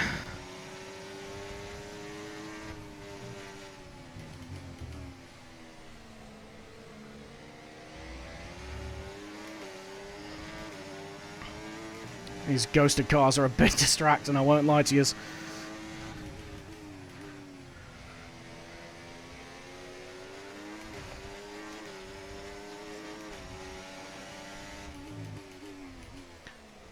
Going to tactically let Sepoy through here.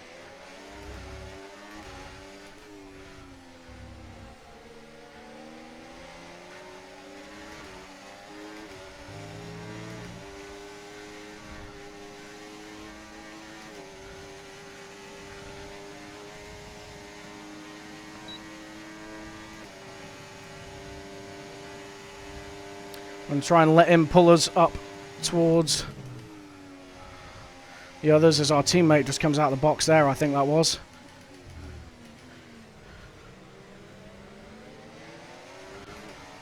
Okay, clear. That's Jenkins going around ahead of us then, I think, or it might have been his teammate.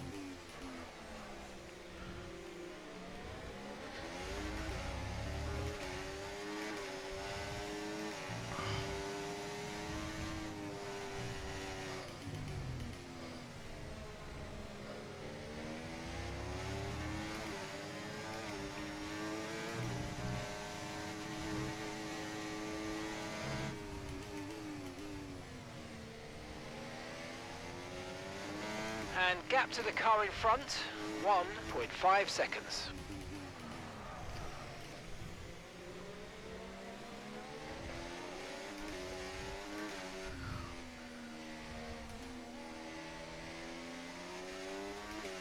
Well, unfortunately we collected a McLaren there. I'm going to go out on a limb and say that one wasn't our fault, considering he wasn't alongside us into the corner. But we'll see what the stewards say. I'm sure that's going to get reported. Window, you're going to be on softs.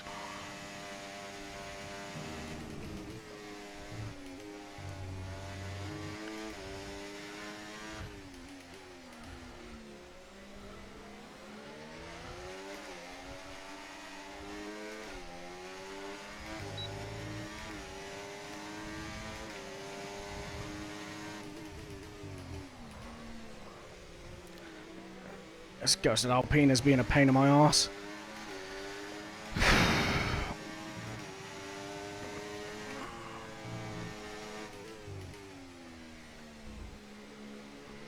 Well, that's fortunate.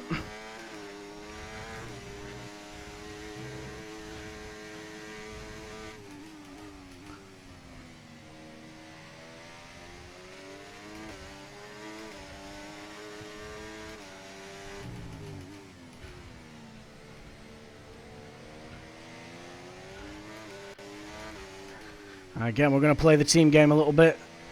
Dave is going to get DRS on us. We're not going to hold him up. We're going to give him a nice little tow.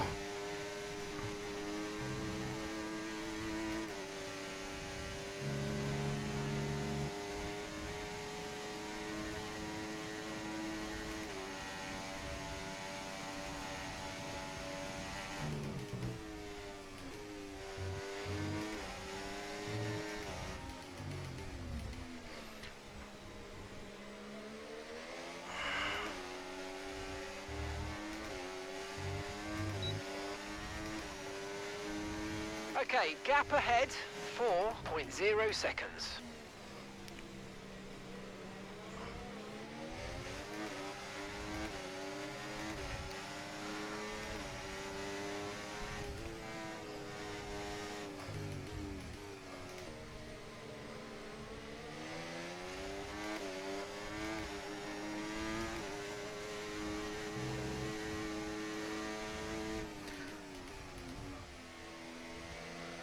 I expect Ralph may try and send it into somewhere unorthodox.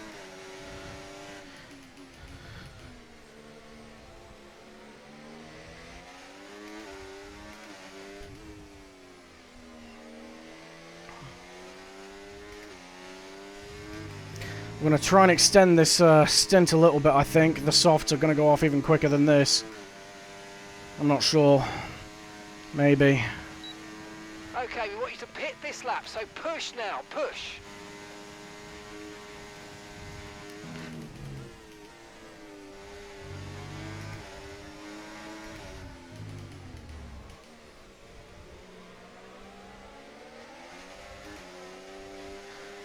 We're going to continue going until we fall out of this train.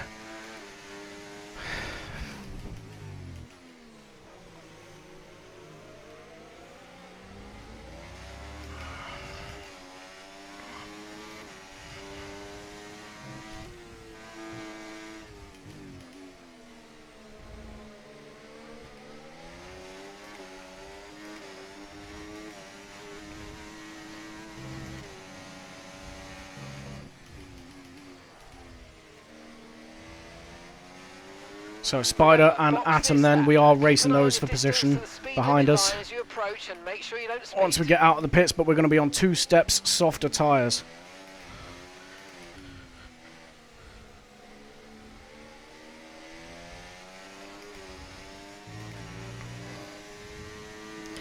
I'm going to go around one more time. As Spider gets himself a 3-second time penalty, that's great for us. And we're going to stay... Yeah, we're going to do what Curly's doing and stick the softs on. But every lap that we do on these knackered mediums buys us a bit more life in those softs come the end of the race. We're definitely going to fall behind Spider. But with the softer tyres and the fresh rubber, we should make that time back up.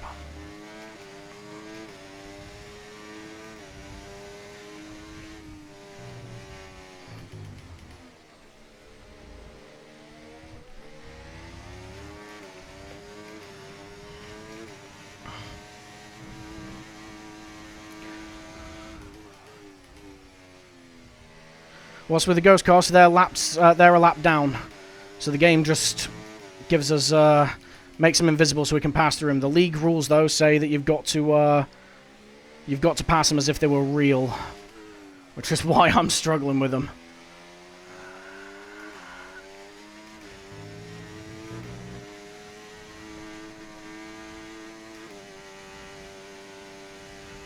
We get DRS this lap. We're going to box this lap.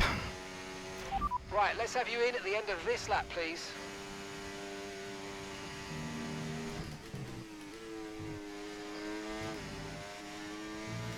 The tyres are coming back to us a little bit as well now, which is a shame.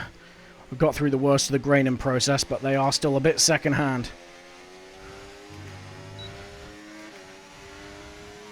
Okay, gap to the car in front, 2.5 seconds.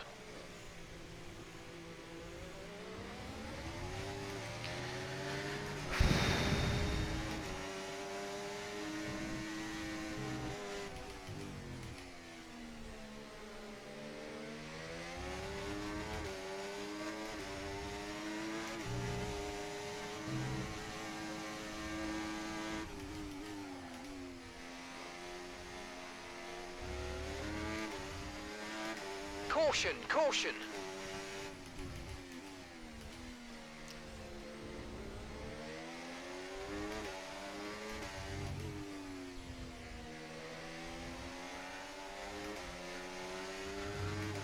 I know we're behind him and we're going to get DRS, but I'm still gonna box. All right, let's keep this under control. Let's not break the speed limit. Nice and controlled. There we go. VSC deployed. Oh, yes! Car has been deployed. We need to keep a positive delta here. Slow down and maintain a positive delta. Okay, let's go now. Come on. That okay, safety car deployed. has just rescued our race. We are the luckiest sons of bitches alive.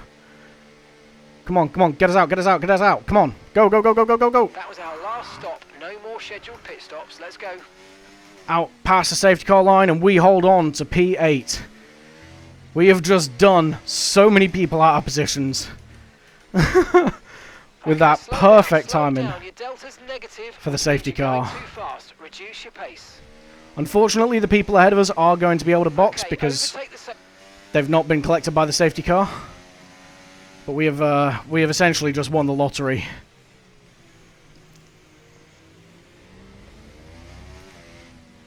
We do need to maintain that delta though, otherwise we get a fat penalty. Whew. We are quids in now. Because we can make these tyres last as well. It is going to be a sprint to the end now. Everyone's going to be on softs. But we may just get a good result out of this. As our teammate does dive into the pits now. All of our tyre pressure data is currently reading 0. Assuming they still look inflated to you, we're going to guess that it's just a bad sensor. Shouldn't be anything to worry about. Okay, slow down, slow down. Your delta's negative, which means you're going too fast. Reduce your pace. So that delta will go as soon as the leader gets picked up by the safety car.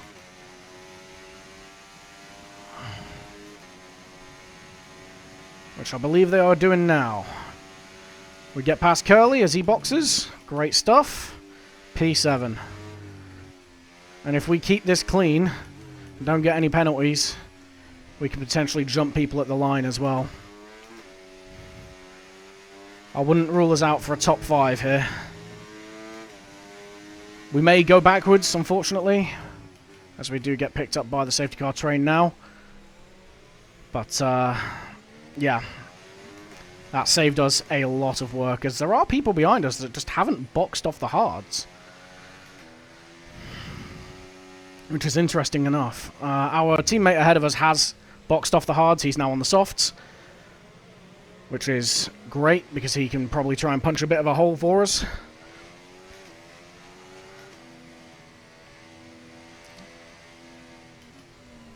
Let's have a look at the tyres. Stone cold. This is a problem. We've got a few laps before the safety car comes in. It wants to pick up all of the racers.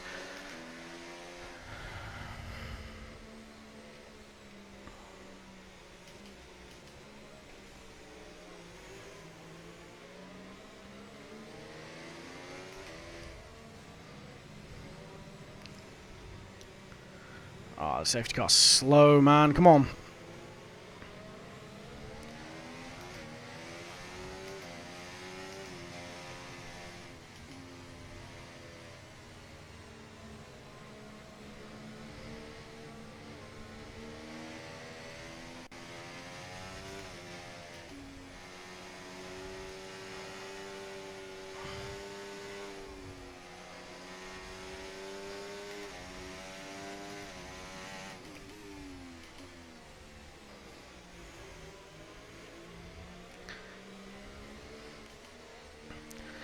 So it is a bit quiet at the minute. I apologise for that, but that is because I want to focus on making sure I don't hit any of these people, because if you do, you get a fat 5-second penalty. Slam dunk.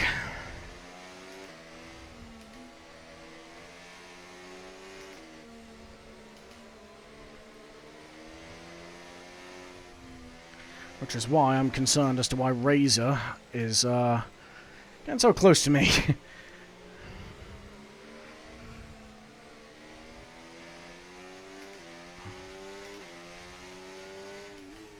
As all we're doing now, I think, is just waiting for the McLaren at the back there.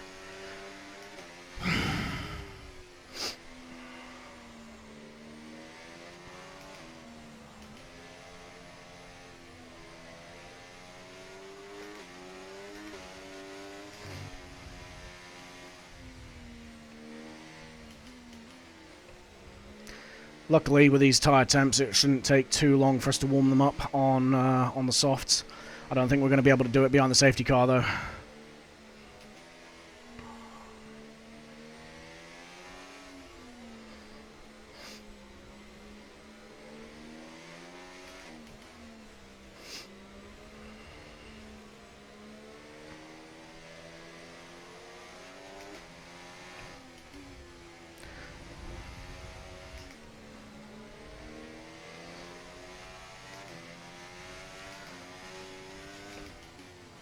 I'm very surprised at Razor and Atom not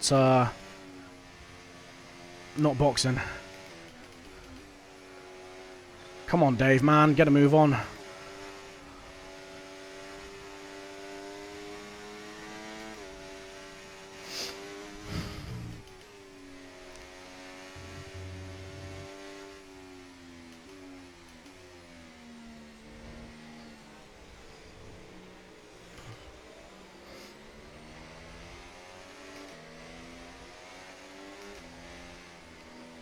Alright. Why is that McLaren boxing again? Hopefully it should, the safety car should just come in this lap anyway. Alright, we got this.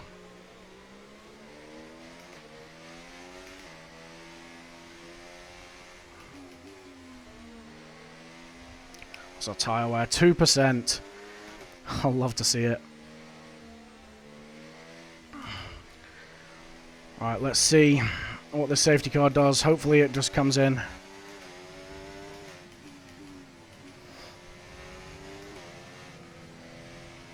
We'll find out just after this corner, I think.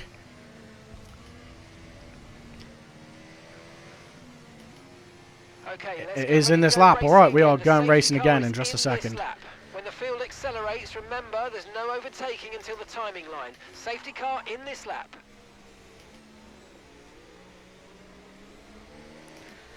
So we can't go until the leader goes. There's no overtaking until the finish line, and the leader can't go until the safety car is in the pits. Unfortunately, our tyres are frozen.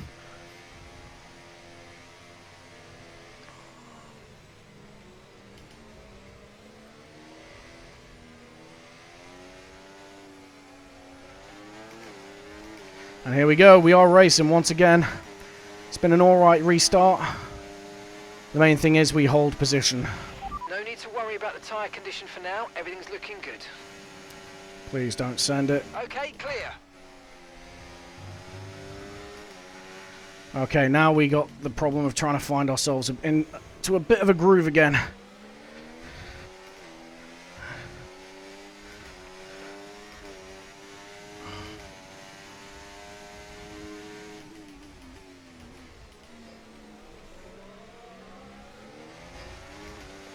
Six laps of racing after this one finishes. Let's see what we can do.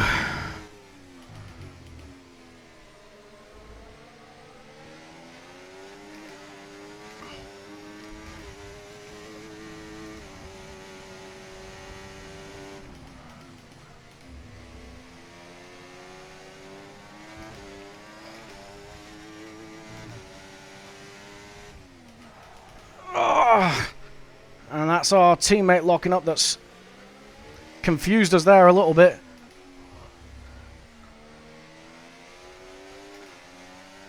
On the plus side, our tyres are nice and warm.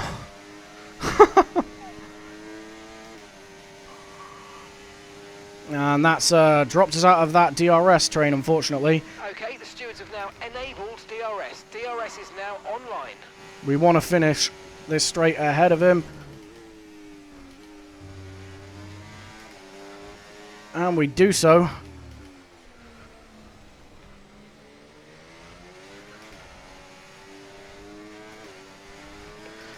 Alright, let's see if we can catch the guys ahead. Okay, gap to the car ahead, 2.1 seconds.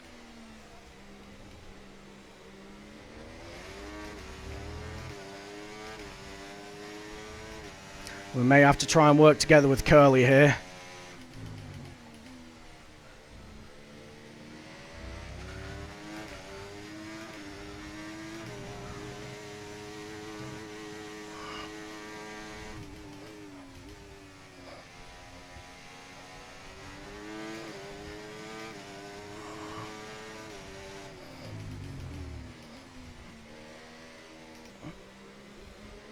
We have a bit of a girthy train behind us.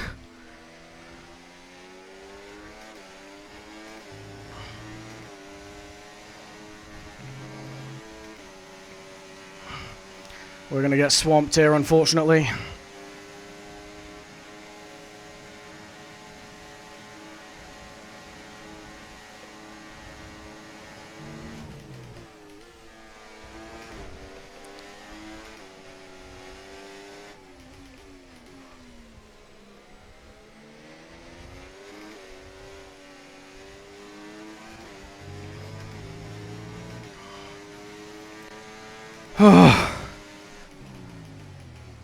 Gonna let Curly go.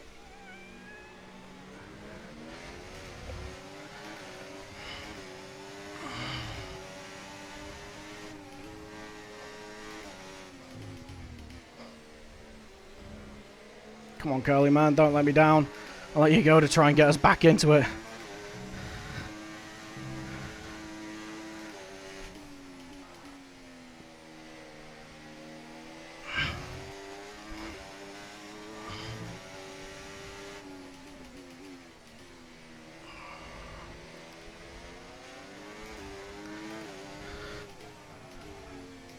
Ah, that is not what we wanted.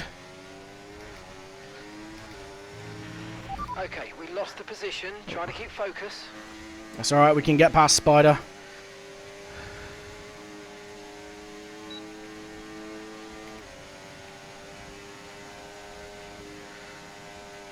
Zoom on by it. It's actually going to get us back in striking range of Curly.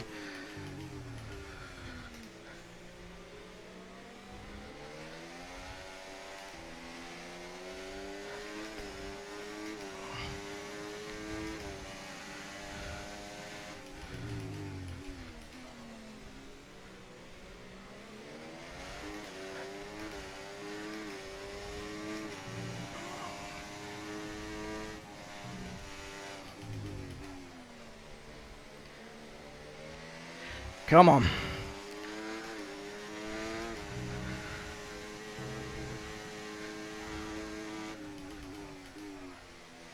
That is not a place to send it.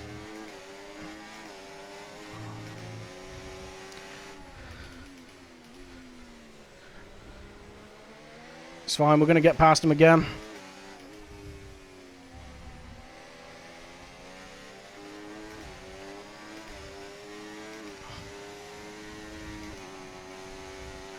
Oh, we washed ourselves wide there with the dirty air, though.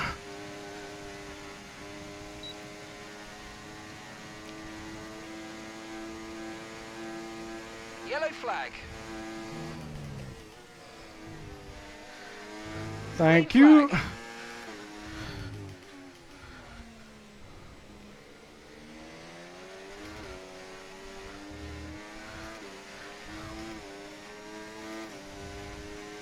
Okay, here's the gap that we're trailing the car ahead by. 2.0 seconds.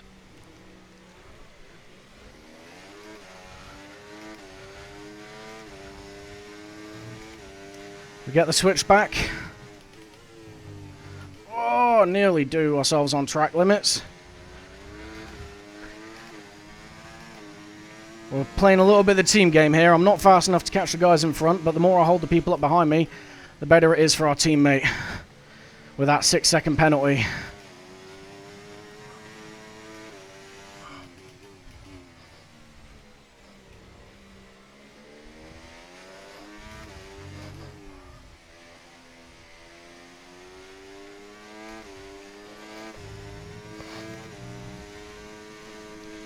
And we do him out of DRS. That's how we get it.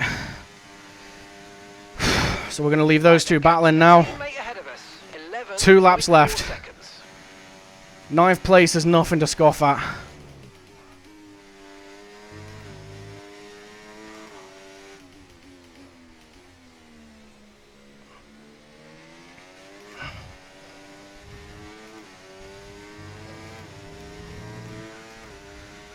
The important thing now is no track limit warnings.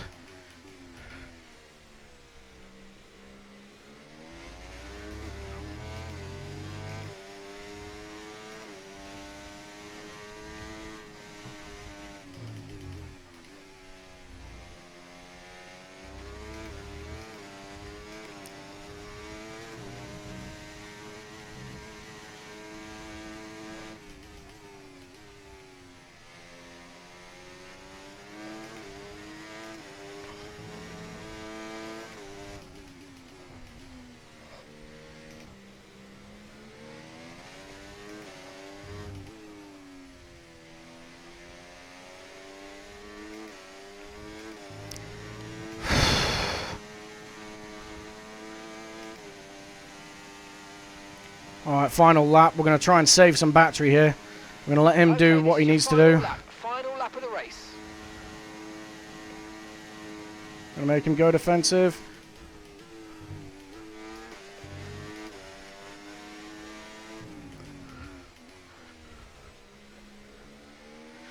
And it looks like he's trying to hold us off to get DRS up to the line. We're not going to fight him into here.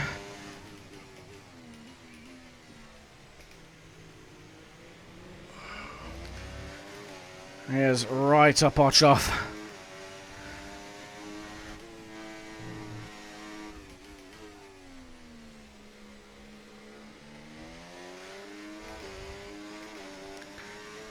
It's all about a battery drag race to the line on this. We're going to beat him anyway, thanks to that 3-second penalty, but we want the pride. Okay, keep We want to beat him on track. 4.6 seconds. Here we go. Maximise our drive out of here. Very lovely drive. On to the next one. As Jenkins then gets the win for Red Bull. Fair play to him. We're going to drag race all the way to the line. We're going to use the battery. We're going to beat him on track. P9. P9 for the first race of the season. For a track I have not driven before. I will absolutely take that all day. Well done to Dave. P5 in the end. I think we definitely held off a few of his competitors, and I'll take that as well, you know. Yeah, well done to Jenkins, Ralph, and Howsey on their podium. Very well done from them. P9, I will take that. If I can finish there on a track that I don't know, hopefully next week we can be up at the pointy end. Oh, God. What what a race.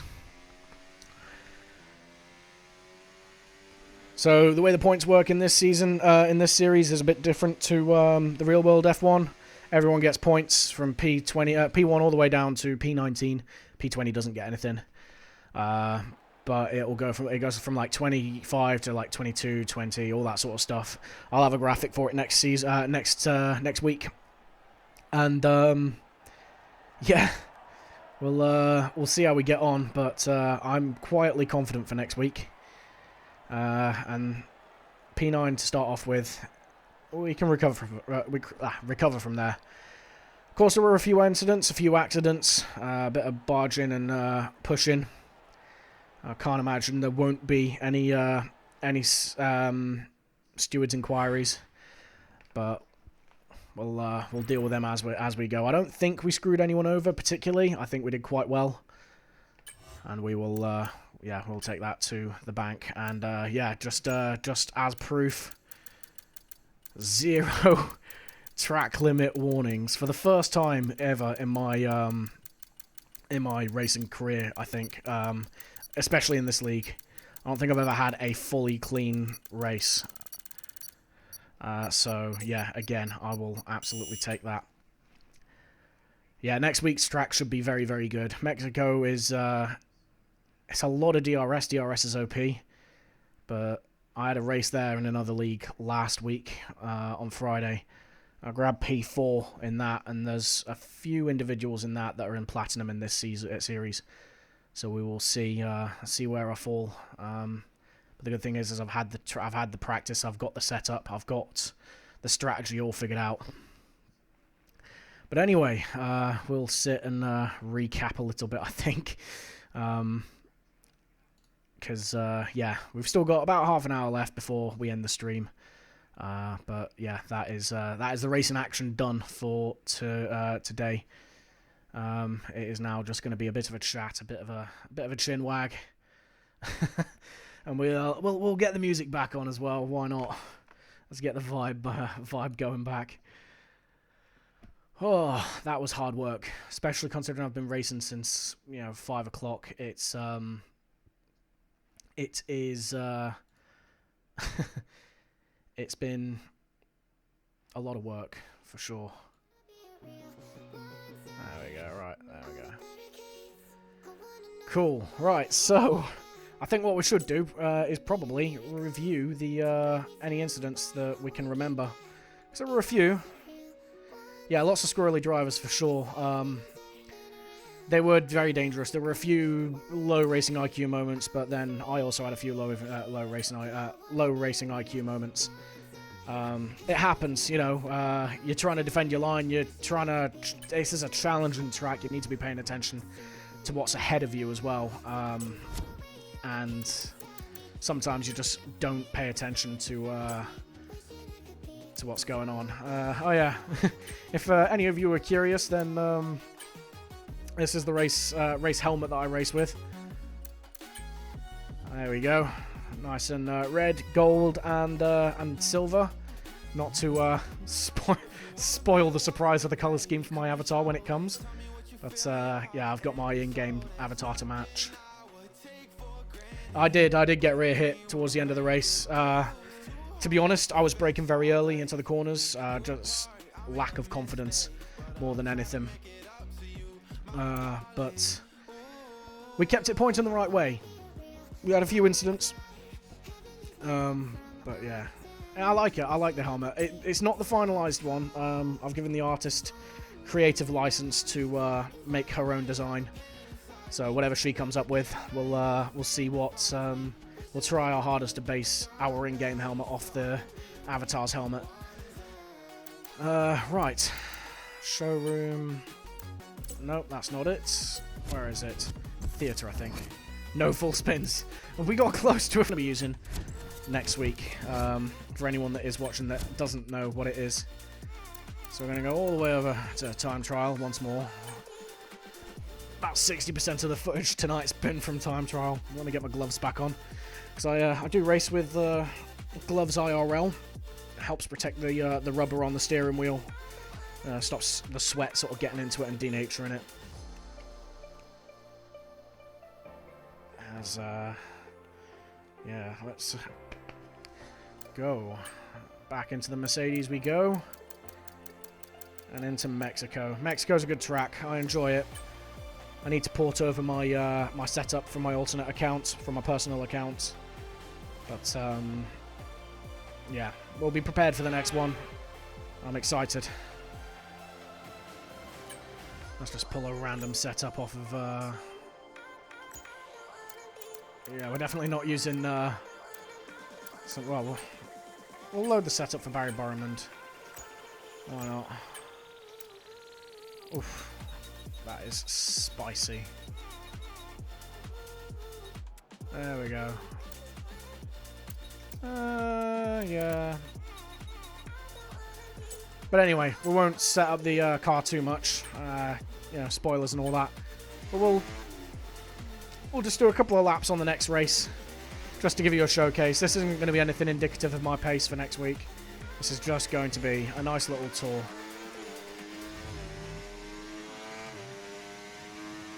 Hopefully that newbie gets it. Yeah, I imagine they will. It won't. I don't see him getting a bollocking or a penalty for it. I mean, they might, but he didn't know any better. And with him getting into the session just before it ended, I don't think he's gonna take too much rap. He does have some, you know, mitigating circumstances. I feel. If I was a steward for the race, I would cut him some slack.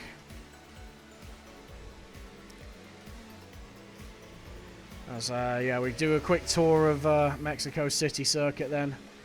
It's a fun track to get right. It's definitely fun in time trial, as in the race it can get a bit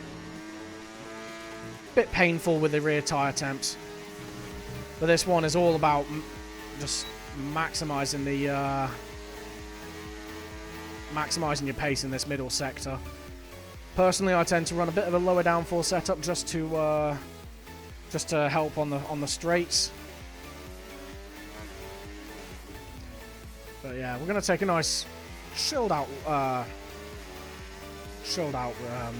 lap here. 117's not too bad. Usually we tend to, when I'm pushing, I think it's around about the 116s, 115s. I think, I can't remember. We're gonna.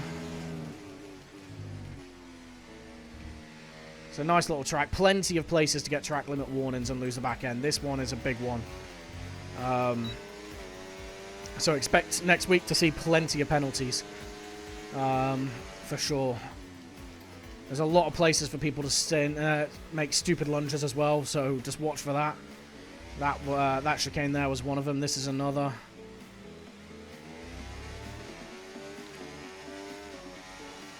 It's a good time.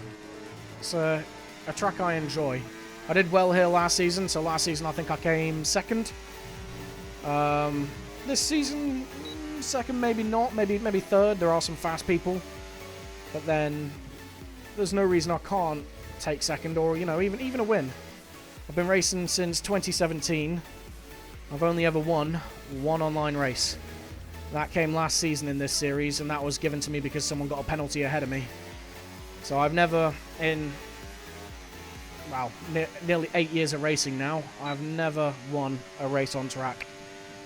So here's hoping and here's praying next week will be the first. I'm quietly confident.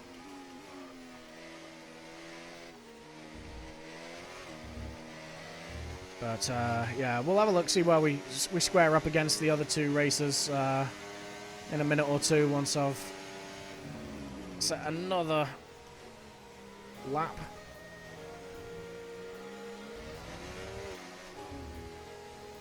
Nice and easy. Here we go. Ah, we invalidated. So again, it's another one. First no penalty race. Absolutely. Oh, you know what? Regardless of what happens in the steward's office, I'm proud of that. I've never never finished a race with no track limit warnings. And if I can do that again on a track that I'm not used to, the season looks favorable. So if you are watching along, definitely give a follow and get notified every time I go live for these races. It's going to be an exciting journey, I think. I'm definitely excited for it. We'll make this lap the last one. We'll have a quick look to see where we end up on the standings. Again, this isn't indicative. I'm not really pushing here. I'm just kind of bimbling around the track.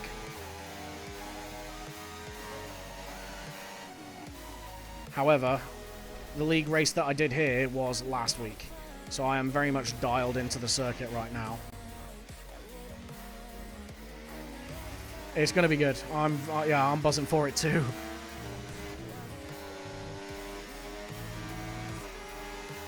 Especially considering, again, like I say, I'm dialed in here. It's not going to be second guessing myself into every corner. It's going to be confidence. I know where to put the car.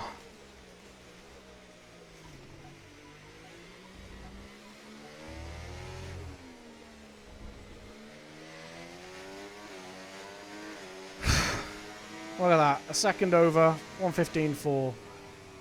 Let's see where we are in the grand scheme of things, because I can't actually remember what times I was setting on my personal account.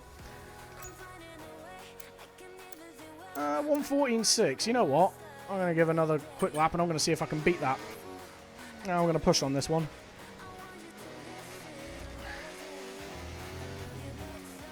Here we go. Right. Let's go.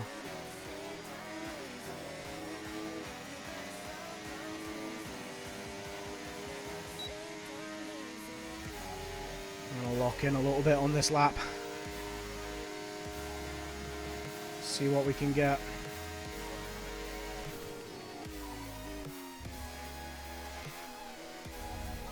And then validation is what we're going to get. Why is it every time I say lock in, I immediately do the opposite?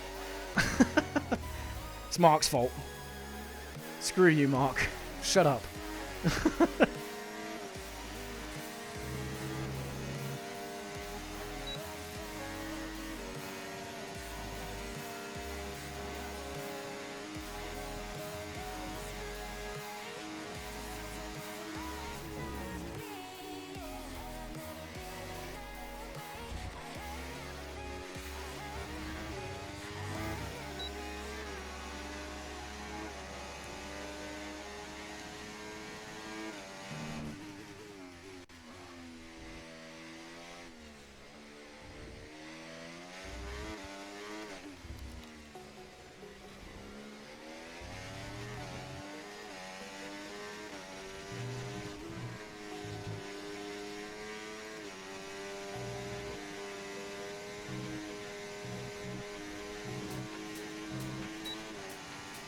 We're doing good here.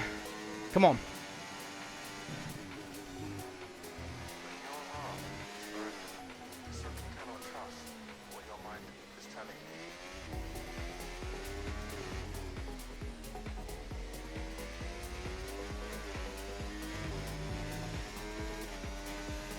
1:14.6. I think top time was a 1:14.4. I'm not sure, but there's a tenth or two to find. We'll make this one the last one, though. We'll close this game down. My arms are starting to hurt.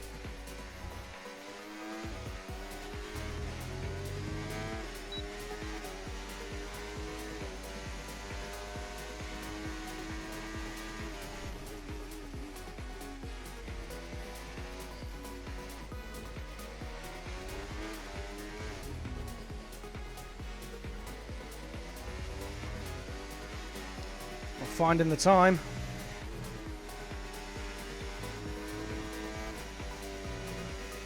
And we're losing the time.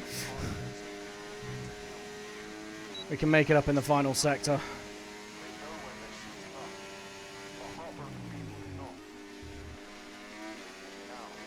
Or, you know, we can't. Yeah, we nerfed ourselves there a little bit. It is what it is. This isn't really us practicing in earnest. This is just having us having a bit of a goof. And never mind, we sit at the top of the leaderboard anyway. I'll take that. I expect those times to get more competitive over the course of the week next week anyway. Been going since 5. Yeah, no, my shoulders are a bit sore right now. It's been a hard 5 hours, but I've thoroughly enjoyed it. I'm absolutely going to be continuing on with this streaming lark that we got going. And who knows, it might take me somewhere.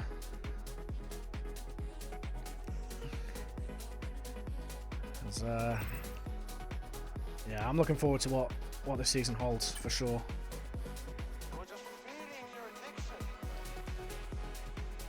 But yeah, anyway, that is a view of the track for next week. It's going to be good. It's going to be some good racing there, I feel.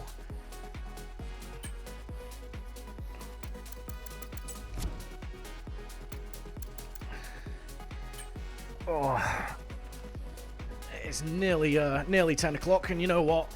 15 minutes, I think, is good enough.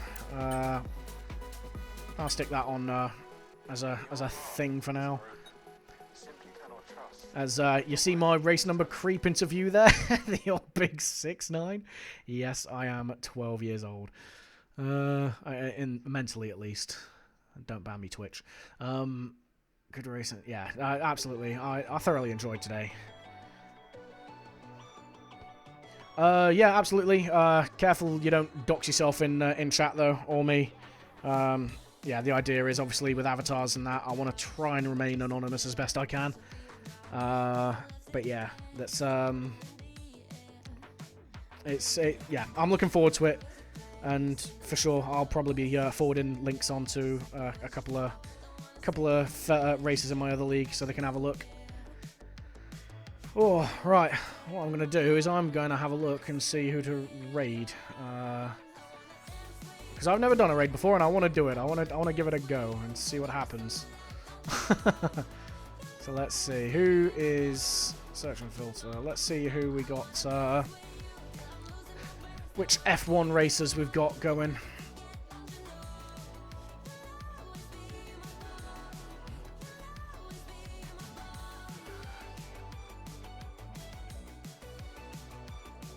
Let's have a look, see. We got,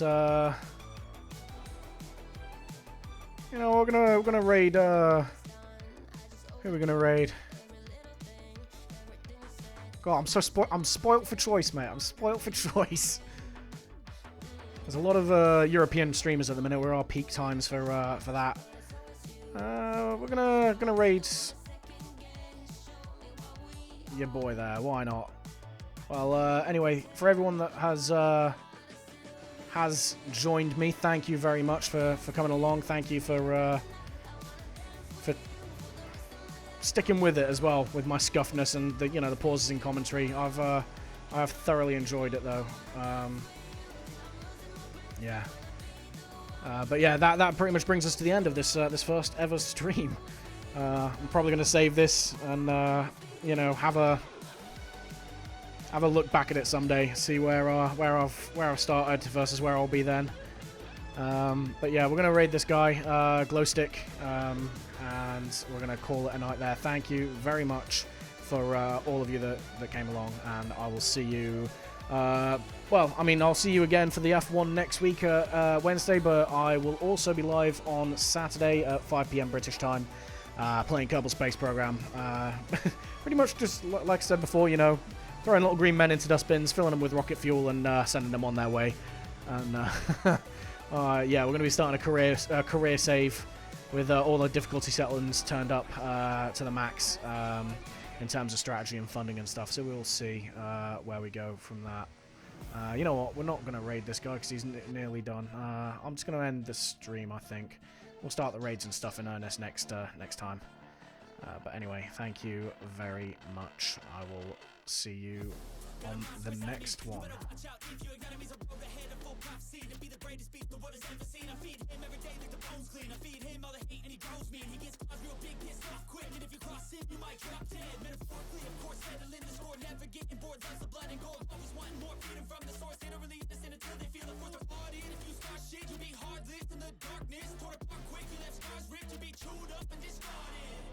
And this world ain't right, won't accept it.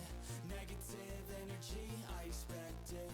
Once it's in your mind, it's infectious. So fight for your life and reject it. You better give me space, I'm protective. My adrenaline